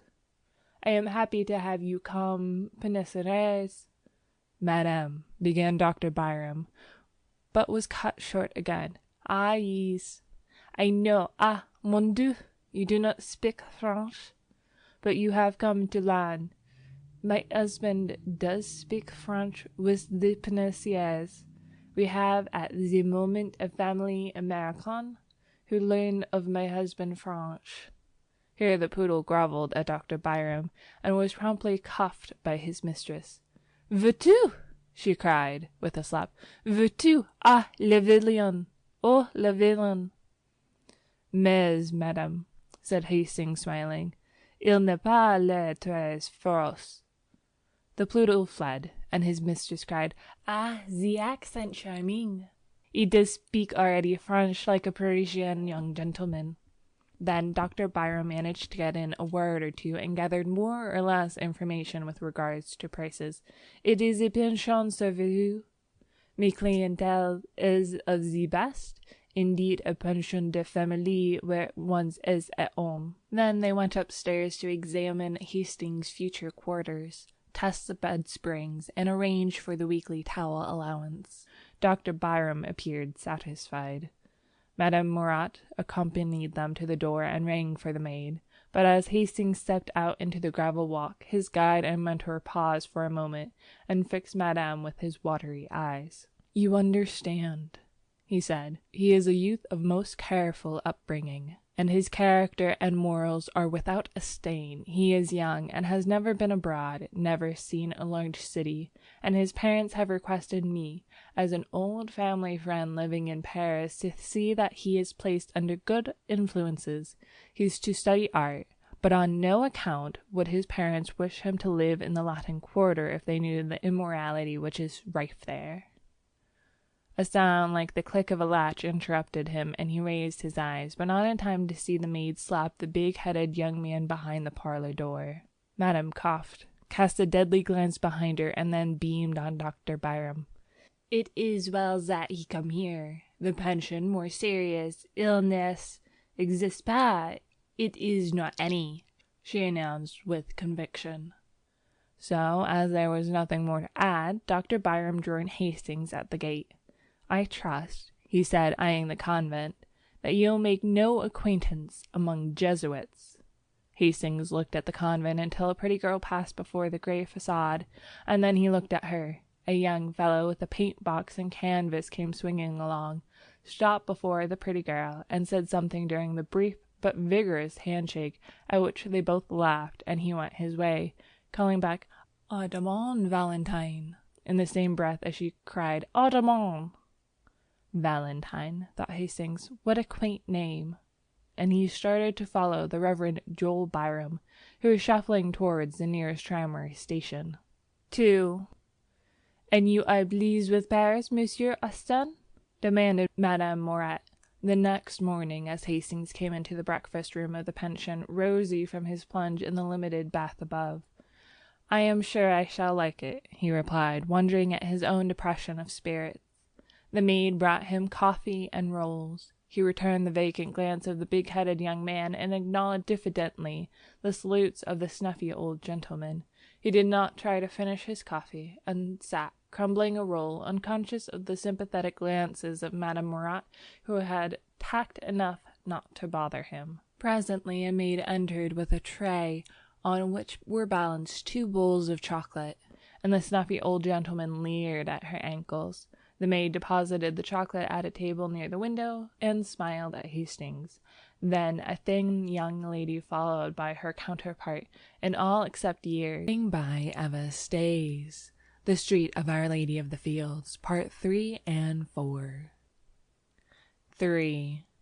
The Luxembourg was a blaze of flowers. He walked slowly through the long avenues of trees, past mossy marbles and old-time columns, and threading the grove by the bronze lion, came upon the tree-crowned terrace above the fountain.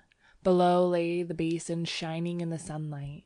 Flowering almonds encircled the terrace, and, in a greater spiral, groves of chestnuts wound in and out and down among the moist thickets by the western palace wing. At one end of the avenue of trees the observatory rose, its white domes piled up like an eastern mosque. At the other end stood the heavy palace, with every window pane ablaze in the fierce sun of June. Around the fountain children and white-capped nurses armed with bamboo poles were pushing toy boats, whose sails hung limp in the sunshine. A dark policeman, wearing red epaulets and a dress sword, watched them for a while, and then went away to remonstrate with a young man who had unchained his dog. The dog was pleasantly occupied in rubbing grass and dirt into his back, while his legs waved in the air. The policeman pointed at the dog. He was speechless with indignation. "Well, Captain?" smiled the young fellow. "Well, Monsieur Student?" growled the policeman. "What have you come and complained to me for?" "If you don't chain him, I'll take him," shouted the policeman. "What's that to me, mon capitaine?" What? Isn't that bulldog yours?" "If it was, don't you suppose I would chain him?" The officer glared for a moment in silence. Then, deciding that as he was a student he was wicked, grabbed at the dog, who promptly dodged. Around and around the flower beds they raced, and when the officer came too near for comfort, the bulldog cut across a flower bed, which perhaps was not playing fair. The young man was amused, and the dog also seemed to enjoy the exercise. The policeman noticed this and decided to strike at the fountainhead of the evil. He stormed up to the student and said, "As the owner of this public nuisance, I arrest you." "But," objected the other, "I disclaim the dog." That was a poser. It was useless to attempt to catch the dog until 3 gardeners lent a hand, but then the dog simply ran away and disappeared in the Rue de Medici. The policeman shambled off to find consolation among the white-capped nurses, and the student, looking at his watch, stood up yawning. Then, catching sight of Hastings, he smiled and bowed. Hastings walked over to the marble, laughing. "Why, Clifford," he said, "I didn't recognize you."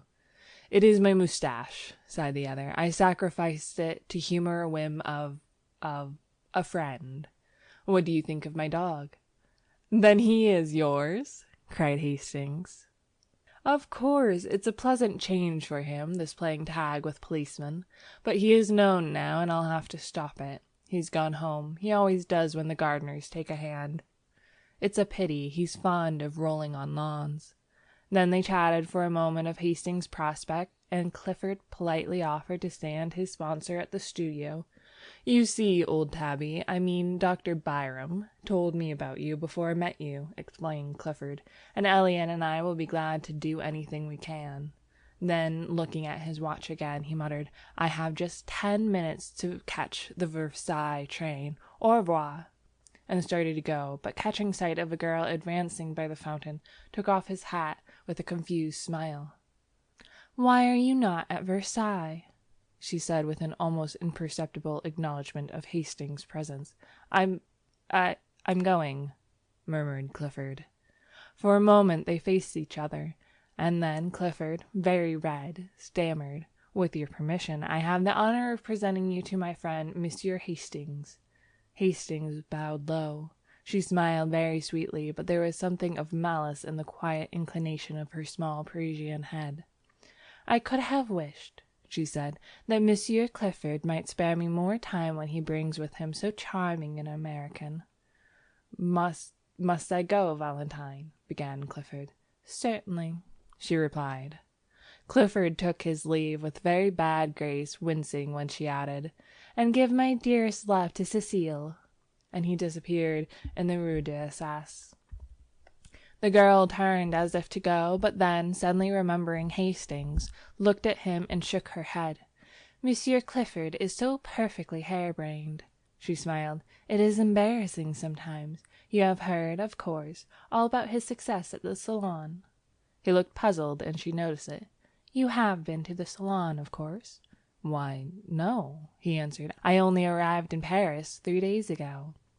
She seemed to pay little heed to his explanation, but continued, "Nobody imagined he had the energy to do anything good, but on varnishing day the Salon was astonished by the entrance of Monsieur Clifford, who strolled about as bland as you please, with an orchid in his buttonhole, and a beautiful picture on the line." She smiled to herself at the reminiscence, and looked at the fountain. "Monsieur Bouguereau told me that Monsieur Julien was so astonished that he only shook hands with Monsieur Clifford in a dazed manner, and actually forgot to pat him on the back. Fancy," she continued with much merriment, "fancy Papa Julien forgetting to pat one on the back." Hastings wondered at her acquaintance with the great Bouguereau, looked at her with respect. "May I ask," he said diffidently, "whether you are a pupil of Bouguereau?" "I?" she said in some surprise. Then she looked at him curiously. Was he permitting himself the liberty of joking on such short acquaintance? His pleasant, serious face questioned hers. "Tiens," she thought, "what a droll man." "Surely you study art," he said. She leaned back on the crooked stick of her parasol and looked at him. "Why do you think so?" "Because you speak as if you did." "You are making fun of me," she said, "and it is not good taste." She stopped, confused, as he colored to the roots of his hair. "How long have you been in Paris?" she said at length. 3 days, he replied gravely. But, surely you are not a nouveau. You speak French so well." Then, after a pause, "Really, are you a nouveau?" "I am," he said. She sat down on the marble bench lately occupied by Clifford, and tilting her parasol over her small head, looked at him. "I don't believe it." He felt the compliment, and for a moment hesitated to declare himself one of the despised. Then, mustering up his courage, he told her how new and green he was, and all with a frankness which made her blue eyes open very wide, and her lips part in the sweetest of smiles. "You have never seen a studio?" "Never." "Nor a model?" "No." "How funny," she said solemnly. Then they both laughed. "And you, have you seen studios?" "Hundreds." "And models?" "Millions." "And you know Bouguereau?" "Yes, and Henner, and Constant, and Laurens, and Pou de Chavannes, and Dagnon, and Courtois, and all the rest of them. And yet you say you are not an artist." "Pardon," she said gravely. "Did I say I was not?" "Won't you tell me?" He hesitated.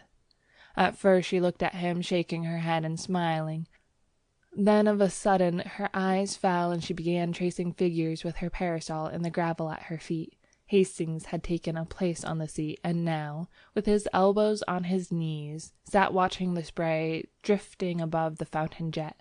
A small boy, dressed as a sailor, stood poking his yacht and crying, "I won't go home! I won't go home!" His nurse raised her hands to heaven. Just like a little American boy, thought Hastings, and a pang of homesickness shot through him. Presently the nurse captured the boat, and the small boy stood at bay. "Monsieur Rene, when you decide to come here, you may have your boat." The boy backed away, scowling. "Give me my boat, I say," he cried. "And don't call me Rene, for my name's Randall, and you know it." "Hello," said Hastings. "Randall? That's English." "I am an American," announced the boy in perfectly good English, turning to look at Hastings. "And she's such a fool she calls me Rene because Mama calls me Ranny." Here he dodged the exasperated nurse and took up his station behind Hastings, who laughed, and catching him round the waist, lifted him onto his lap. "One of my countrymen," he said to the girl beside him. He smiled while he spoke, but there was a queer feeling in his throat. "Don't you see the stars and stripes on my yacht?" demanded Randall. Sure enough, the American colors hung limply under the nurse's arm. "Oh!" cried the girl, "he is charming!" and impulsively stooped to kiss him, but the infant Randall wiggled out of Hastings' arm, and his nurse pounced upon him with angry glance at the girl. She reddened, and then bit her lips as the nurse, with eyes still fixed on her, dragged the child away and ostentatiously wiped his lips with her handkerchief. Then she stole a look at Hastings and bit her lip again. "What an ill-tempered woman," he said. "In America, most nurses are flattered when people kiss their children." For an instant she tipped the parasol to hide her face, then closed it with a snap and looked at him defiantly.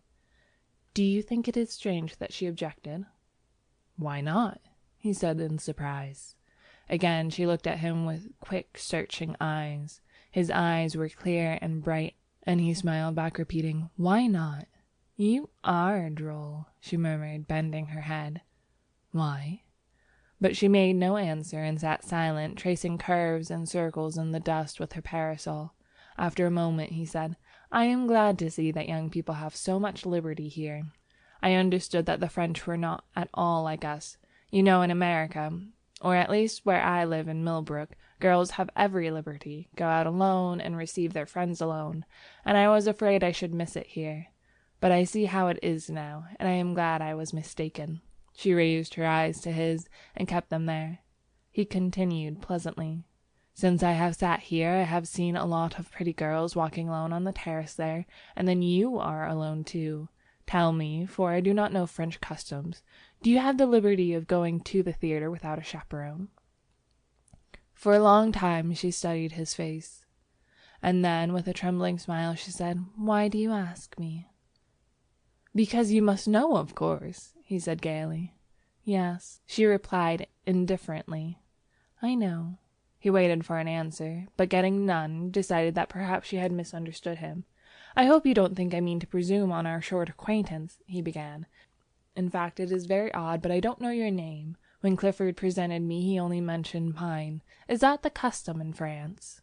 "It is the custom in the Latin Quarter," she said with a queer light in her eyes. Then suddenly she began talking almost feverishly. "You must know, Monsieur Hastings, that we are all un peu sans gêne. Here in the Latin Quarter we are very bohemian, and etiquette and ceremony are out of place. It was for that Monsieur Clifford presented you to me with small ceremony, and left us together with less. Only for that, and I am his friend, and I have many friends in the Latin Quarter, and we all know each other very well.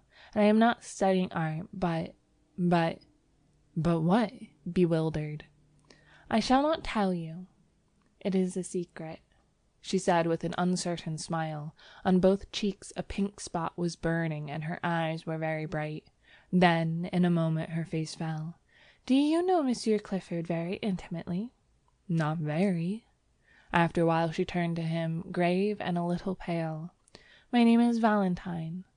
Valentine Tissot. might I ask a service of you on such very short acquaintance?" "Oh," he cried, "I should be honored." "It is only this," she said gently. "It is not much. Promise me not to speak to Monsieur Clifford about me. Promise me that you will speak to no one about me." "I promise," he said, greatly puzzled. She laughed nervously. "I wish to remain a mystery. It is a caprice." "But," he began, I had hoped that you might give Monsieur Clifford permission to bring me, to present me at your house." My house?" she repeated. "I mean where you live, in fact, to present me to your family." The change in the girl's face shocked him. "I beg your pardon," he cried. "I have hurt you." And as quick as a flash she understood him, because she was a woman. "My parents are dead," she said. Presently he began again, very gently. "Would it displease you if I beg you to receive me? Is it the custom?" "I cannot," she answered. Then, glancing up at him, "I am sorry. I should like to, but believe me, I cannot." He bowed seriously and looked vaguely uneasy. "It isn't because I don't wish to. I like you. You are very kind to me." "Kind?" he cried, surprised and puzzled. "I like you," she said slowly, "and we will see each other sometimes, if you will." "At friends' houses?" "No, not at friends' houses." "Where?" "Here," she said with defiant eyes. "Why?" he cried. "In Paris you are much more liberal in your views than we are." She looked at him curiously. "Yes, we are very bohemian." "I think it is charming," he declared. "You see, we shall be in the best of society," she ventured timidly, with a pretty gesture towards the statues of the dead queens ranged in stately ranks above the terrace. He looked at her delighted, and she brightened at the success of her innocent little pleasantry. "Indeed," she smiled, "I shall be well chaperoned, because you see, we are under the protection of the gods themselves. Look, there are Apollo and Juno and Venus on their pedestals," counting them on her small gloved fingers, "and Ceres and Hercules but I can't make out." Hastings turned to look up at the winged god under whose shadow they were seated. "Why, it is love," he said. "For there is a nouveau here," drawled the fat, leaning around his easel and addressing his friend Bowles. "There is a nouveau here who is so tender and green and appetizing that heaven help him if he should fall into a salad bowl." "Hayseed?" inquired Bowles, plastering in a background with a broken palette knife and squinting at the effect with approval. "Yes, Guidunk or Okosh. And how he ever grew up among the daisies and escaped the cows, heaven knows." Bowles rubbed his thumb across the outline of his study to "throw in a little atmosphere," as he said, glared at the model, pulled at his pipe, and finding it out, struck a match on his neighbour's back to relight it. "His name," continued Lafat, hurling a bit of bread at the hat rack, "his name is Hastings. He is a Barry. He knows no more about the world," and here Mr. Lafat's face spoke volumes for his own knowledge of that planet, "than a maiden cat on its first moonlight stroll." Bowles, now having succeeded in lighting his pipe, repeated the thumb touch on the other edge of the study and said, "Ah!" "Yes," continued his friend, "and you would imagine it. He seems to think that everything here goes on as it does in his little backwood ranch at home. He talks about the pretty girls who come walk alone in the street, says how sensible it is, how French parents are misrepresented in America, says that for his part he finds French girls, and he confessed to only knowing one, as jolly as American girls. I tried to set him straight, tried to give him a pointer as to what sort of ladies walk about alone or with students, and he was either too stupid or too innocent to catch on. Then I gave it to him straight, and he said I was a vile-minded fool, and marched off." "Did you assist him with your shoe?" inquired Bowles, languidly interested. "Well, no." "He called you a vile-minded fool." "He was correct," said Clifford from his easel in front. What do you mean?" demanded Lafat, turning red. "That," replied Clifford. "Who spoke to you? Is this your business?" sneered Bowles, nearly lost his balance as Clifford swung about and eyed him. "Yes," he said slowly, "it's my business." No one spoke for some time. Then Clifford sang out, "I say, Hastings!" And when Hastings left his easel and came round, he nodded toward the astonished Lafat. "This man has been disagreeable to you, and I want to tell you that any time you feel inclined to kick him, why, I will hold the other creature." Hastings, embarrassed, said, "Why, no, I don't agree with his ideas. Nothing more." Clifford said, "Naturally," and slipping his arm through Hastings, strolled about with him, and introduced him to several of his own friends, at which all the nouveaux opened their eyes with envy, and the studio were given to understand that Hastings, although prepared to do menial work as the latest nouveau, was already within the charmed circle of the old, respected and feared, the truly great. The rest finished. The model resumed his place, and work went on in a chorus of songs and yells and every ear-splitting noise which the art student utters when studying the beautiful. 5 o'clock struck. The model yawned, stretched, and climbed into his trousers, and the noisy contents of 6 studios crowded through the halls and down into the street. 10 minutes later, Hastings found himself on top of a Montreux tram, and shortly afterward was joined by Clifford. They climbed down at the Rue Gay-Lussac. "I always stop here," observed Clifford. "I like the walk through the Luxembourg." "By the way," said Hastings, "how can I call on you when I don't know where you live?" "Why, I live opposite you." "What, the studio in the garden where the almond trees are and the blackbirds?" "Exactly," said Clifford. "I'm with my friend Elliot." Hastings thought of the description of the 2 American artists which he had heard from Miss Susie Byng, and looked blank. Clifford continued, "Perhaps you had better let me know when you think of coming, so I will be sure to be there," he ended rather lamely. "I shouldn't care to meet any of your model friends there," said Hastings, smiling. "You know, my ideas are rather straight-laced. I suppose you would say puritanical. I shouldn't enjoy it, and wouldn't know how to behave." "Oh, I understand," said Clifford, but added with great cordiality, "I'm sure we'll be friends, although you may not approve of me and my set. But you will like Severn and Selby, because, well, they are like yourself, old chap." After a moment, he continued, "There is something I want to speak to you about. You see, when I introduced you last week, in Luxembourg, to Valentine—" "Not a word!" cried Hastings, smiling. "You must not tell me a word of her." "Why, no, not a word," he said gaily. "I insist. Promise me upon your honor you will not speak of her until I give you permission. Promise." "I promise," said Clifford, amazed. "She is a charming girl. We had such delightful chat after you left, and I thank you for presenting me, but not another word about her until I give you permission." "Oh," murmured Clifford. "Remember your promise." He smiled as he turned into his gateway. Clifford strolled across the street, and traversing the ivy-covered alley, entered his garden. He felt for his studio key, muttering, I wonder. But of course he doesn't. He entered the hallway, and fitting the key into the door, stood staring at the 2 cards tacked over the panels. Vauxhall Clifford, Richard Osborne Elliot. Why the devil does he want me to speak of her? He opened the door, and discouraging the caresses of 2 brindled bulldogs, sank down on the sofa. Elliot sat smoking and sketching with a piece of charcoal by the window. "Hello," he said without looking around. Clifford gazed absently at the back of his head, murmuring, I'm afraid that man is too innocent. I say, Elliot," he said at last, "Hastings, you know the chap that old Tabby Byram came around here to tell us about, the day you had to hide Colette in the armoire?" "Yes, what's up?" "Oh, nothing. He's a brick." "Yes," said Elliot without enthusiasm. "Don't you think so?" demanded Clifford. "Why, yes, but he is going to have a tough time when some of his illusions are dispelled." "More shame to those who have to dispel them."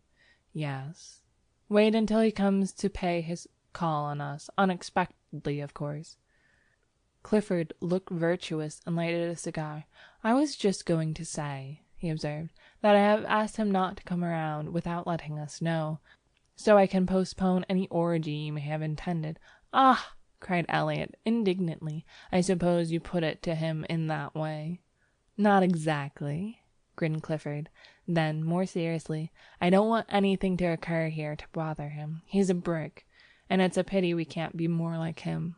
"I am," observed Elliot complacently. By Eva Stays, The Street of Our Lady of the Fields, Part 5 and 6. 5. The month passed quickly for Hastings, and left few definitive impressions after it. It did leave some, however. One was a painful impression of meeting Mr. Bladen on the Boulevard des Capucines, in company with a very pronounced young person, whose laugh dismayed him; and when at last he escaped from the café where Mr. Bladen had hauled him to join them in a book, he felt as if the whole boulevard was looking at him, and judging him by his company. Later, an instinctive conviction regarding the young person with Mr. Bladen sent the hot blood into his cheek, and he returned to the pension in such a miserable state of mind that Miss Byng was alarmed, and advised him to conquer his homesickness at once. Another impression was equally vivid. One Saturday morning, feeling lonely, his wanderings about the city brought him to the Gare St. Lazare. It was early for breakfast, but he entered the Hotel Terminus, and took a table near the window. As he wheeled about to give his order, a man passing rapidly along the aisle collided with his head, and looking up to receive the expected apology, he was met instead by a slap on the shoulder and a hearty, "What the deuce are you doing here, old chap?" It was Rowden, who seized him and told him to come along. So, mildly protesting, he was ushered into a private dining room, where Clifford, rather red, jumped up from the table and welcomed him with a startled air which was softened by the unaffected glee of Rowden and the extreme courtesy of Elliot. The latter presented him to 3 bewitching girls who welcomed him so charmingly, and seconded Rowden in his demand that Hastings should make one of the party, that he consented at once. While Elliot briefly outlined the projected excursion to the La Roche, Hastings delightedly ate his omelette and returned the smiles of encouragement from Cecile and Colette and Jacqueline. Meantime, Clifford, in a bland whisper, was telling Rowden what an ass he was. Poor Rowden looked miserable until Elliot, divining how affairs were turning, frowned on Clifford, and found a moment to let Rowden know that they were all going to make the best of it. "You shut up," he observed to Clifford. "It is fate, and that settles it." "It's Rowden, and that settles it," murmured Clifford, concealing a grin, for after all he was not Hastings' wet nurse. So it came about that the train which left the Gare St. Lazare at 9:15 a.m. stopped a moment in its career towards Havre, and deposited at the Red Roof station of La Roche. A merry party, armed with sunshades, trout rods, and one cane, carried by the non-combatant Hastings. Then, when they established their camp in a grove of sycamores, which bordered the little river Epte, Clifford, the acknowledged master of all that pertained to sportsmanship, took command. "You, Rowden," he said, "divide your flies with Elliot, and keep an eye on him, or else he'll be trying to put on a float and sinker. Prevent him by force from grubbing about for worms." Elliot protested, but was forced to smile and general laugh. "You make me ill," he asserted. "Do you think this is my first trout?" "I shall be delighted to see your first trout," said Clifford, and dodging a flying hook hurled with intent to hit, proceeded to sort and equip 3 slender rods, destined to bring joy and fish to Cecile, Colette, and Jacqueline. With perfect gravity he ornamented each line with 4 split shot, a small hook, and a brilliant quill float. "I shall never touch the worms," announced Cecile with a shudder. Jacqueline and Colette hastened to sustain her, and Hastings pleasantly offered to act in the capacity of a general baiter and taker off of fish; but Cecile, doubtless fascinated by the gaudy flies in Clifford's book, decided to accept lessons from him in the true art, and presently disappeared up the Epte with Clifford in tow. Elliot looked doubtfully at Colette. "I prefer gudgeons," said the damsel with decision, "and you and Monsieur Rowden may go away when you please. May they not, Jacqueline?" "Certainly," responded Jacqueline. Elliot, undecided, examined his rod and reel. "You've got your reel on the wrong side up," observed Rowden. Elliot wavered and stole a glance at Colette. I have almost decided to, not to flip the flies about just now," he began. "There's a pole that Cecile laughed." "Don't call it a pole," corrected Rowden. "Rod, then," continued Elliot, and started off in the wake of the two girls, but was promptly collared by Rowden. "No, you don't. Fancy a man fishing with a float and sinker when he has a fly rod in his hand. You come along." Where the placid little Eppe flows down between its thickets to the Seine, a grassy bank shadows the haunts of the gudgeon, and on this bank sat Colette and Jacqueline, and chattered and laughed and watched the swerving of the scarlet quills, while Hastings, his hat over his eyes, head on a bank of moss, listened to their soft voices, and gallantly unhooked the small and indignant gudgeon when a flash of a rod and half-suppressed scream announced a catch. The sunlight filtered through the leafy thickets, awakening to song the forest birds.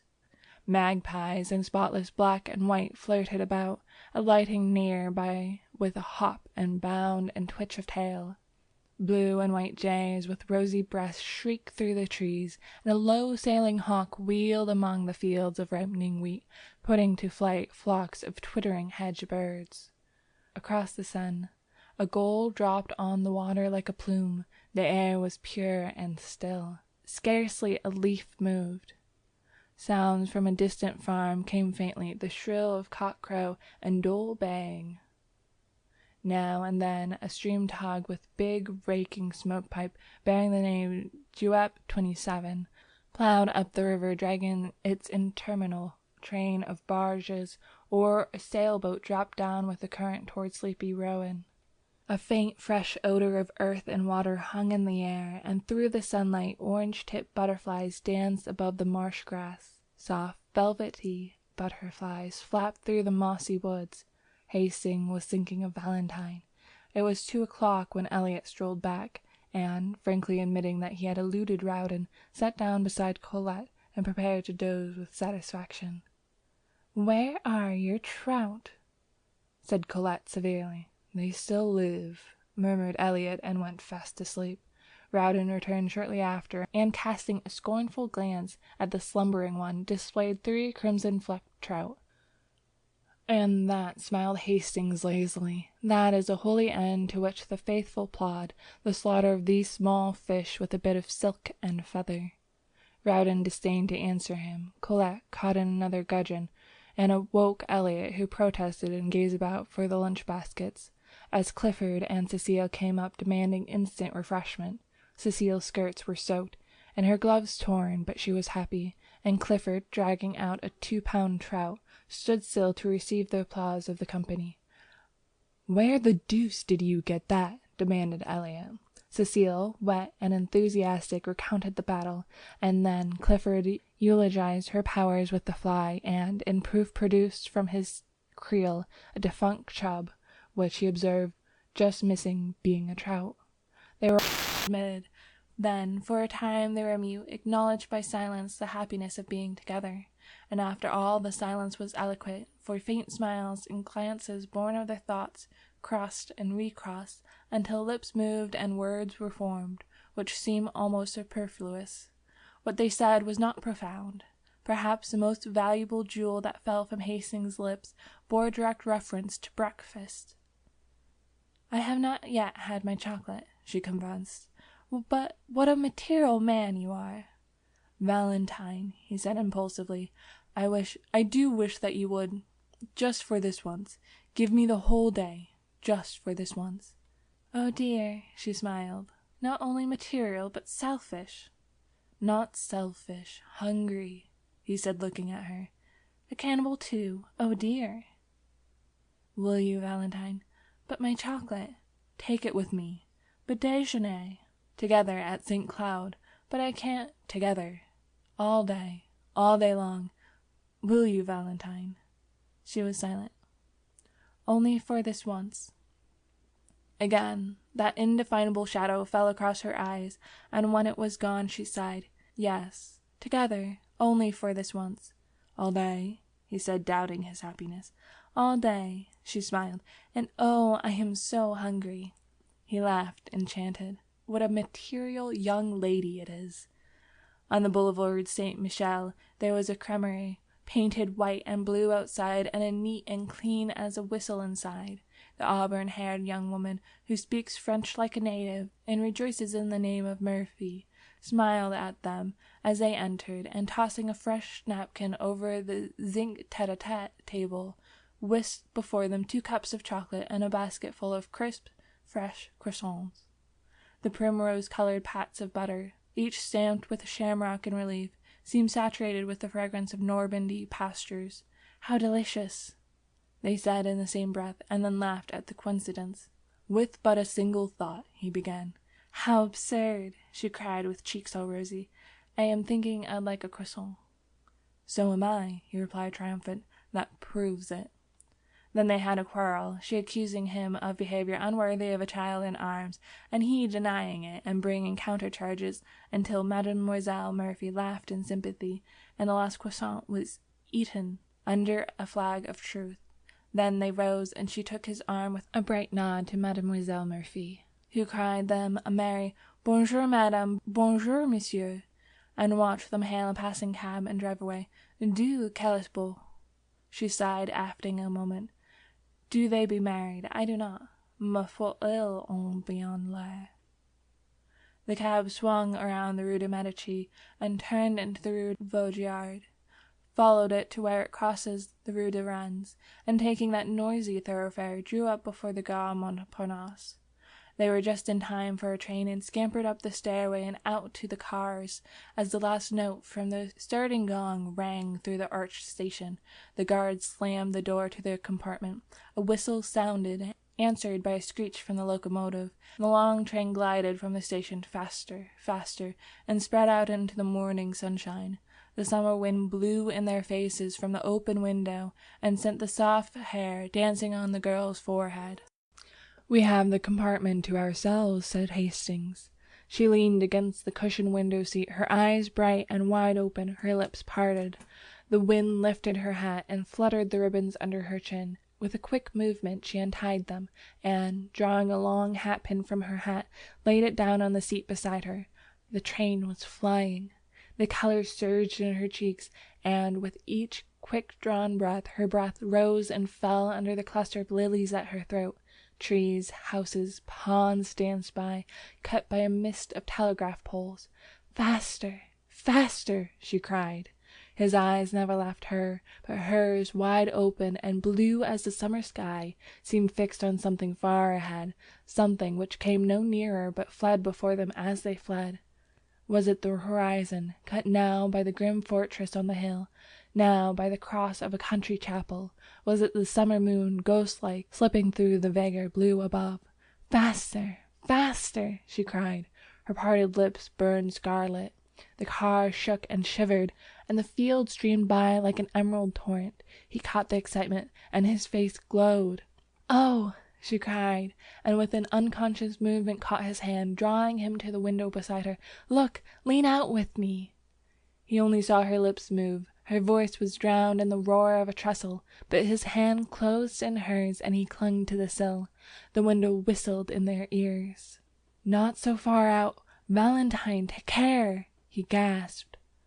Below, through the ties of the trestle, a broad river flashed into view and out again, as the train thundered along a tunnel, and away once more through the freshest of green fields. The wind roared about them. The girl was leaning out from the window, and he caught her by the waist, crying, "Not so far!" But she only murmured, "Faster! Faster! Away out of the city, out of land! Faster! Faster! Away out of the world!" "What are you saying unto yourself?" he said, but his voice was broken, and the wind whirled it back into his throat. She heard him, and turning from the window, looked down at his arm about her. Then she raised her eyes to his. The car shook, and the windows rattled. They were dashing through a forest now, and the sun swept the dewy branches with running flashes of fire. He looked into her troubled eyes, and he drew her to him, and kissed the half-parted lips, and she cried out, a bitter, hopeless cry, "Not that! Not that!" But he held her close and strong, whispering words of honest love and passion, and when she sobbed, "Not that! Not that! I have promised! You must know! I am not worthy. In the purity of his own heart, her words were to him meaningless then, meaningless forever after. Presently her voice ceased, and her head rested on his breast. He leaned against the windows, his ears swept by the furious wind, his heart in a joyous tumult. The forest was past, and the sun slipped from behind trees, flooding the earth again with brightness. She raised her eyes and looked out into the world from the window. Then she began to speak, but her voice was faint, and he bent his head close to hers and listened. "I cannot turn from you. I am too weak. You were long ago my master, master of my heart and soul. I have broken my word to one who trusted me, but I have told you all. What matters the rest?" He smiled at her innocence, and she worshipped his. She spoke again. "Take me or cast me away. What matters it? Now with a word you can kill me, and it might be easier to die than look upon happiness as great as mine." He took her in his arms. "Hush! What are you saying? Look out at the sunlight, the meadows and the streams. We shall be very happy in so bright a world." She turned to the sunlight. From the window the world below seemed very fair to her. Trembling with happiness, she sighed. "Is this the world? Then I have never known it." "Nor have I, God forgive me," he murmured. "Perhaps it was our gentle Lady of the Fields who forgave them both." End of section 15.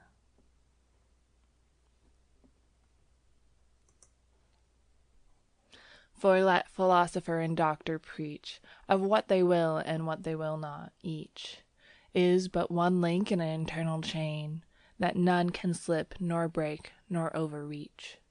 Crimson nor yellow roses nor the savior of the mounting sea are worth the perfume I adore that clings to thee. The languid-headed lilies tire, the changeless waters weary me. I ache with passionate desire of thine and thee. There are but these things in the world, thy mouth of fire, thy breast, thy hands, thy hair upcurled, and my desire. 1. One morning at Julian's, a student said to Selby, "This is Foxhall Clifford," pointing with his brushes at a young man who sat before an easel doing nothing. Selby, shy and nervous, walked over and began, "My name is Selby. I have just arrived in Paris, and bring a letter of introduction." His voice was lost in the crash of a falling easel, the owner of which promptly assaulted his neighbor, and for a time the noise of battle rolled through the studios of Messieurs Bullinger and Lefebvre, presently subsiding into a scuffle on the stairs outside. Selby, apprehensive as to his own reception in the studio, looked at Clifford, who sat serenely watching the fight. "It's a little noisy here," said Clifford, "but you will like the fellows when you know them." His unaffected manner delighted Selby. Then, with a simplicity that won his heart, he presented him to half a dozen students as many nationalities. Some were cordial, all were polite. Even the majestic creature who held the position of massier, unbent enough to say, "My friend, when a man speaks French as well as you do, and is also a friend of Monsieur Clifford, he will have no troubles in the studio. You expect, of course, to fill the stove until the next new man comes." "Of course." "And you don't mind chaff?" "No," replied Selby, who hated it. Clifford, much amused, put on his hat, saying, "You must expect lots of it at first." Selby placed his own hat on his head and followed him to the door. As they passed the model stand there with a furious cry, "A chapeau! Chapeau!" and a student sprang from his easel menacing Selby, who reddened but looked at Clifford. "Take off your hat for them," said the latter, laughing. A little embarrassed, he turned and saluted the studio. "Et moi?" cried the model. "You are charming," replied Selby, astonished at his own audacity. But the studio rose as one man, shouting, "He has done well! He's all right!" while the model, laughing, kissed her hand to him and cried, "Au demain, beau jeune homme!" All that week Selby worked at the studio unmolested. The French students christened him "l'enfant prodigue," which was freely translated the prodigious infant, the Kid Selby, and Kidby. But the disease soon ran its course from Kidby to kidney, and then naturally to Tidbits, where it was arrested by Clifford's authority and ultimately relapsed to Kidd. Wednesday came, and with it Monsieur Boulanger. For 3 hours the students writhed under his biting sarcasms, among others Clifford, who was informed that he knew even less about a work of art than he did about the art of work. Selby was more fortunate. The professor examined his drawing in silence, looked at him sharply, and passed on with a non-committal gesture. He presently departed arm in arm with Bergerot, to the relief of Clifford, who was then at liberty to jam his hat on his head and depart. The next day he did not appear, and Selby, who had counted on seeing him at the studio, a thing which he later learned it was vanity to count on, wandered back to the Latin Quarter alone. Paris was still strange and new to him. He was vaguely troubled by its splendor. No tender memories stirred his American bosom at the Place du Châtelet, nor even by Notre Dame.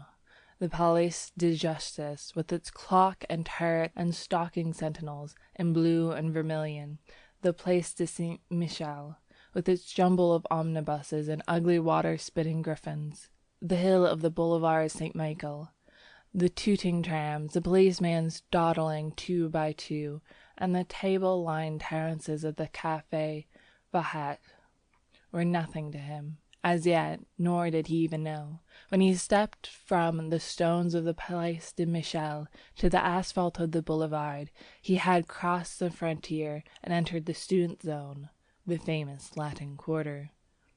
A cabman hailed him as bourgeois, and urged the superiority of driving over walking.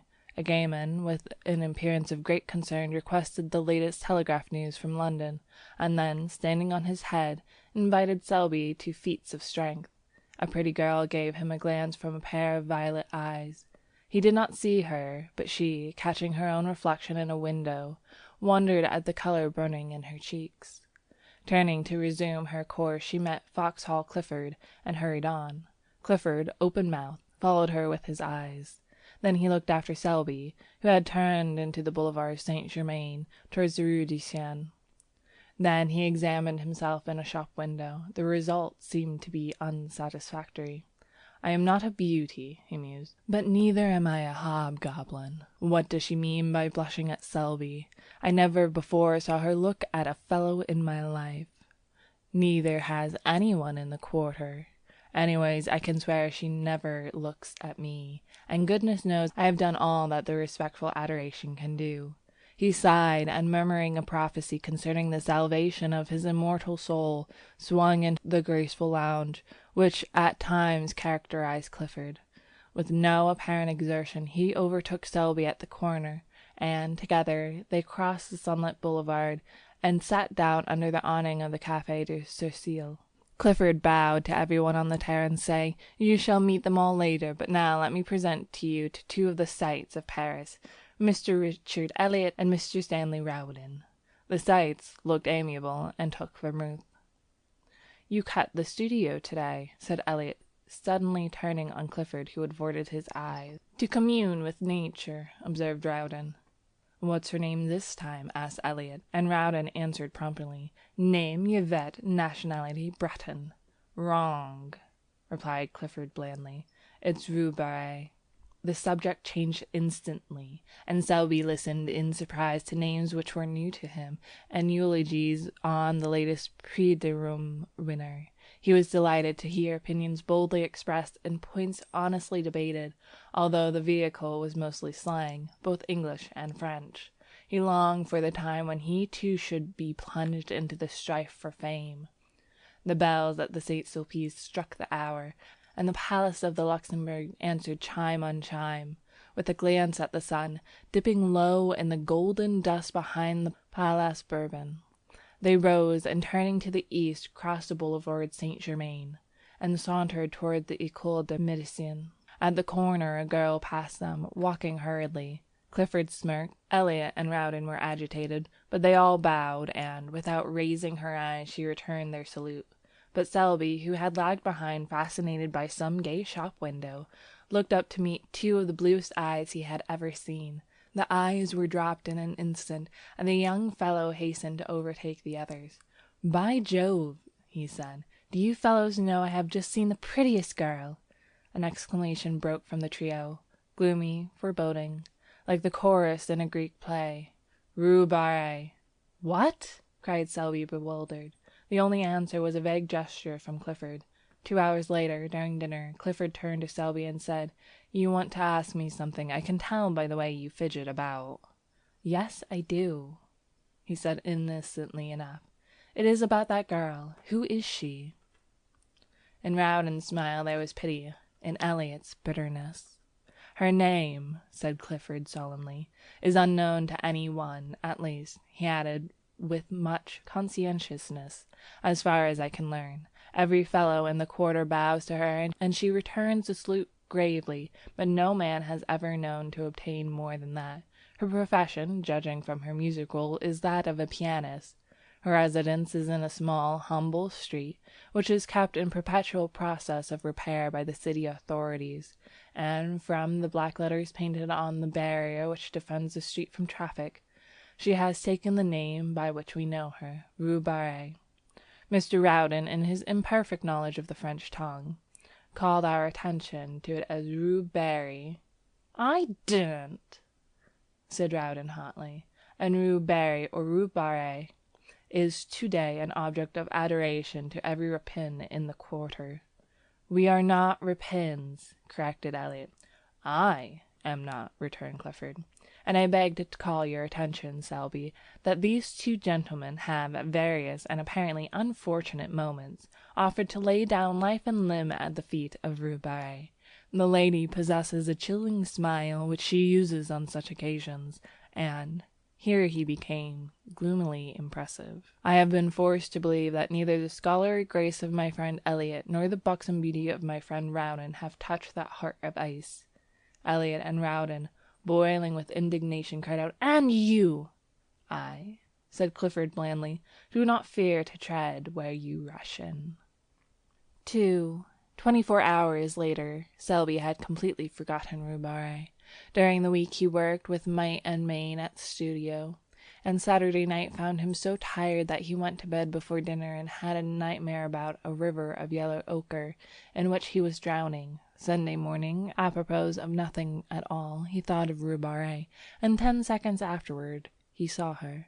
It was at the flower market on the Marble Bridge. She was examining a pot of pansies. The gardener had evidently thrown heart and soul into the transaction, but Rue Barré shook her head. It was a question whether Selby would have stopped then and there to inspect a cabbage rose, had not Clifford unwound for him the yarn of the previous Tuesday. It is possible that his curiosity was piqued, for, with the exception of a hen turkey, a boy of 19 is the most openly curious biped alive. From 20 until death he tries to conceal it, but, to be fair to Selby, it is also true that the market was attractive. Under a cloudless sky the flowers were packed in heap along the marble bridge to the parapet. The air was soft. The sun spun a shadowy lacework among the palms and glowed in the hearts of 1,000 roses. Spring had come, was in full tide. The watering carts and sprinklers spread freshness over the boulevard.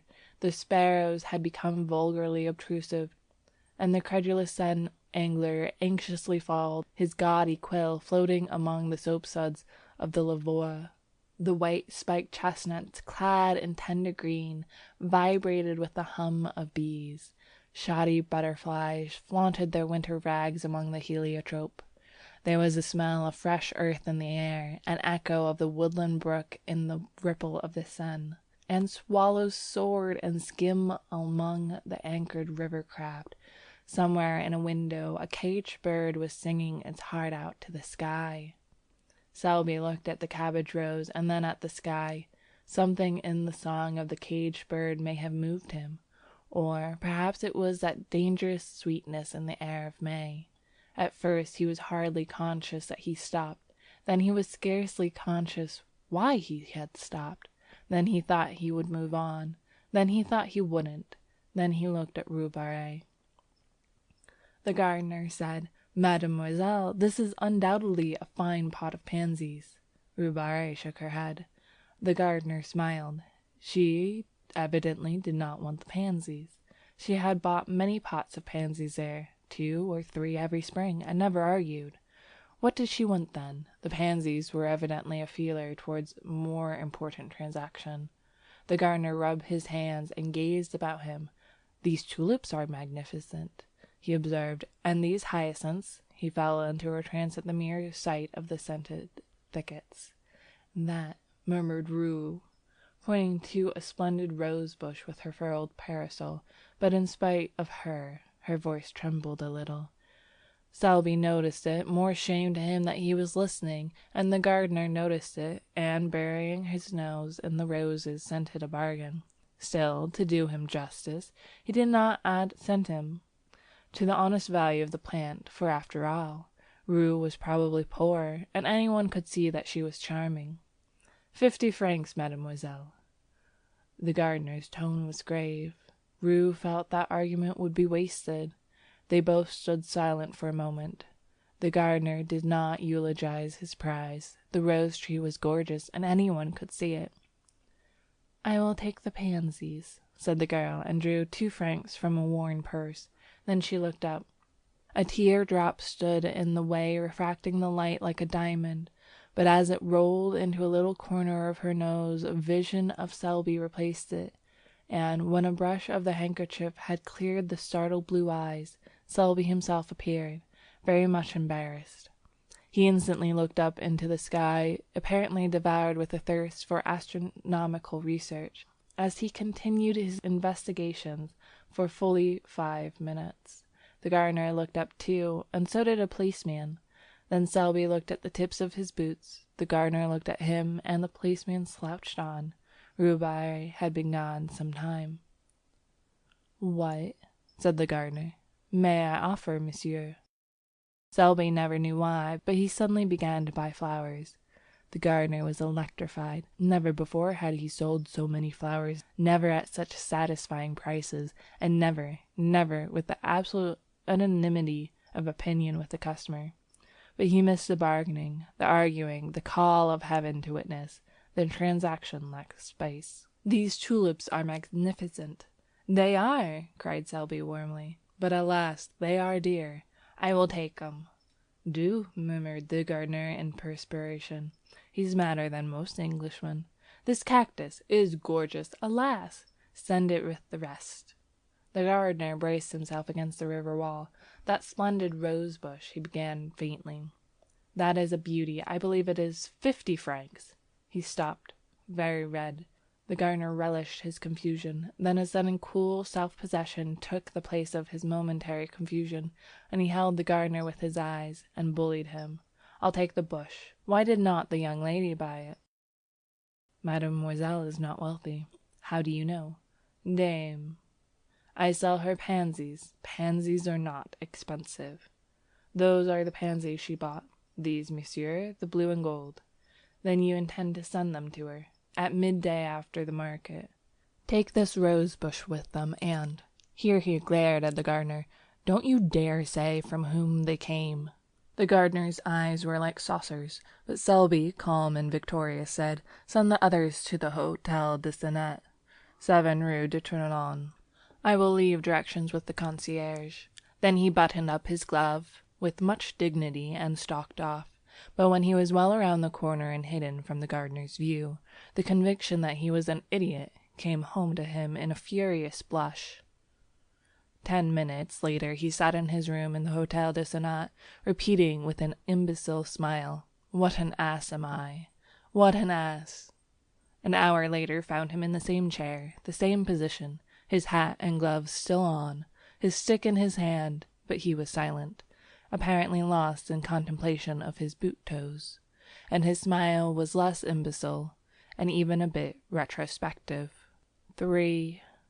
About 5 o'clock that afternoon, the little sad-eyed woman who fills the position of concierge at the Hôtel du Senet held up her hands in amazement to see a wagon-load of flower-bearing shrubs draw up before the doorway. She called Joseph, the intemperate garçon, who, while calculating the value of the flowers in petits verres, gloomily disclaimed any knowledge as to the destination. "Voyons," said the little concierge. Charon's la femme, you, he suggested. The little woman stood a moment pensive, and then sighed. Joseph caressed his nose, a nose which for gaudiness could vie with any floral display.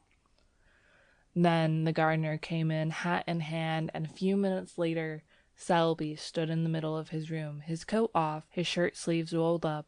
The chamber originally contained, beside the furniture, about 2 square feet of walking room, and now this was occupied by a cactus. The bed groaned under crates of pansies, lilies, and heliotropes. The lounge was covered with hyacinths and tulips, and the washstand supported a species of young tree warranted to bear flowers at some time or other. Clifford came in a little later, fell over a box of sweet peas, swore a little, apologized, and then the full splendor of the floral fête burst upon him. Sat down in astonishment upon a geranium. The geranium was a rat, but Selby said, "Don't mind," and glared at the cactus. "Are you going to give a ball?" demanded Clifford.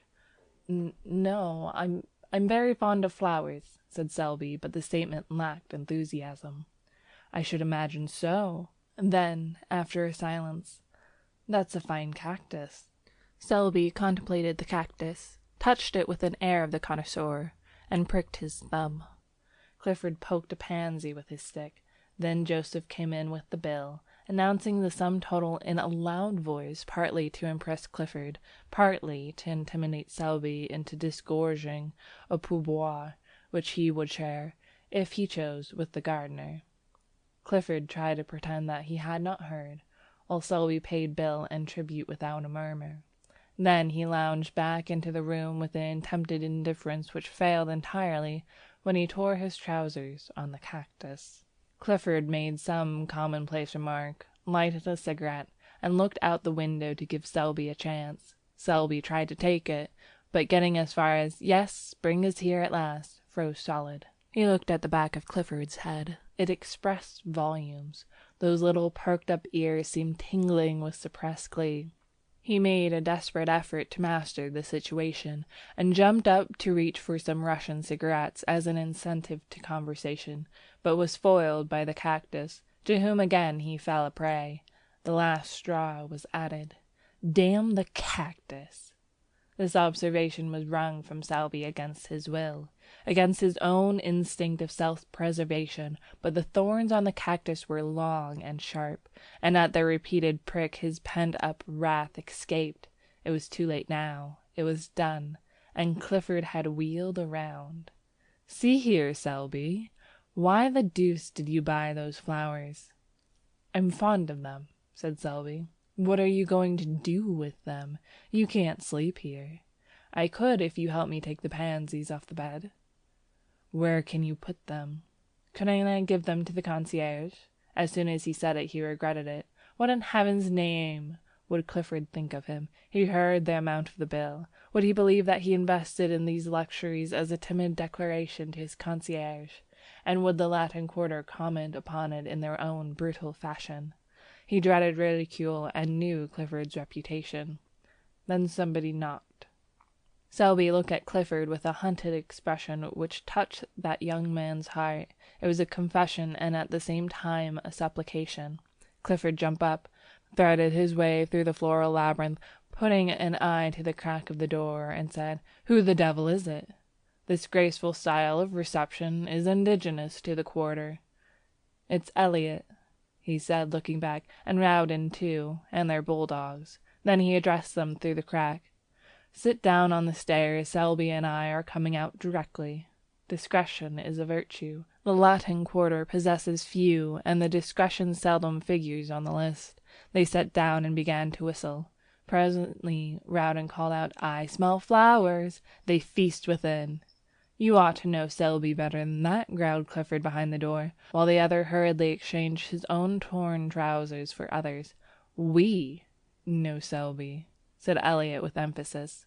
"Yes," said Rowden. "He gives receptionists with floral decorations, and invites Cliffords while we sit on the stairs." "Yes, while the youth and beauty of the Quarter revel," suggested Rowden. Then, with sudden misgivings, "Is Odette there?" "See here," demanded Elliot, "is Colette there?" Then he raised his voice in a plaintive howl. "Are you there, Colette, while I'm kicking my heels on these tiles?" "Clifford is capable of anything," said Rowden. "His nature is soured since Rhubarbe sat on him." Elliot raised his voice. "I say, you fellows, we saw some flowers carried into Rhubarbe's house at noon." "Posies and roses," specified Rowden. "Probably for her," added Elliot, caressing his bulldog. Clifford turned with sudden suspicion upon Selby. The latter hummed a tune, selected a pair of gloves, and choosing a dozen cigarettes, placed them in a case. Then walking over to the cactus, he deliberately detached a blossom, drew it through his buttonhole, and picking up hat and stick, smiled upon Clifford, at which the latter was mightily troubled. 4. Monday morning at Julian's, students fought for places. Students with prior claims drove away others who had been anxiously squatting on coveted tabourets, since the door was open, in hopes of appropriating them at roll call. Students squabbled over palettes, brushes, portfolios, or rent the air with demands for sericity and bread. The former, a dirty ex-model, who had, in Palmyre days, posed as Judas, now dispensed stale bread as one so, and made enough to keep himself in cigarettes. Monsieur Julian walked in, smiled a fatherly smile, and walked out. His disappearance was followed by the apparition of the clerk, a foxy creature who flitted through the battling hordes in search of prey. 3 men who had not paid dues were caught and summoned. A 4th was scented, followed, outflanked, his retreat towards the door cut off, and finally captured behind the stove. About that time, the revolution assuming an acute form, howls rose for Jules. Jules came, umpired 2 fights with a sad resignation in his big brown eyes, shook hands with everybody, and melted away in the throng, leaving an atmosphere of peace and goodwill. The lions sat down with the lambs. The massiers marked the best places for themselves and friends, and, mounting the model stands, opened the roll calls. The word was passed. "They begin with C this week." They did. Clisson. Clisson jumped like a flash and marked his name on the floor in chalk before a front seat. Karen. Karen galloped away to secure his place. Bang went an easel. Nom de Dieu in French. "Where are you going?" in English. Crash. A paint box fell, with brushes and all on board. Do-da-do-da. Spat. A blow. A short rush, a clinch, and a scuffle, and the voice of the massier stern and reproachful. "Coach on!"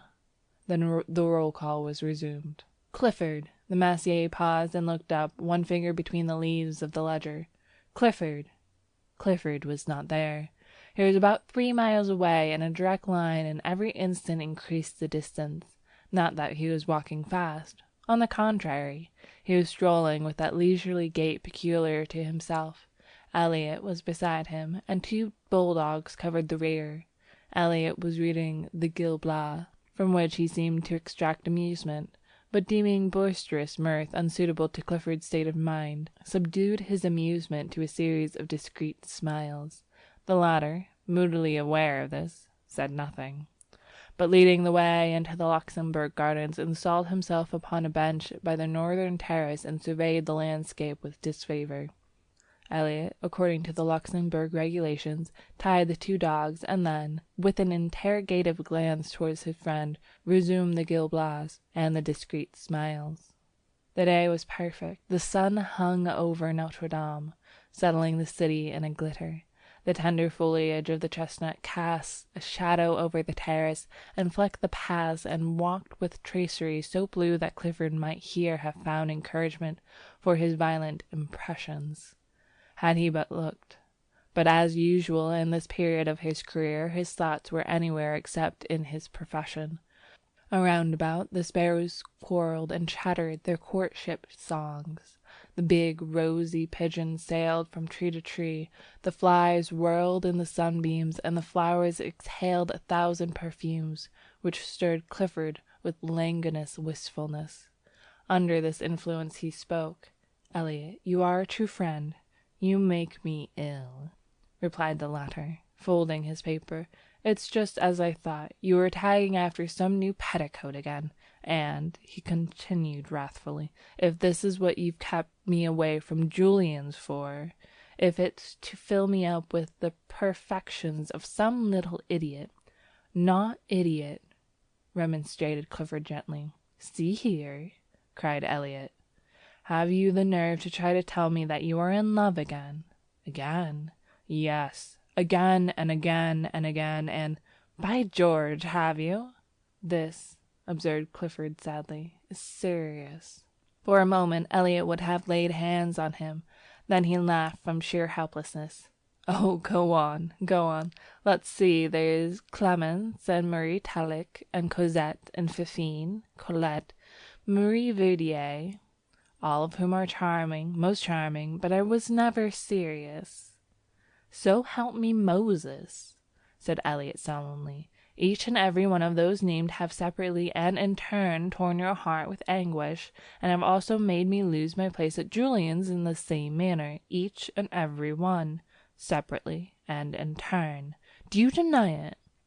What you have said may be founded on facts, in a way, but give me the credit of being faithful to one at a time, until the next one came along. But this is really different. Elliot, believe me, I am all broken up. Then there was nothing else to do. Elliot gnashed his teeth and listened.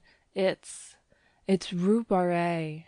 Well, observed Elliot with scorn, if you are moping and moaning over that girl, the girl who has given you and myself every reason to which that the ground would open up and engulf us, well, go on.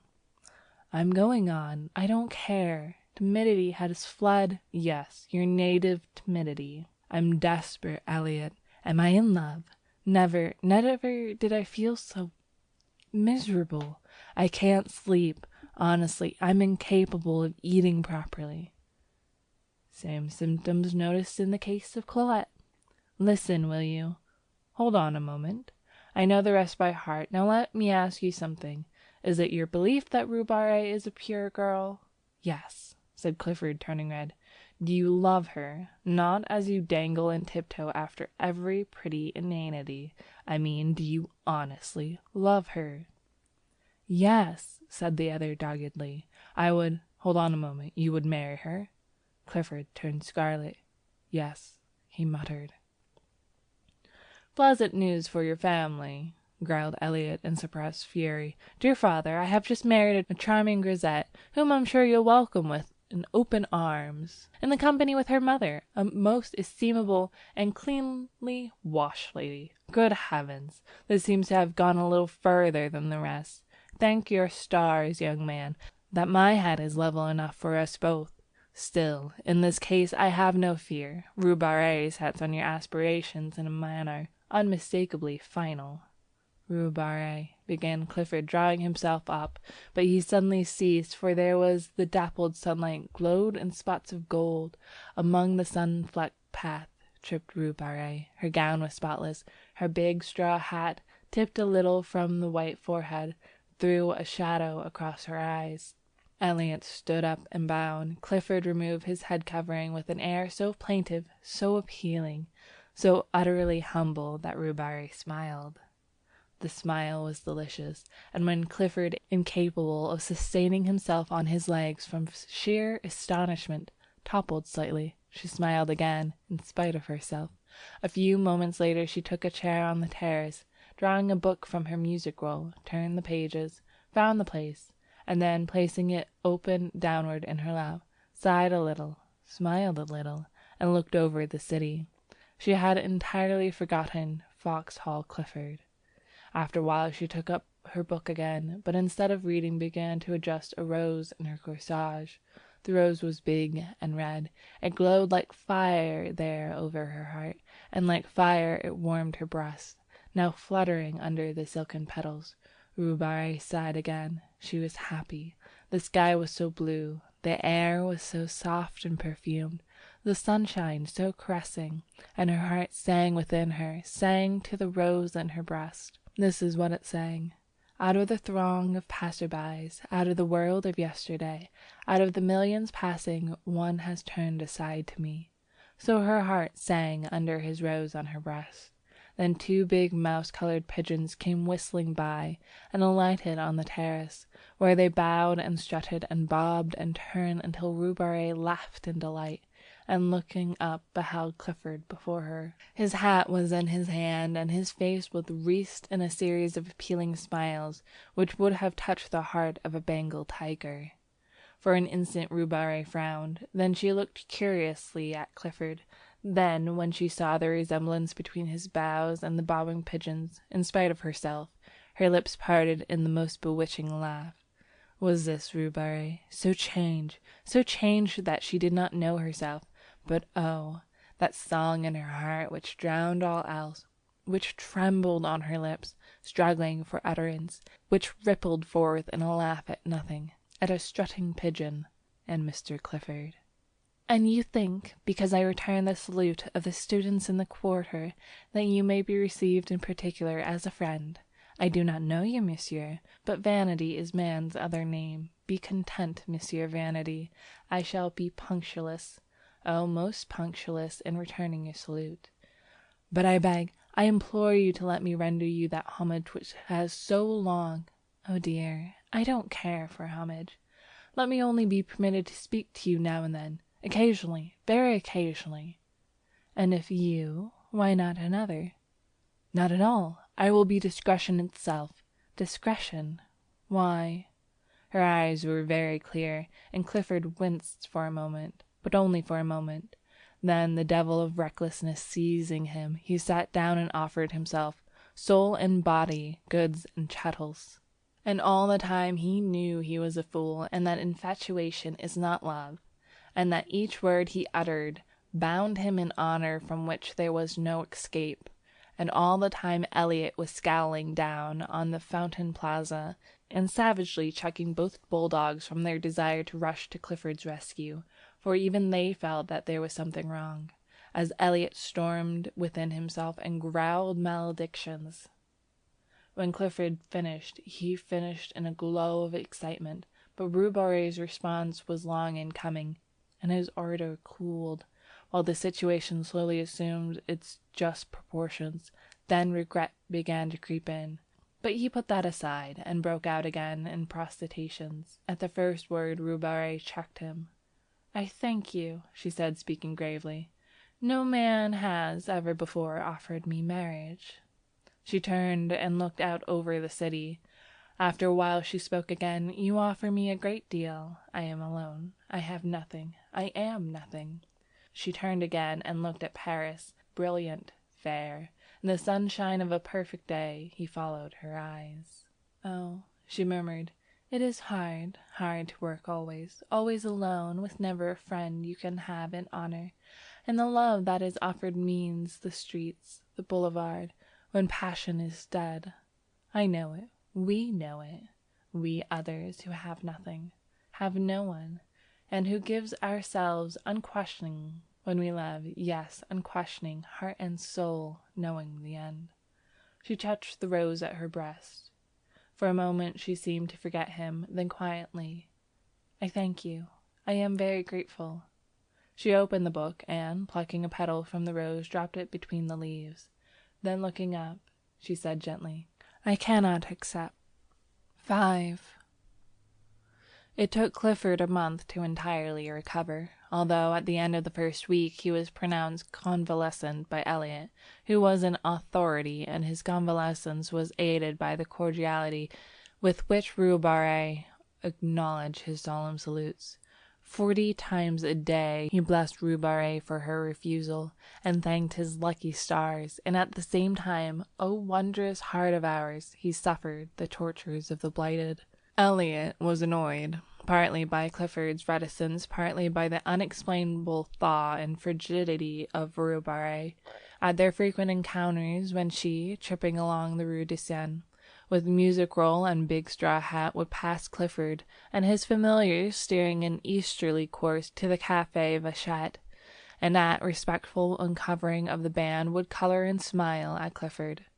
Elliot's slumbering suspicions awoke, but he never found out anything, and finally gave it up as beyond his comprehension, merely qualifying Clifford as an idiot, and reserving his opinion on Roubaré.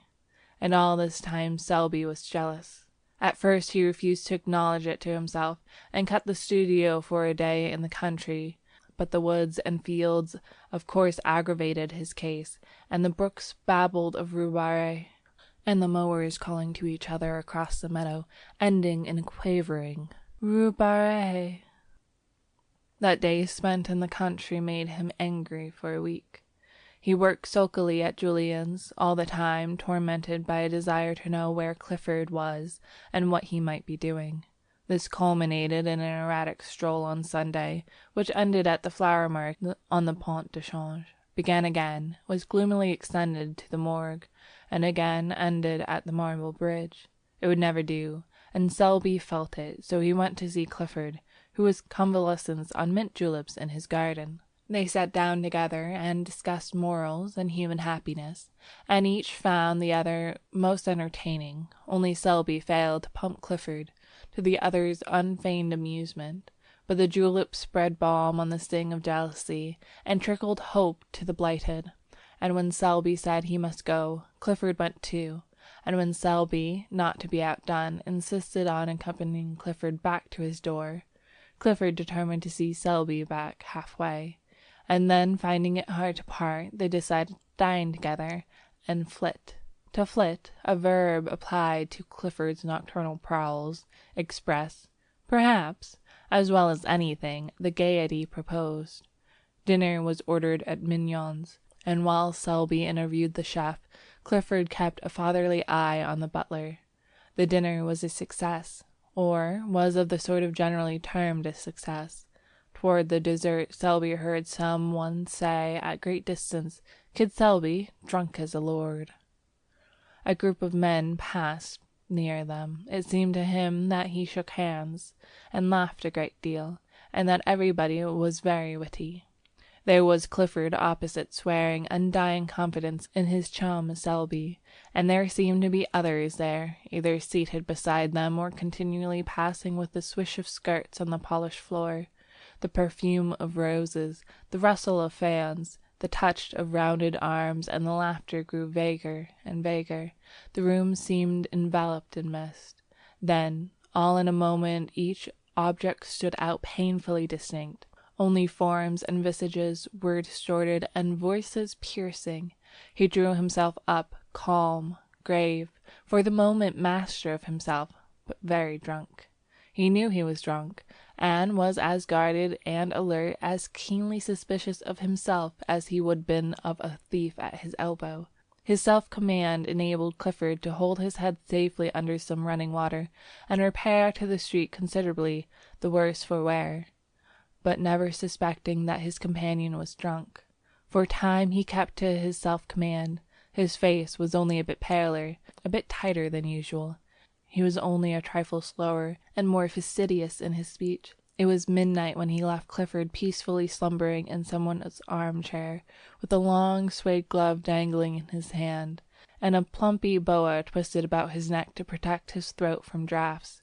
He walked through the halls and down the stairs, and found himself on the sidewalk in a quarter he did not know. Mechanically he looked up at the name of the street. The name was not familiar. He turned and steered his course towards the lights clustered at the end of the street. They proved farther away than he anticipated, and after a long quest he came to the conclusion that his eyes had been mysteriously removed from their proper places, and had been reset on either side of his head like those of a bird. It grieved him to think of the inconvenience this transformation might occasion him, and he attempted to cock up his head, hen-like, to test the mobility of his neck. Then an immense despair stole over him. Tears gathering in the tear ducts, his heart melted, and he collided with a tree. This shocked him into comprehension. He stifled the violent tenderness in his breast, picked up his hat, and moved on more briskly. His mouth was white and drawn, his teeth tightly clenched. He held his course pretty well, and strayed but little, and after an apparently interminable length of time, found himself passing a line of cabs. The brilliant lamps, red, yellow, and green, annoyed him, and he felt it might be pleasant to demolish them with his cane. But mastering this impulse, he passed on, Later, an idea struck him that would save fatigue to take a cab, and he started back with that intention, but the cab seemed already so far away, and the lanterns were so bright and confusing that he gave it up, and pulling himself together, looked around. A shadow, a mass, huge, undefined, rose to his right. He recognized it at the Arc de Triomphe, and gravely shook his cane at it. Its size annoyed him. He felt it was too big. Then he heard something fall clattering to the pavement and thought probably it was his cane. But it didn't much matter. When he had mastered himself and regained control of his right leg, which betrayed symptoms of insubordination, he found himself traversing the Place de la Concorde at a pace which threatened to land him at the Madeleine. This would never do. He turned sharply to the right and, crossing the bridge, passed the Place Bourbon at a trot and wheeled into the Boulevard Saint-Germain. He got on well enough, although the size of the War Office struck him as a personal insult, and he missed his cane, which it would have been pleasant to drag along the iron railings as he passed. It occurred to him, however, to substitute his hat. But when he found it, he forgot what he wanted it for, and replaced it upon his head with gravity. Then he was obliged to battle with a violent inclination to sit down and weep. This lasted until he came to the Rue de Rennes, but there he became absorbed in contemplating the dragon on the balcony overhanging the Cour du Dragon. And time slipped away until he remembered vaguely that he had no business there, and marched off again. It was slow work. The inclination to sit down and weep had been given place to a desire for solitary and deep reflection. Here his right leg forgot its obedience, and, attacking the left, outflanked it, and brought him up against a wooden board which seemed to bar his path. He tried to walk around it, but he found the street closed. He tried to push it over, and found he couldn't. Then he noticed a red lantern standing on a pile of paving stones inside the barrier. This was pleasant. How was he to get home if the boulevard was blocked? But he was not on the boulevard. His treacherous right leg had beguiled him into the detour, for there, behind him, lay the boulevard with its endless line of lamps. And here, what was this narrow, dilapidated street, piled up with earth and mortar and heaps of stone? He looked up. Written in staring black letters on the barrier was Rue Barré. He sat down. Two policemen whom he knew came by and advised him to get up, but he argued the question from a standpoint of personal taste, and they passed on, laughing. For he was at that moment absorbed in a problem. It was how to see Rue Barré. She was somewhere or other in that big house with the iron balconies, and the door was locked. But what of that? The simple idea struck him to shout until she came. This idea was replaced by another equally lucid, to hammer on the door until she came. But finally, rejecting both of these as too uncertain, he decided to climb into the balcony, and, opening a window, politely inquire for Rue Barré. There was but one lighted window in the house that he could see. It was on the second floor, and towards this he cast his eyes. Then, mounting the wooden barrier and clambering over the pile of stones, he reached the sidewalk, and looked up at the facade for a foothold. It seemed impossible, but a sudden fury seized him, a blind, drunken obstinacy, and the blood rushed to his head, leaping, beating in his ears like the dull thunder of an ocean. He set his teeth, and springing at a window-sill, dragged himself up and hung to the iron bars. Then reason fled. There surged in his brain the sound of many voices. His heart leaped up, beating a mad tattoo, and gripping at cornice and ledge, he worked his way along the facade, clung to pipes and shutters, and dragged himself up, over, and into the balcony by the lighted window. His hat fell off, and rolled against the pane. For a moment he leaned breathless against the railing. Then the window was slowly opened from within. They stared at each other for some time. Presently the girl took 2 unsteady steps back into the room.